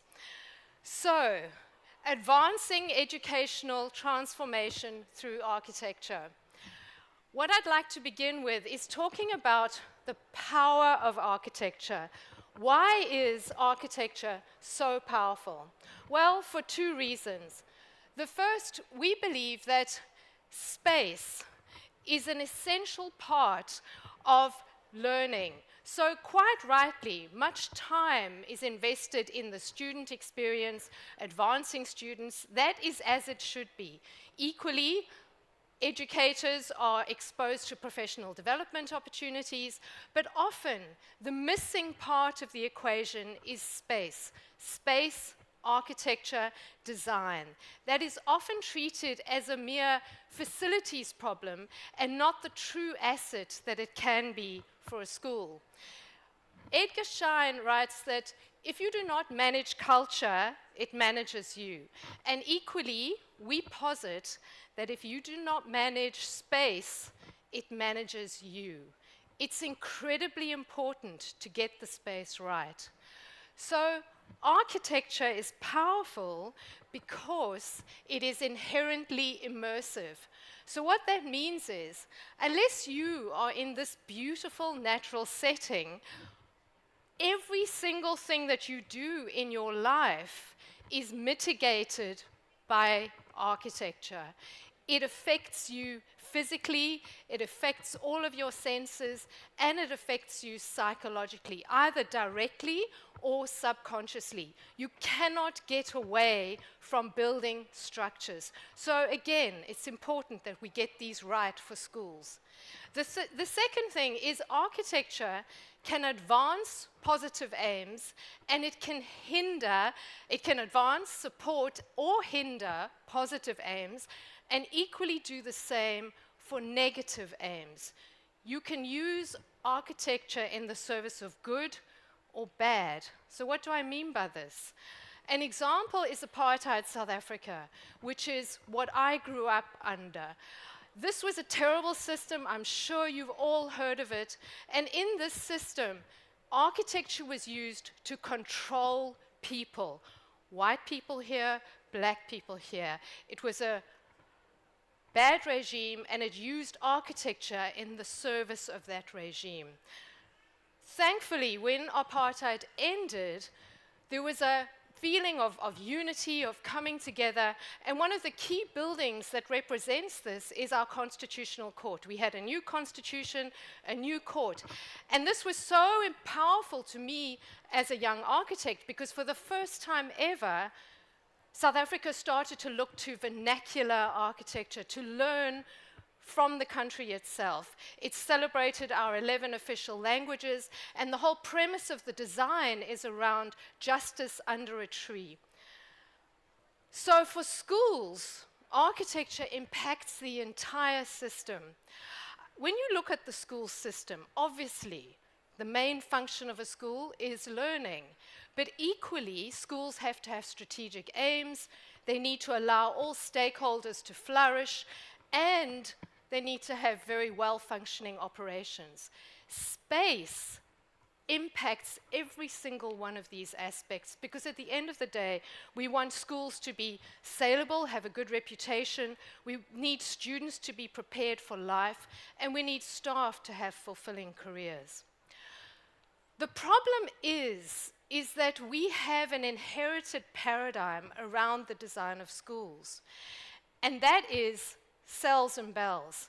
Now, for those of you who have not heard that term, it refers to the fact of a series of classrooms, cell-like, ranged in a long line with a corridor down the middle, unremitting, boring, not conducive to education.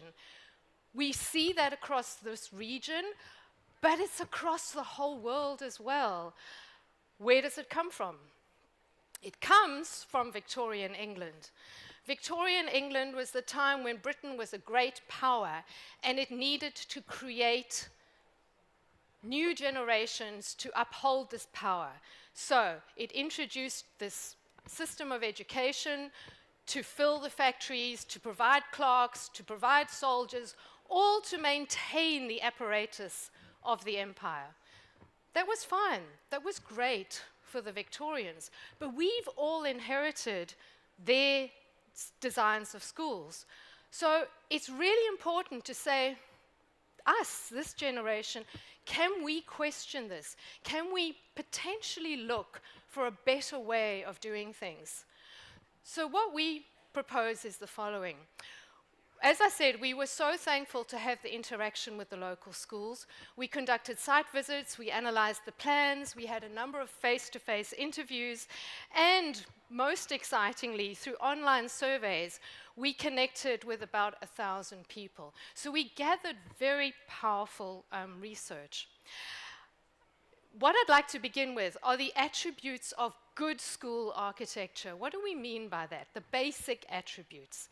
The basic attributes refer to those things that should happen. This should not even be a question. There should be sufficient light. Time and time again, we hear from stakeholders about dark, dank spaces that don't support learning. So sufficient natural light, artificial light, views to the outside. It's so important for developing eyes to see into the distance. That's why rates of myopia are rising across the world, because students are looking down, and often they can't even see out the window because it's too high. Also, ventilation, bringing in air, getting rid of that carbon dioxide, the temperature, vitally important, striking that balance to keep people alert and not too cold. Acoustics are absolutely essential, as well as a term we like to use called biophilia, which means connections to all things living. So is that within your space there might be planting, or looking out the window, connecting, also the use of natural materials. And importantly, schools should encourage stakeholders, students, staff alike, to move. You don't want to be cramped in one room for the entire day. So those are the basics. That's as it should be. Where do we go from here? The next step is about making architecture clever. To do that, we need to design for storytelling. Now, every school has a story. It has a story of where it is now and where it wants to be. And often we find incredibly good and powerful learning is happening within a school, but when you walk into the space, really? I don't see it, it's not evident. So it's about making that evident through the design, through the architecture. This was some of the research which came out of the local schools. And it's interesting to see that when we asked staff and students about the current school culture and the ideal future culture, these are the kinds of words they came up with. So for staff, the current culture, nurturing, inclusive, disciplined, good. Those are good attributes. Where they want to get to is innovative, empowering, and still inclusive in there. Still, that's important. The students, good, supportive, diverse. They also want to get innovative, collaborative, and technological. So you can see there's this desire for change. And what's important is that the spaces that are designed support this process. An example I'm sharing with you now is Amesbury School in the UK. This school has a very clear story, and they live and breathe that story. The first is about sustainability. So when they built this pavilion building, they didn't knock the tree down. They built the building around the tree. The second thing is they're very focused on the creative arts. So the space inside with its double volume, its interesting design, and also its autonomy for students has been incredibly powerful. It's actually increased the number of students who've chosen the creative arts at that school. The next thing is design for unity. Now, when we interact with stakeholders and perform stakeholder engagement, we ask them to draw analogies of their school today and their school in the future. And time again, you can see from all of these examples, they're looking for connection. They're looking for unity. So they show how the school is today. It's disparate and coming together, still maintaining the identity of the disparate parts, but acting as a whole. So how can we achieve that through architecture? One of the ways we can do that is by creating a space within the building where everybody naturally comes together, where there's a serendipity, where you might learn, you might socialize, but it is a space for all, for display, for learning, and for celebration of school life. The next thing is design for agency and curiosity. So agency is about giving students and staff the opportunity that is best suited to the task at hand, how I might be feeling that day. Yes, I want to interact with my friends. No, I need to go and sit alone. And how my brain works anyway. So I'm given the choice. I find the best place. So you can see from these images, it's about designing a range of spaces for staff and students alike. Not forgetting outdoor opportunities as well. So we have a range of spaces inside, and then outside it's very important to access those boundless opportunities that you find outside, from studying the natural environment to actually holding lessons outside.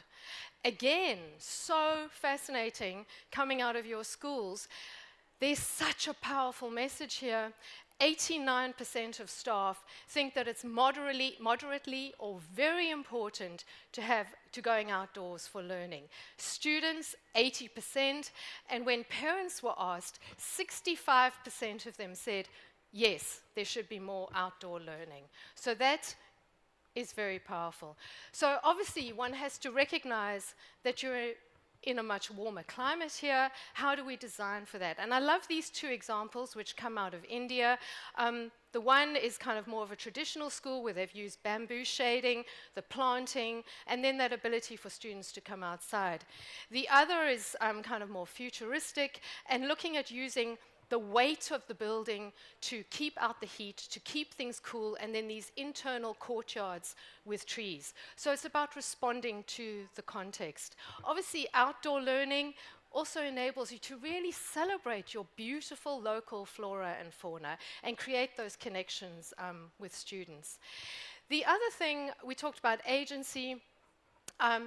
Central to that as well is this idea of curiosity. Now, curiosity can be really advanced through transparency, but this is not a fishbowl effect. This is mitigated transparency. So when you look at this image, you'll see that there's shelves behind the glass. So these two girls have actually come out of this physics lab.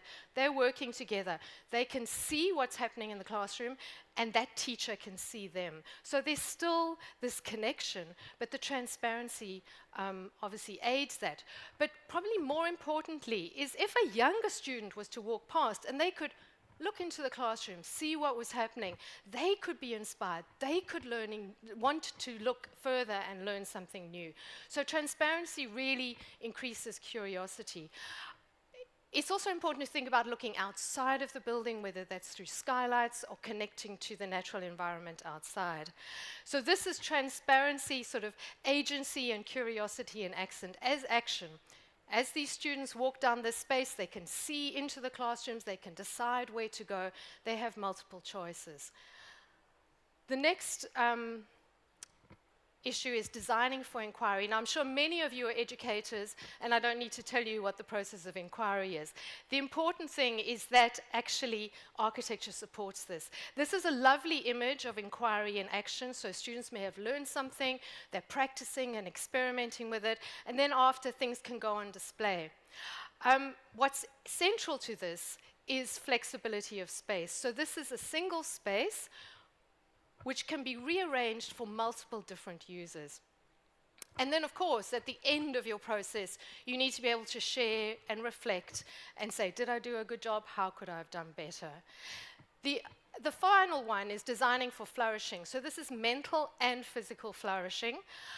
So it's about empowering students, as we said, with different types of spaces. It's also about giving them a space for retreat, absolutely essential, especially in our modern world. Space to socialize, which we often don't find in schools, and socializing is as important as learning. Also, space to eat well, understand how the food is prepared, make the right choices, and enjoy the ambiance, the dining experience. Very important is space for the individual, lockers, which we do find are badly provided or missing in some schools. So it's about providing a range of lockers and also making sure that those spaces, which are often the site of bullying, are designed in the most beautiful way possible. We're hearing this from across the world. So many students are saying, we want a cozy space. And it's almost maybe a retreat to some extent from everything that we're facing. So parts of the school need to feel like home. If it feels like home, hopefully if you have a good home life, it's safe, you feel happy, you feel ready to learn. So you might go, okay, great, these are great ideas, but we're stuck with the cells and bells layout. So what could we do to change that? This is the basic cell that I alluded to earlier, obviously ranged in a row with corridors, with lockers down the corridor. How can we actually take that further? The first thing we can do, and I know many of you educators are already doing this, is actually looking at the internal layouts of the classroom and learning from early years and saying, how can we make that space interesting, give individual opportunities for different types of activities. The next thing we can do is we can start to deconstruct those walls. So if it's possible, punch in a window. If it's possible, move the entire wall. Make a glazed wall, create folding doors, create pivoting doors, create curtains, big, heavy acoustic curtains that can be moved to create different types of spaces. But the point is that you can take that cells and bells layout and you can make it something special. And then, of course, very important to move to the outside as well. We'll finally very quickly end on, if you do have the space, it's important to really focus, like say you're building from scratch, focus on creating that central space from the beginning. And this is just some kind of idea of what it could look like. Equally with the classrooms, the different activities happening within one classroom. We'll end on this slide here. We are looking at the impact of technology in space, and that is still very much a work in progress, but really exciting. But just to finalize, our proposed charter for change is get the basics right, designed for storytelling, unity, agency and curiosity, inquiry, and flourishing. Thank you.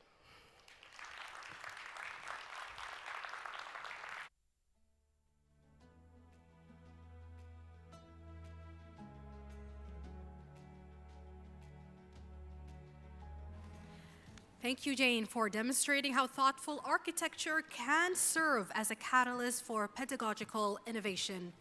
Now we welcome Justin Ohm, the Chief Executive Officer of the Monolith, as he introduces an easy-to-use platform and curriculum designed to help teachers use and teach AI models.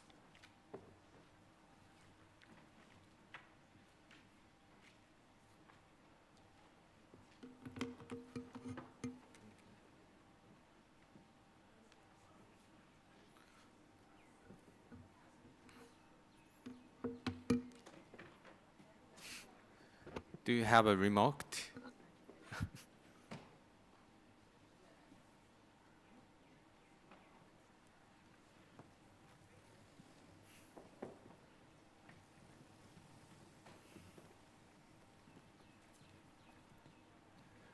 Can you give me a remote controller that I can pass the slide?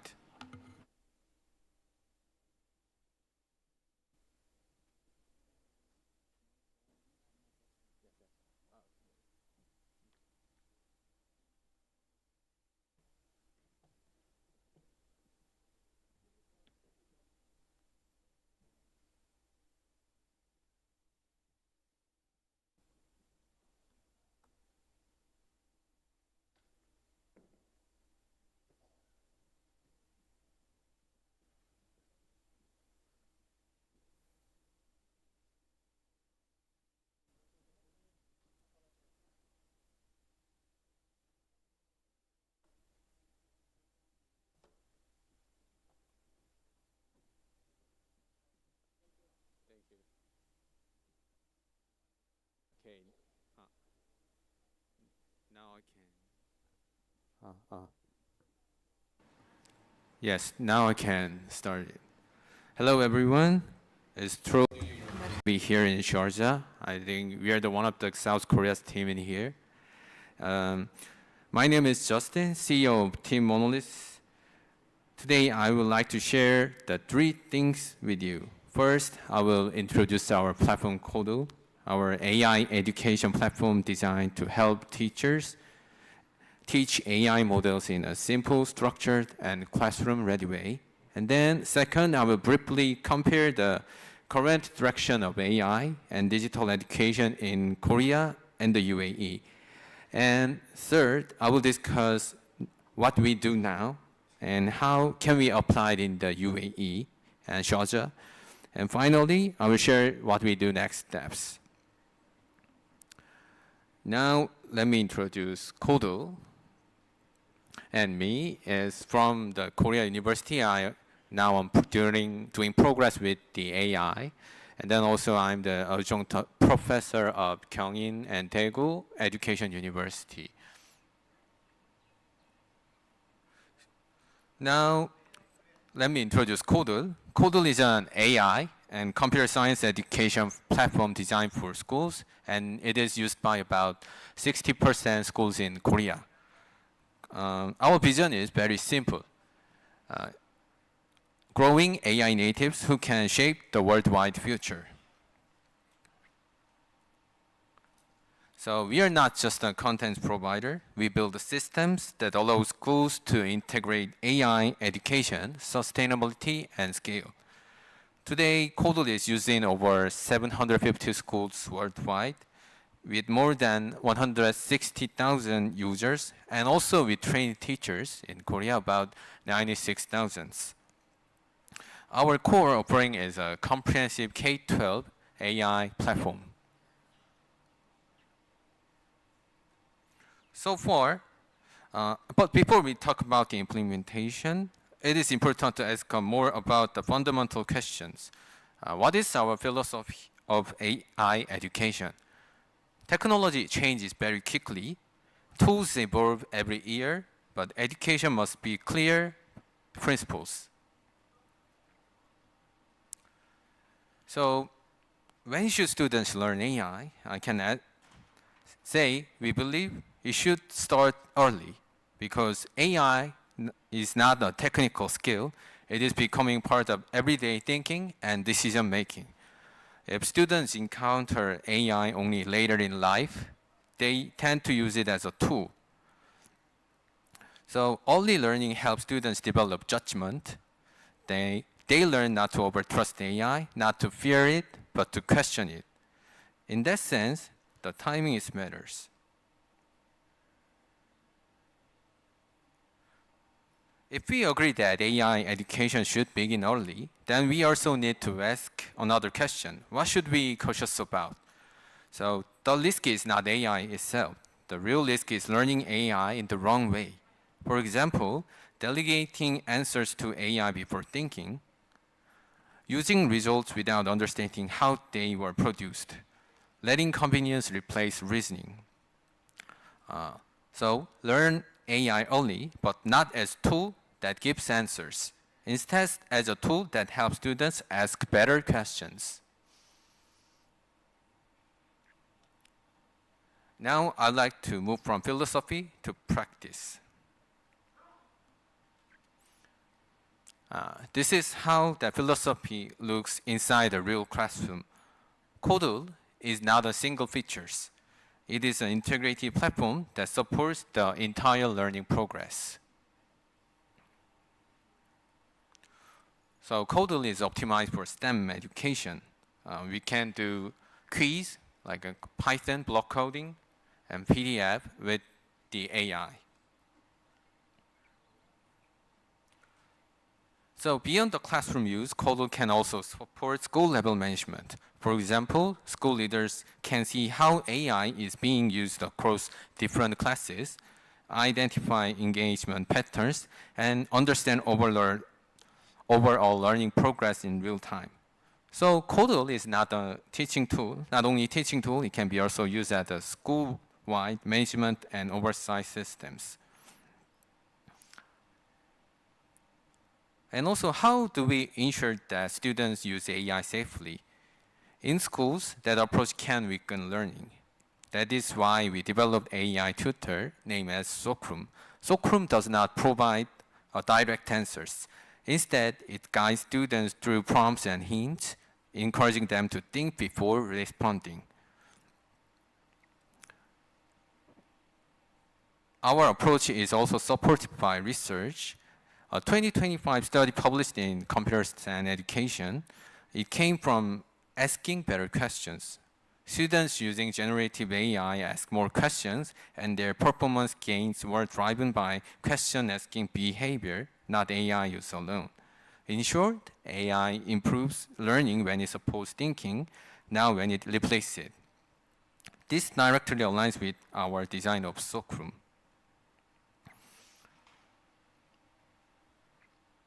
To bring our platform it's important to understand the education landscape in both Korea and the UAE. I will introduce about them. Korea's K-12 education system is highly centralized. Both public and private schools follow a strong national curriculum framework with clear standardizations across regions. In contrast, the UAE system is more diversified. Public schools are federally managed, while private schools operate under different international curriculum with oversight from authorities such as SPIA, KHD, and others. In short, Korea emphasizes national standardization, while the UAE operates within a more diverse and multi-curriculum structure. But actually, there is no Korea schools in this area. So if you want to make a built-on Korean curriculum school, just contact me.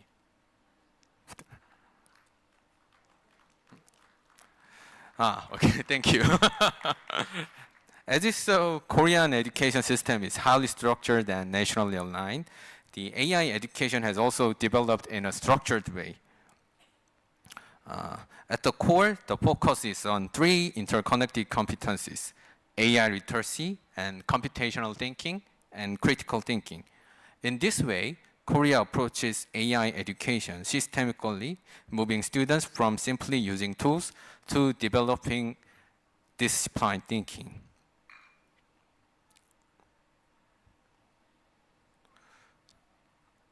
In the UAE's more diverse education environment, the message needs to be clear and strategic.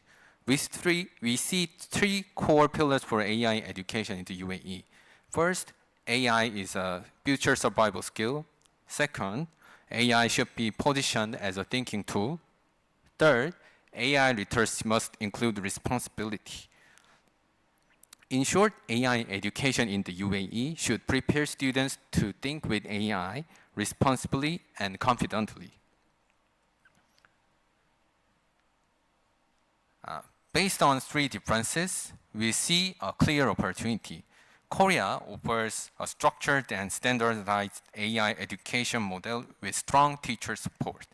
The UAE, for the private and public schools, offers agility and rapid adoption. By combining these strengths, the Korea model can be introduced in the UAE as a modular plug-in unit, structured but very flexible, not replacing existing curriculum, but integrating seamlessly within them.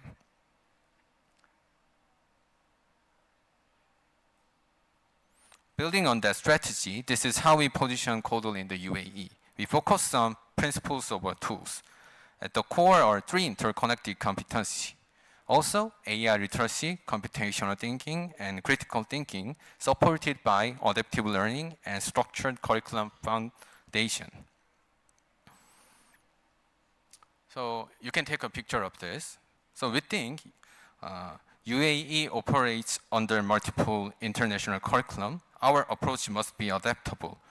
We do not offer a one-size-fits-all program. Instead, we develop AI curriculum modules aligned to each educational framework. So now we are doing research about this with the Sharjah Education Academy.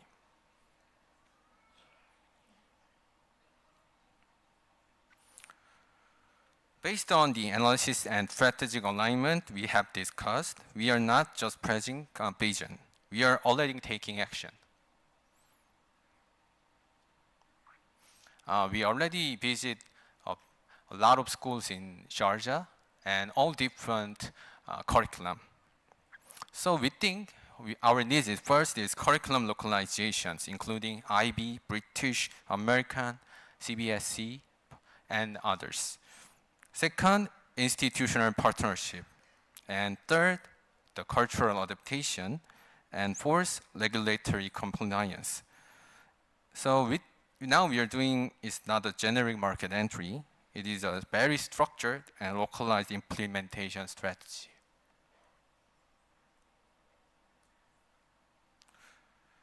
After the pilot, we try to make assessment innovation. Instead of blocking AI, we evaluate the thinking process. from answers to questions, from results to reasoning with AI. That is our next step. After the assessment innovation, we expand AI literacy across subjects. Not only AI, like STEM, we can use it as a language, math, science, social studies, even for HRD. AI becomes a thinking competency embedded across the curriculum. Our third step is balance. AI education is a standard core, the essential competency every student should learn. Same foundation, different delivery. That is how AI education scales without losing relevance. Lastly, we keep a standardized AI core, but we try to alignment in school identity. Some schools emphasize things science focused, or one school is ESG focused. Same foundation, but different learning experience. It builds diverse AI education on a common core.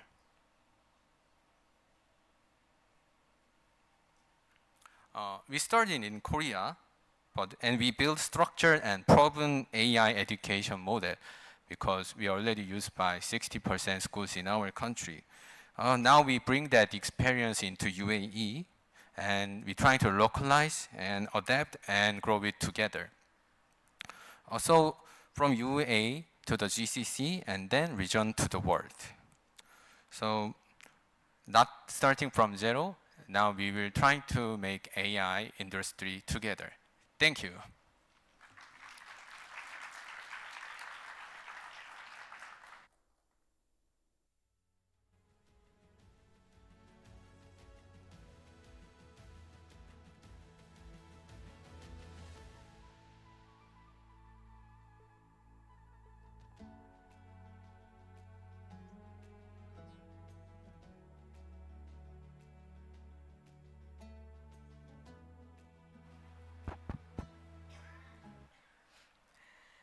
Thank you, Justin, for that incredible insight into artificial intelligence as well as the Korean education world.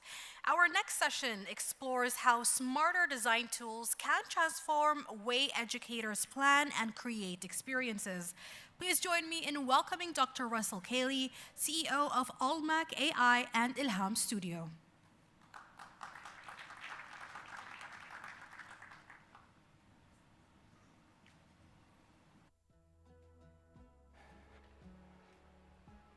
Hi, everyone.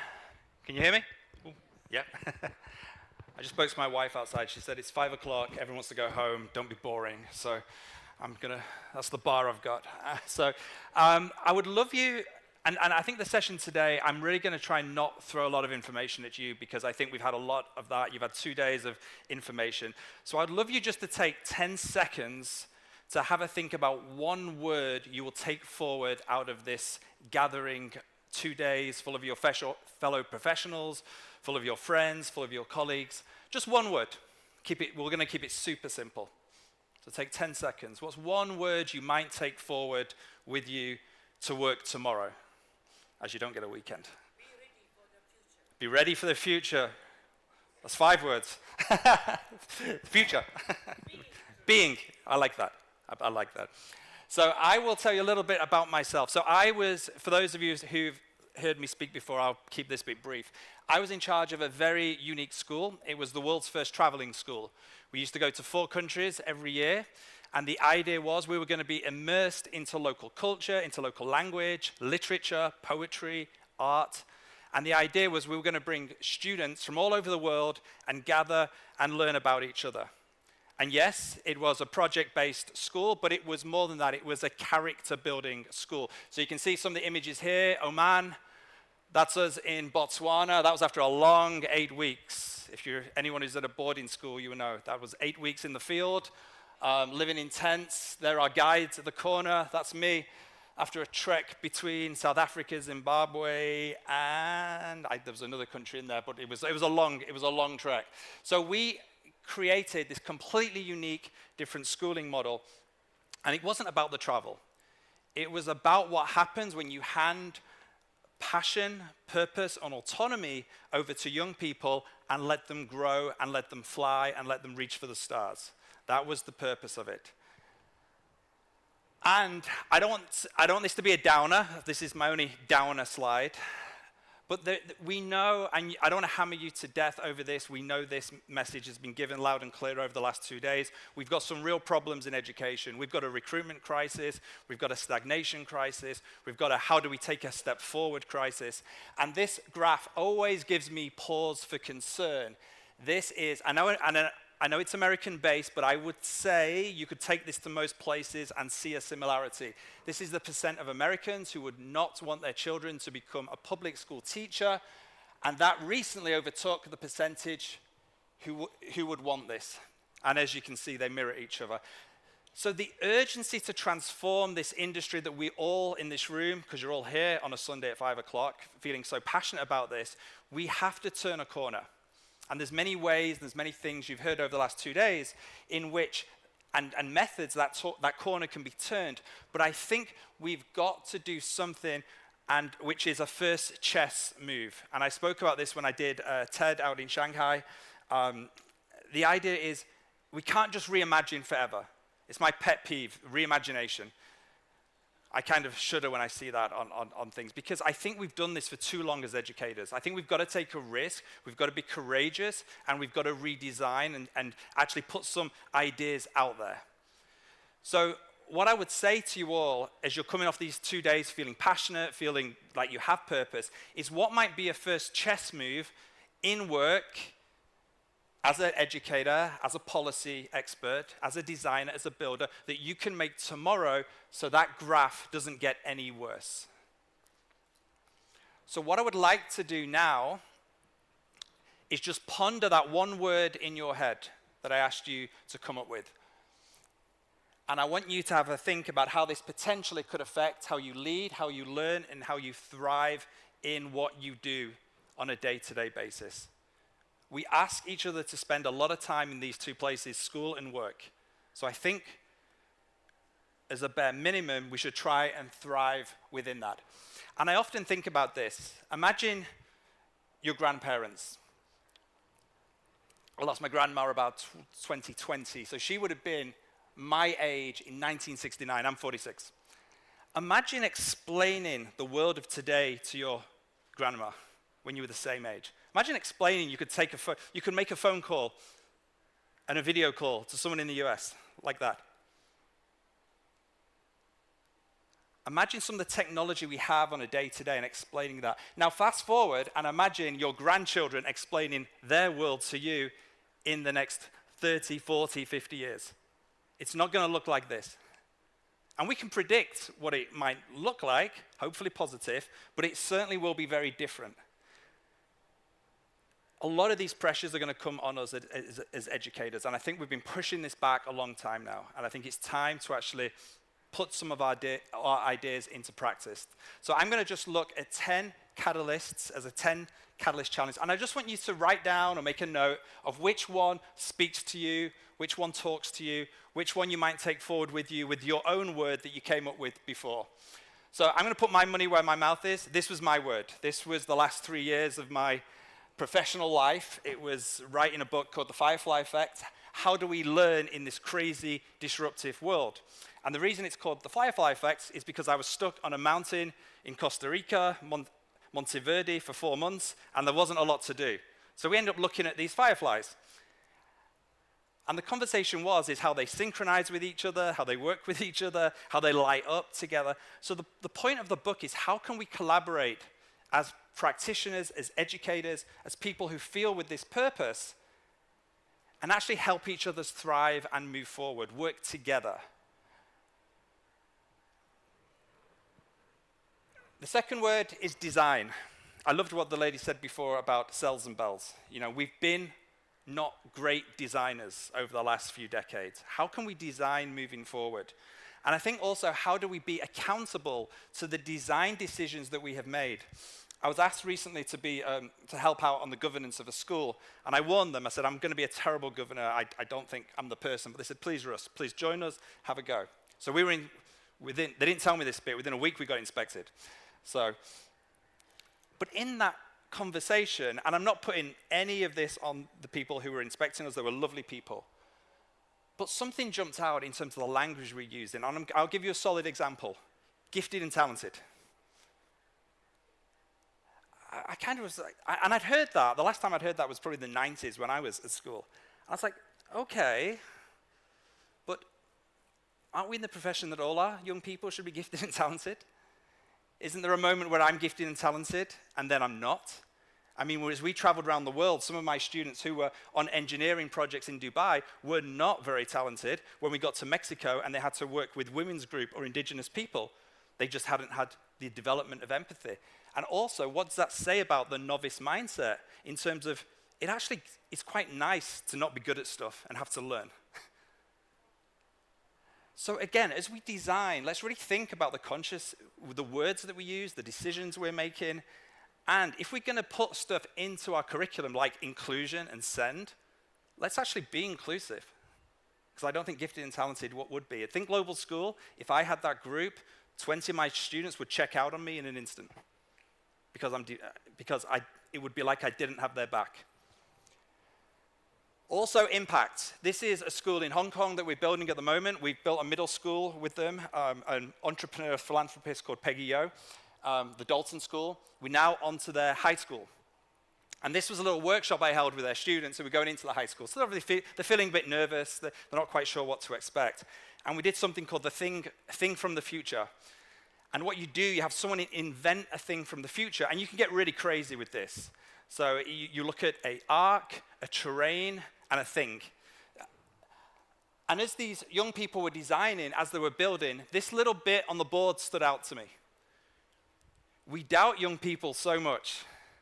And this wasn't prompted by me. Once I let the activity go, I let them design and build. That was a 13-year-old. I want to help society. And we so often ignore that. We so often doubt these young people in this generation. And that was done unprompted, without any. And I thought that was a beautiful moment, that actually a young person designing actually wanted to help society. They want to make money, they want to get rich, they want to be the boss, they wanted to help. And I thought that was a beautiful moment. Edge. What edge might you be pushing? In the book, I talk about, and don't spoil this if you've heard me speak before, does anyone know the similarity or the thread that connects a Frappuccino, a fillet of fish, and a PlayStation? Just, you can shout something out. No? Frappuccino, PlayStation, and fillet of fish. Okay, well, they're all either a billion-dollar product or a multi-million-dollar product. But more interestingly, is every product was built by somebody who defied corporate office. They were all told no. As you can see, Dina Campion was told Starbucks does not do blended drinks. Frappuccino now generates $2 billion. Lou Grown ignored corporate no, and their ridiculous hula burger, which was pineapple on a burger, that was actually going to be a thing. And the fillet of fish has $3 million of sales annually. And the best one yet, Sony engineer Ken Kutaragi went forward with the PlayStation despite being told no multiple times. So I'm not saying go out there and get fired tomorrow. That's not what I'm saying. But pushing on the edges is actually healthy. And I don't think there's 3 better examples than this. Also, what are you going to automate? If you just, don't go into this now, but if you have a look at the barcode, this is some of the things that our AI lab, I'm only going to say AI once, by the way. Our AI lab is working on at the moment to actually begin to automate tools for teachers. We've got an Arabic team working on the Arabic language. We're working with Arabic experts, students in the British University of Cairo, to actually make some of this stuff fun and engaging, not robotic. So if you have a bit of time tonight, go on the tool, have some fun. We've opened up free credits for everybody in Sharjah for the next 24 hours, so you can go and have a play around on that. And actually what's really interesting is we're actually trying to push, I don't know, you've probably been talking a lot about project-based learning this last 2 days. Big headache in project-based learning is mathematics. I led a project-based learning school for 7 years. It's always a headache. It always will be a headache. So actually, we're pushing a frontier at the moment in trying to have the technology help us bridge the gap between sources, product, and mathematics and physics. And it's actually really interesting where we get in. This is one example. This is all artificial intelligence. Using a Taylor series, we start at a single point with a constant value. By adding a linear term, we create a tangent line that matches the curve's slope. As we include when experts rate AI capabilities, we measure two key quantities. The mean represents the average expert opinion. The standard deviation captures how much experts disagree. A larger spread So the reason I show that is because what we're doing, we're trying to democratize the mathematics to actually put in PBL experiences, portfolios, schemes of work, and then extract the mathematics through that with the technology helping you. I'm not too great at maths, so actually the technology will suggest which mathematics I could explore. Someone very competent could actually program in what they're doing. So we're actually really excited about some of these edges that we're pushing right now, trying to bring this headache for kind of PBL practitioners into the domain a bit more aggressively. The next word, agency. Again, I've heard this term talked about so often in conferences. How can we give young people more agency? Innovation, again, won't linger on this one, but again, if we're going to innovate, what does that even mean? What type of innovation? How can we make that make sense? My innovation might not be yours and vice versa. So can we coordinate around some of these terms? How might we collide? This is a school in Japan, was built for collision. Steve Jobs made Apple that way as well. As the lady was saying before me, the idea that we've built bells and cells, this is the complete antithesis to that. The idea is the children will bump into each other and have many, many chance encounters. And then, as I said before, how do we move from reimagination to building and redesign? Who's going to put their head up and go for something? Design a pilot, an incubator. We spoke on day one on the panel about sandboxes.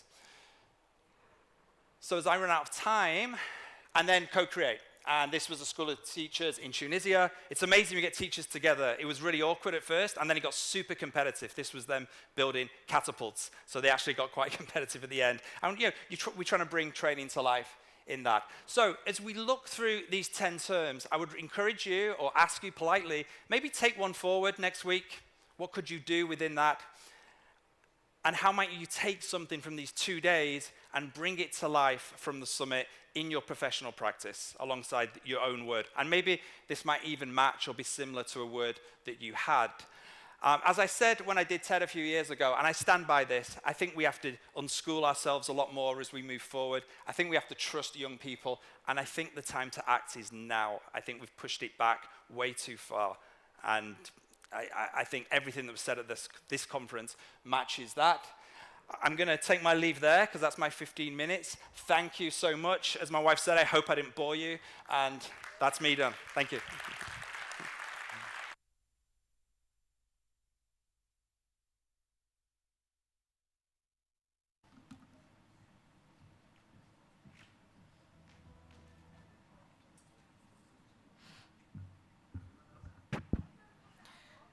Thank you, Russell. You absolutely did not bore us, and neither did any of our guests yesterday as well as today.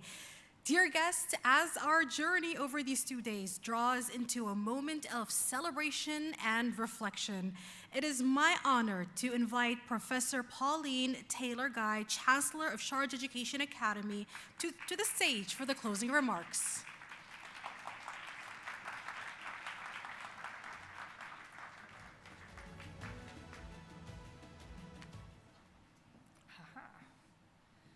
Okay. Your Excellency, Dr. Mahadata Al-Hashmi, Chairperson of Sharjah Private Educational Authority, distinguished guests, valued partners, colleagues, and friends, as we bring this 5th edition of the Sharjah International Summit on Improvement in Education to a close, let's have a look at some of the summit in numbers. I just want to say that if you felt there was a vibrant energy around this summit, you were quite right. Over 10,500 attendees, over 2,000 attendees on day 0, 4,700 on day 1, and over 3,500 on day 2. And you'll see the percentages have increased since last year. We're getting bigger and bigger as an organisation. So thank you all. I hope you've enjoyed that. So we close with a deep sense of gratitude and shared purpose. Over the past 3 days, this summit has reaffirmed something in Sharjah we strongly believe, that improving education is never the work of a single institution. It's the work of systems, partnerships, and communities moving together with a shared commitment to impact. What is evident is that although our contexts may be vastly different, we share common challenges, and together we can bring our collective knowledge and expertise to make a difference. This year's conversations reflected that spirit, from the UNESCO-led discussions on strengthening education systems and the contributions from the World Educational Research Association to generously shared insights into impactful policy and classroom practice. We have seen how global expertise and local commitment can come together to shape meaningful change. The discussions around the ECCE PAT initiative in particular signal Sharjah's growing contribution to international dialogue on early childhood practice, policy, and system transformation. In Sharjah, we view education as a lifelong journey that begins in the earliest years and extends across institutions, families, and society. What we've seen here is a reflection of that philosophy, a shared belief that sustainable improvement happens when we align policy, practice, and purpose. Our work now, to prepare all learners, regardless of their circumstances or starting points, for lifelong learning, work, and life in an uncertain, technologically saturated future. This is our legacy for future generations. As a global education community, there is no endeavour more important. On behalf of the Sharjah Education Academy and the Sharjah Private Education Authority, I'd like to thank our sponsors, Investbank and Sharjah Media City Shams, our partners from Sharjah and beyond, and all the institutions and individuals who contributed their knowledge, time, and trust to this summit. Your collaboration is what transforms this gathering from an event into a movement, and we're looking forward to continuing this global dialogue in coming weeks and months. I'd like to highlight some recommendations that we have put together from this summit. The first recommendation is that we need to steer education system efforts from reform intensity to sustained system coherence. A key theme in the summit was that fragmented short-term improvement strategies are not likely to be successful. Education system improvement requires a deliberate shift from fragmented short-term reform initiatives, as I say, towards sustained system coherence. Meaningful and lasting improvement is achieved when policy, practice, governance, and capacity building are aligned and designed with implementation realities in mind. Education systems function as complex, adaptive ecosystems in which ministries, system leaders, school leaders, educators, families, and communities all play a critical and interconnected roles. Reform efforts must therefore embed continuous feedback loops, enabling systems to learn, adapt, and respond to evidence over time. Balancing the pressure for short-term gains with long-term system capability is essential, as strong systems are not built through intensity of reform alone, but through coherence, trust, sustained professional learning that enables improvement at scale and over time. Second, we need to focus on early childhood education as a strategic investment. Early childhood education was a key focus at this summit. Sessions focused on the importance of early childhood and foundational learning as the starting points for system transformation, rather than a parallel agenda.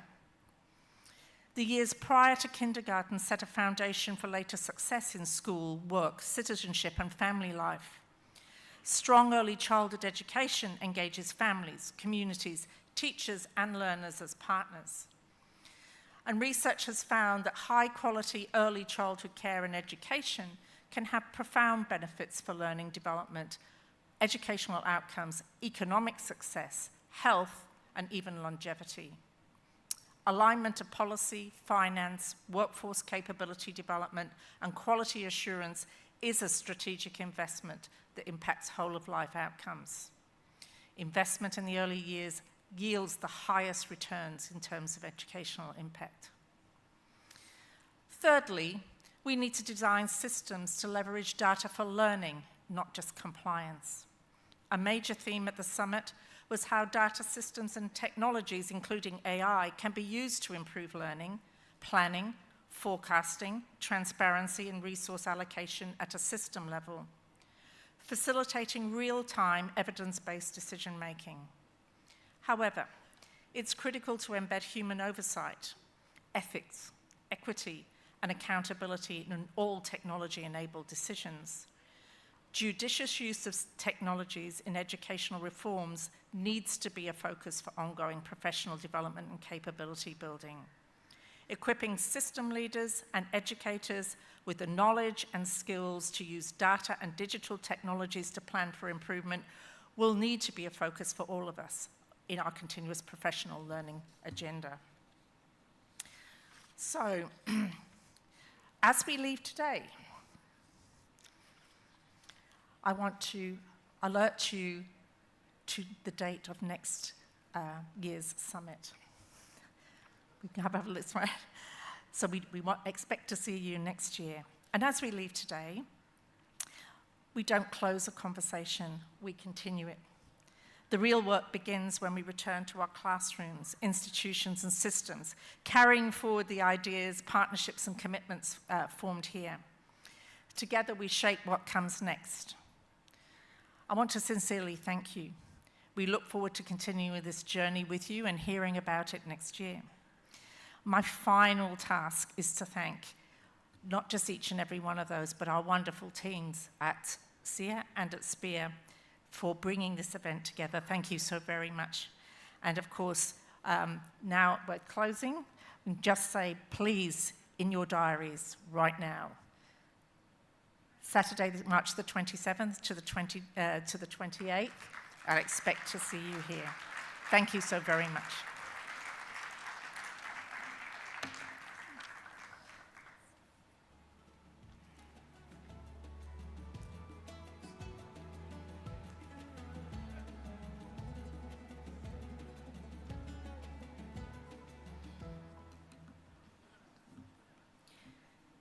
As Professor Pauline just said a little bit earlier, we arrive at a moment of gratitude, a moment to recognize the partnerships that transformed ideas into action and collaboration into impact.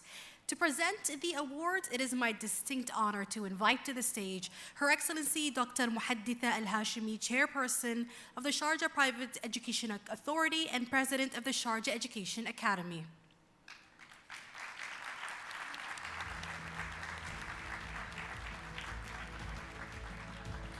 I'd also would like to welcome His Excellency Ali Al-Hosseini, the Director General of Sharjah Private Education Authority, and Professor Pauline Taylor-Guy, the Chancellor of Sharjah Education Academy. Please join me to the stage.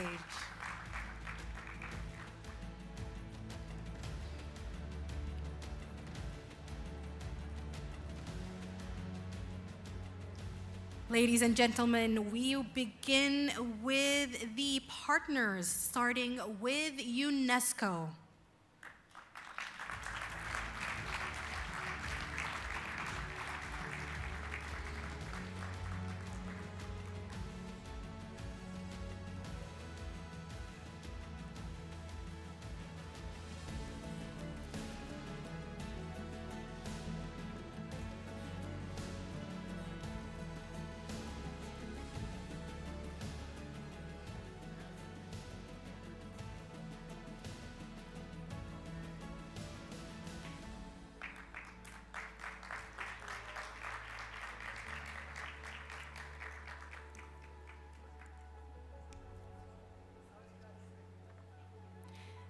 Next, we have the World Education Research Association.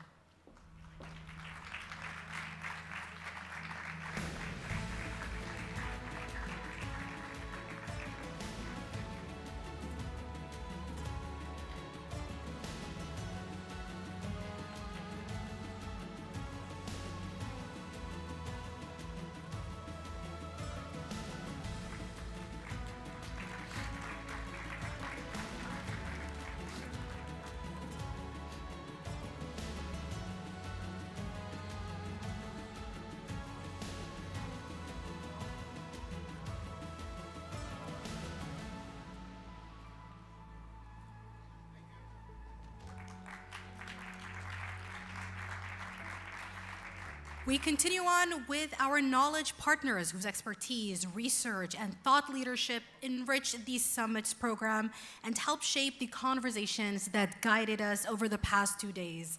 Please welcome to the stage T.P. Bennett.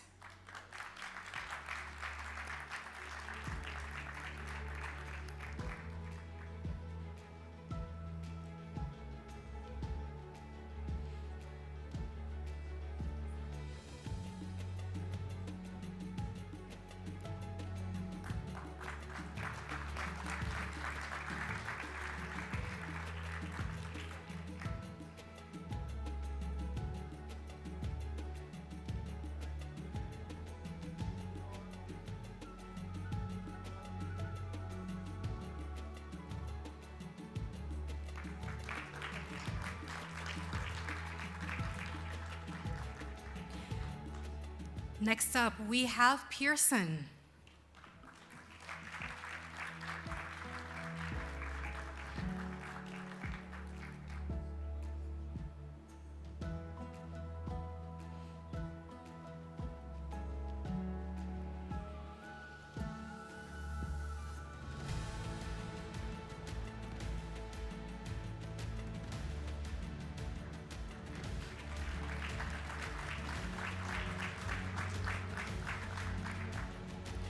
Our next knowledge partners are EduLink Plus.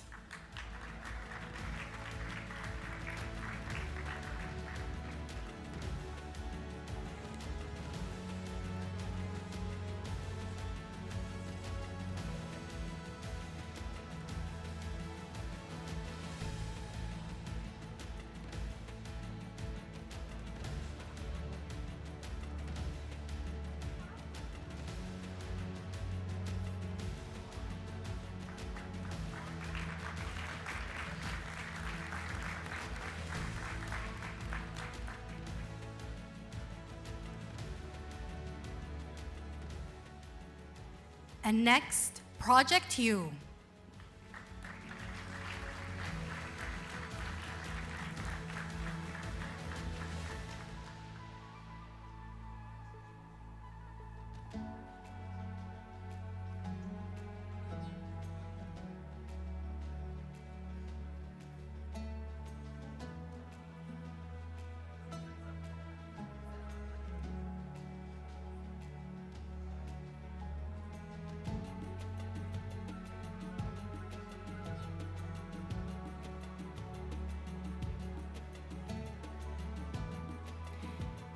Next up, Renaissance GL Education.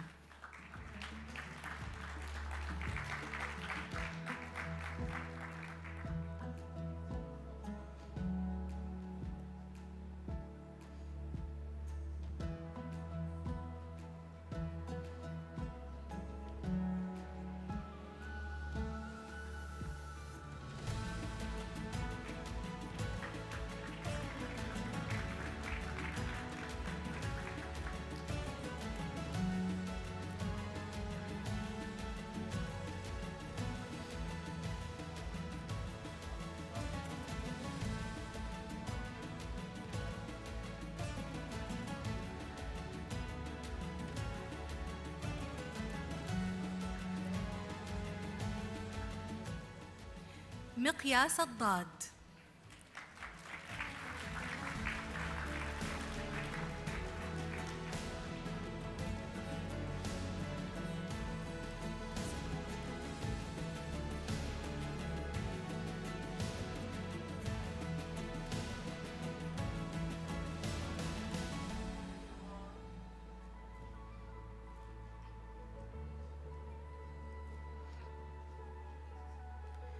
Gallup.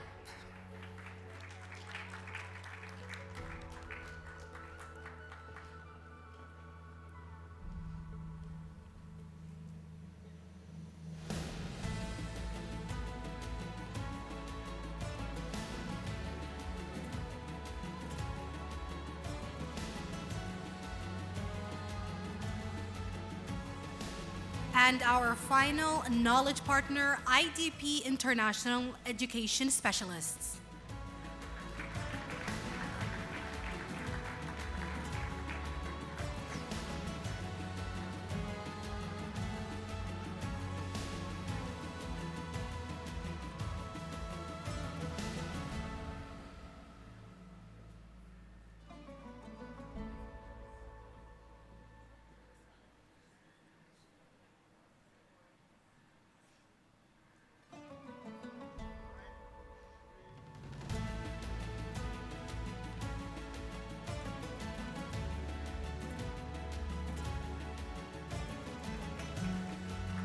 We now invite our technology partners whose innovative solutions and digital expertise supported the summit experience and showcased the role of technology in advancing teaching and learning.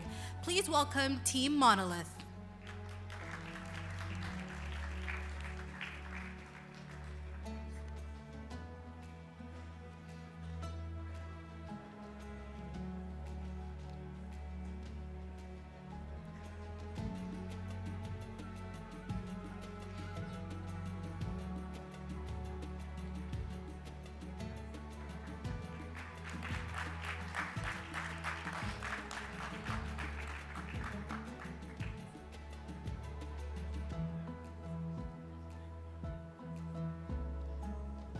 And our final technology partners, Almac AI.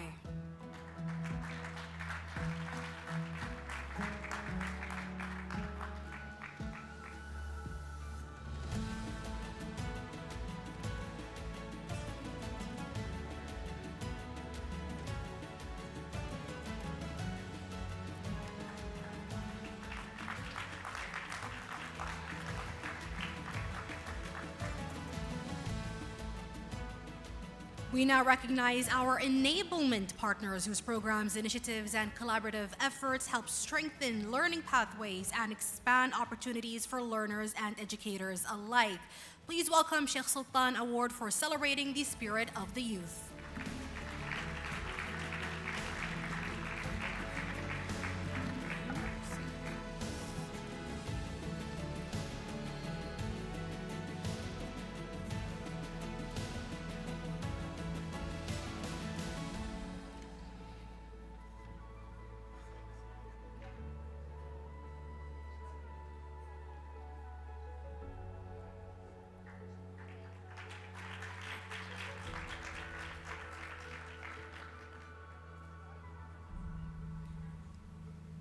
Before announcing the next winners or partners, I'd like to call Arwa Al-Ghammai, Partnership Advisor at Shira, to join them on stage for the next partners.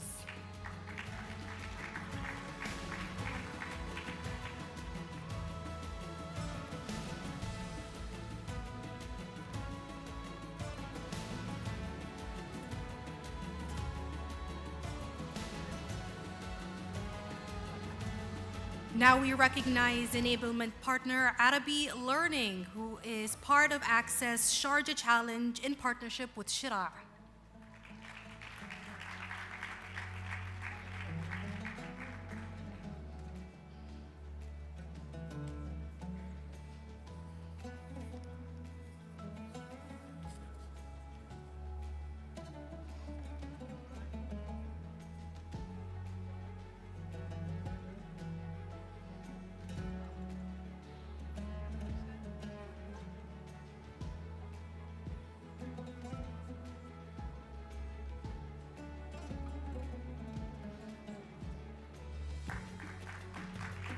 And finally, Evolve Careers, also part of Access Sharjah Challenge in partnership with Shira.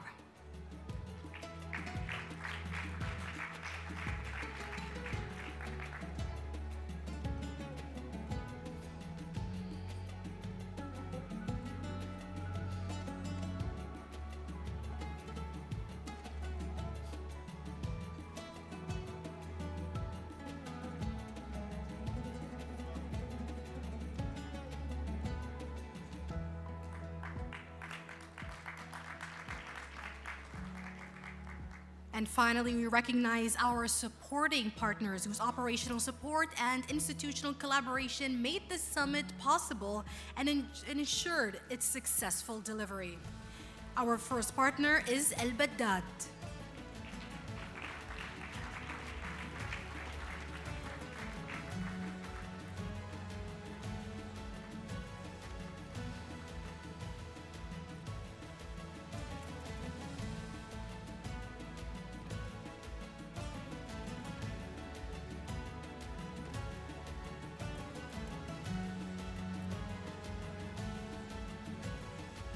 مس منيرة الأحمد.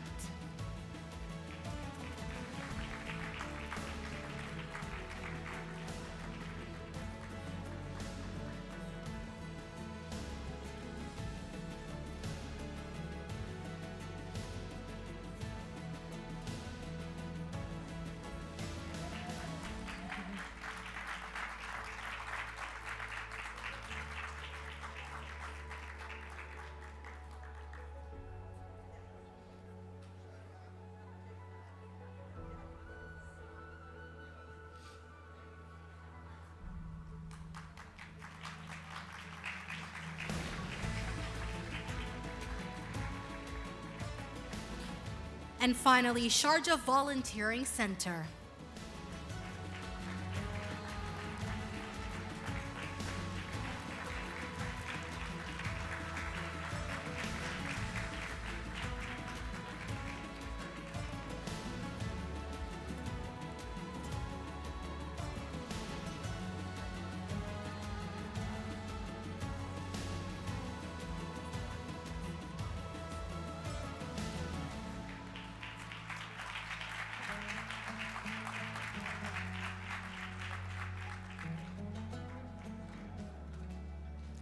And last but not least, we would like to personally thank the people behind this summit. If it wasn't for them, we would not be successful. The staff and the workers behind the scene here at the summit, please make your way to the stage.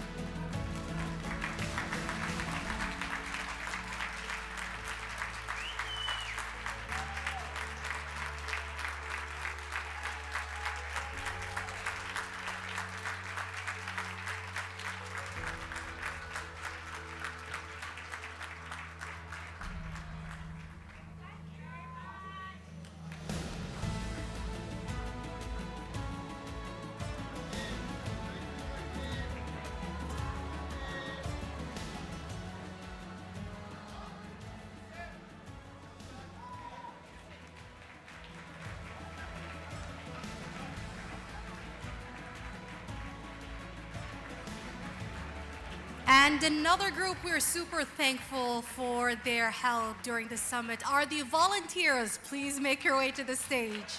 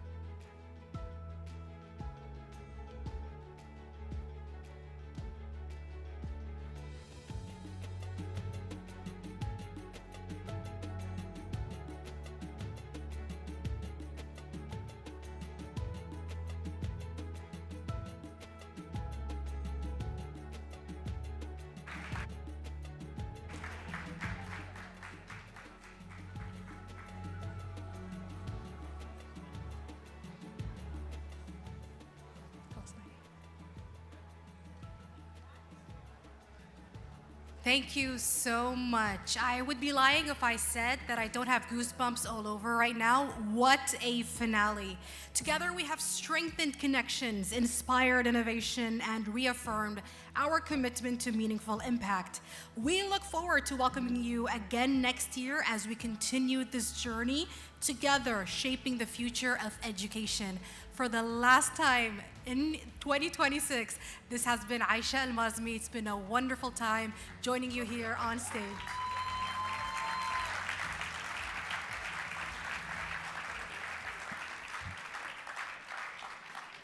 يعطيكم العافية.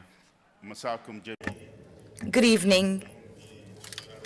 I hope that your smile would add more beauty to Sharjah. Thank you to everyone for all their efforts and for their efforts to make this summit a success.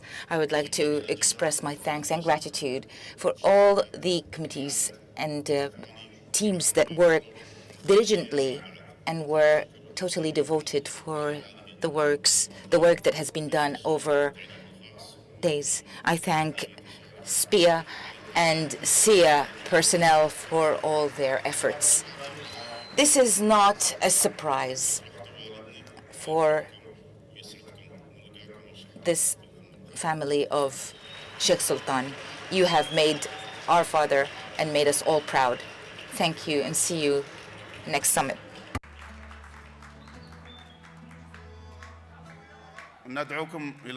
We would like to invite you for a group photo.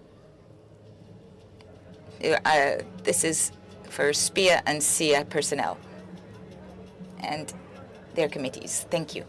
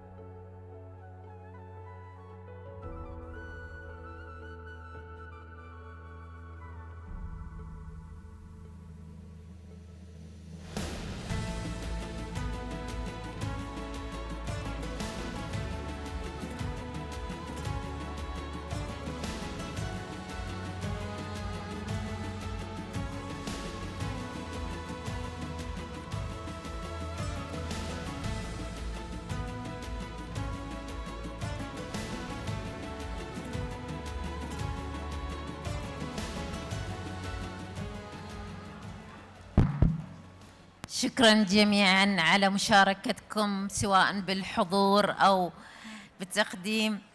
شكرا لفريق هيئة الشارقة للتعليم الخاص وشكرا Thank you for SPIA and SIA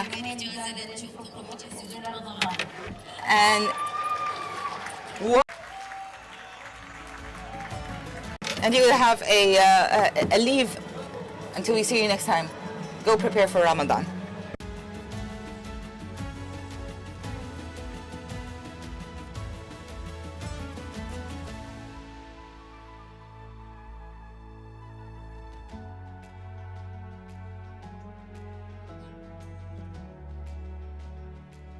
شغل الميكروفون. بندوا الميكروفون. السلام عليكم. سبيا دوام يومين ان شاء الله. اكيد ان شاء الله لهم اجازه بتترتب مع مدراء الادارات والقطاع ان شاء الله، يستاهلون عيالنا.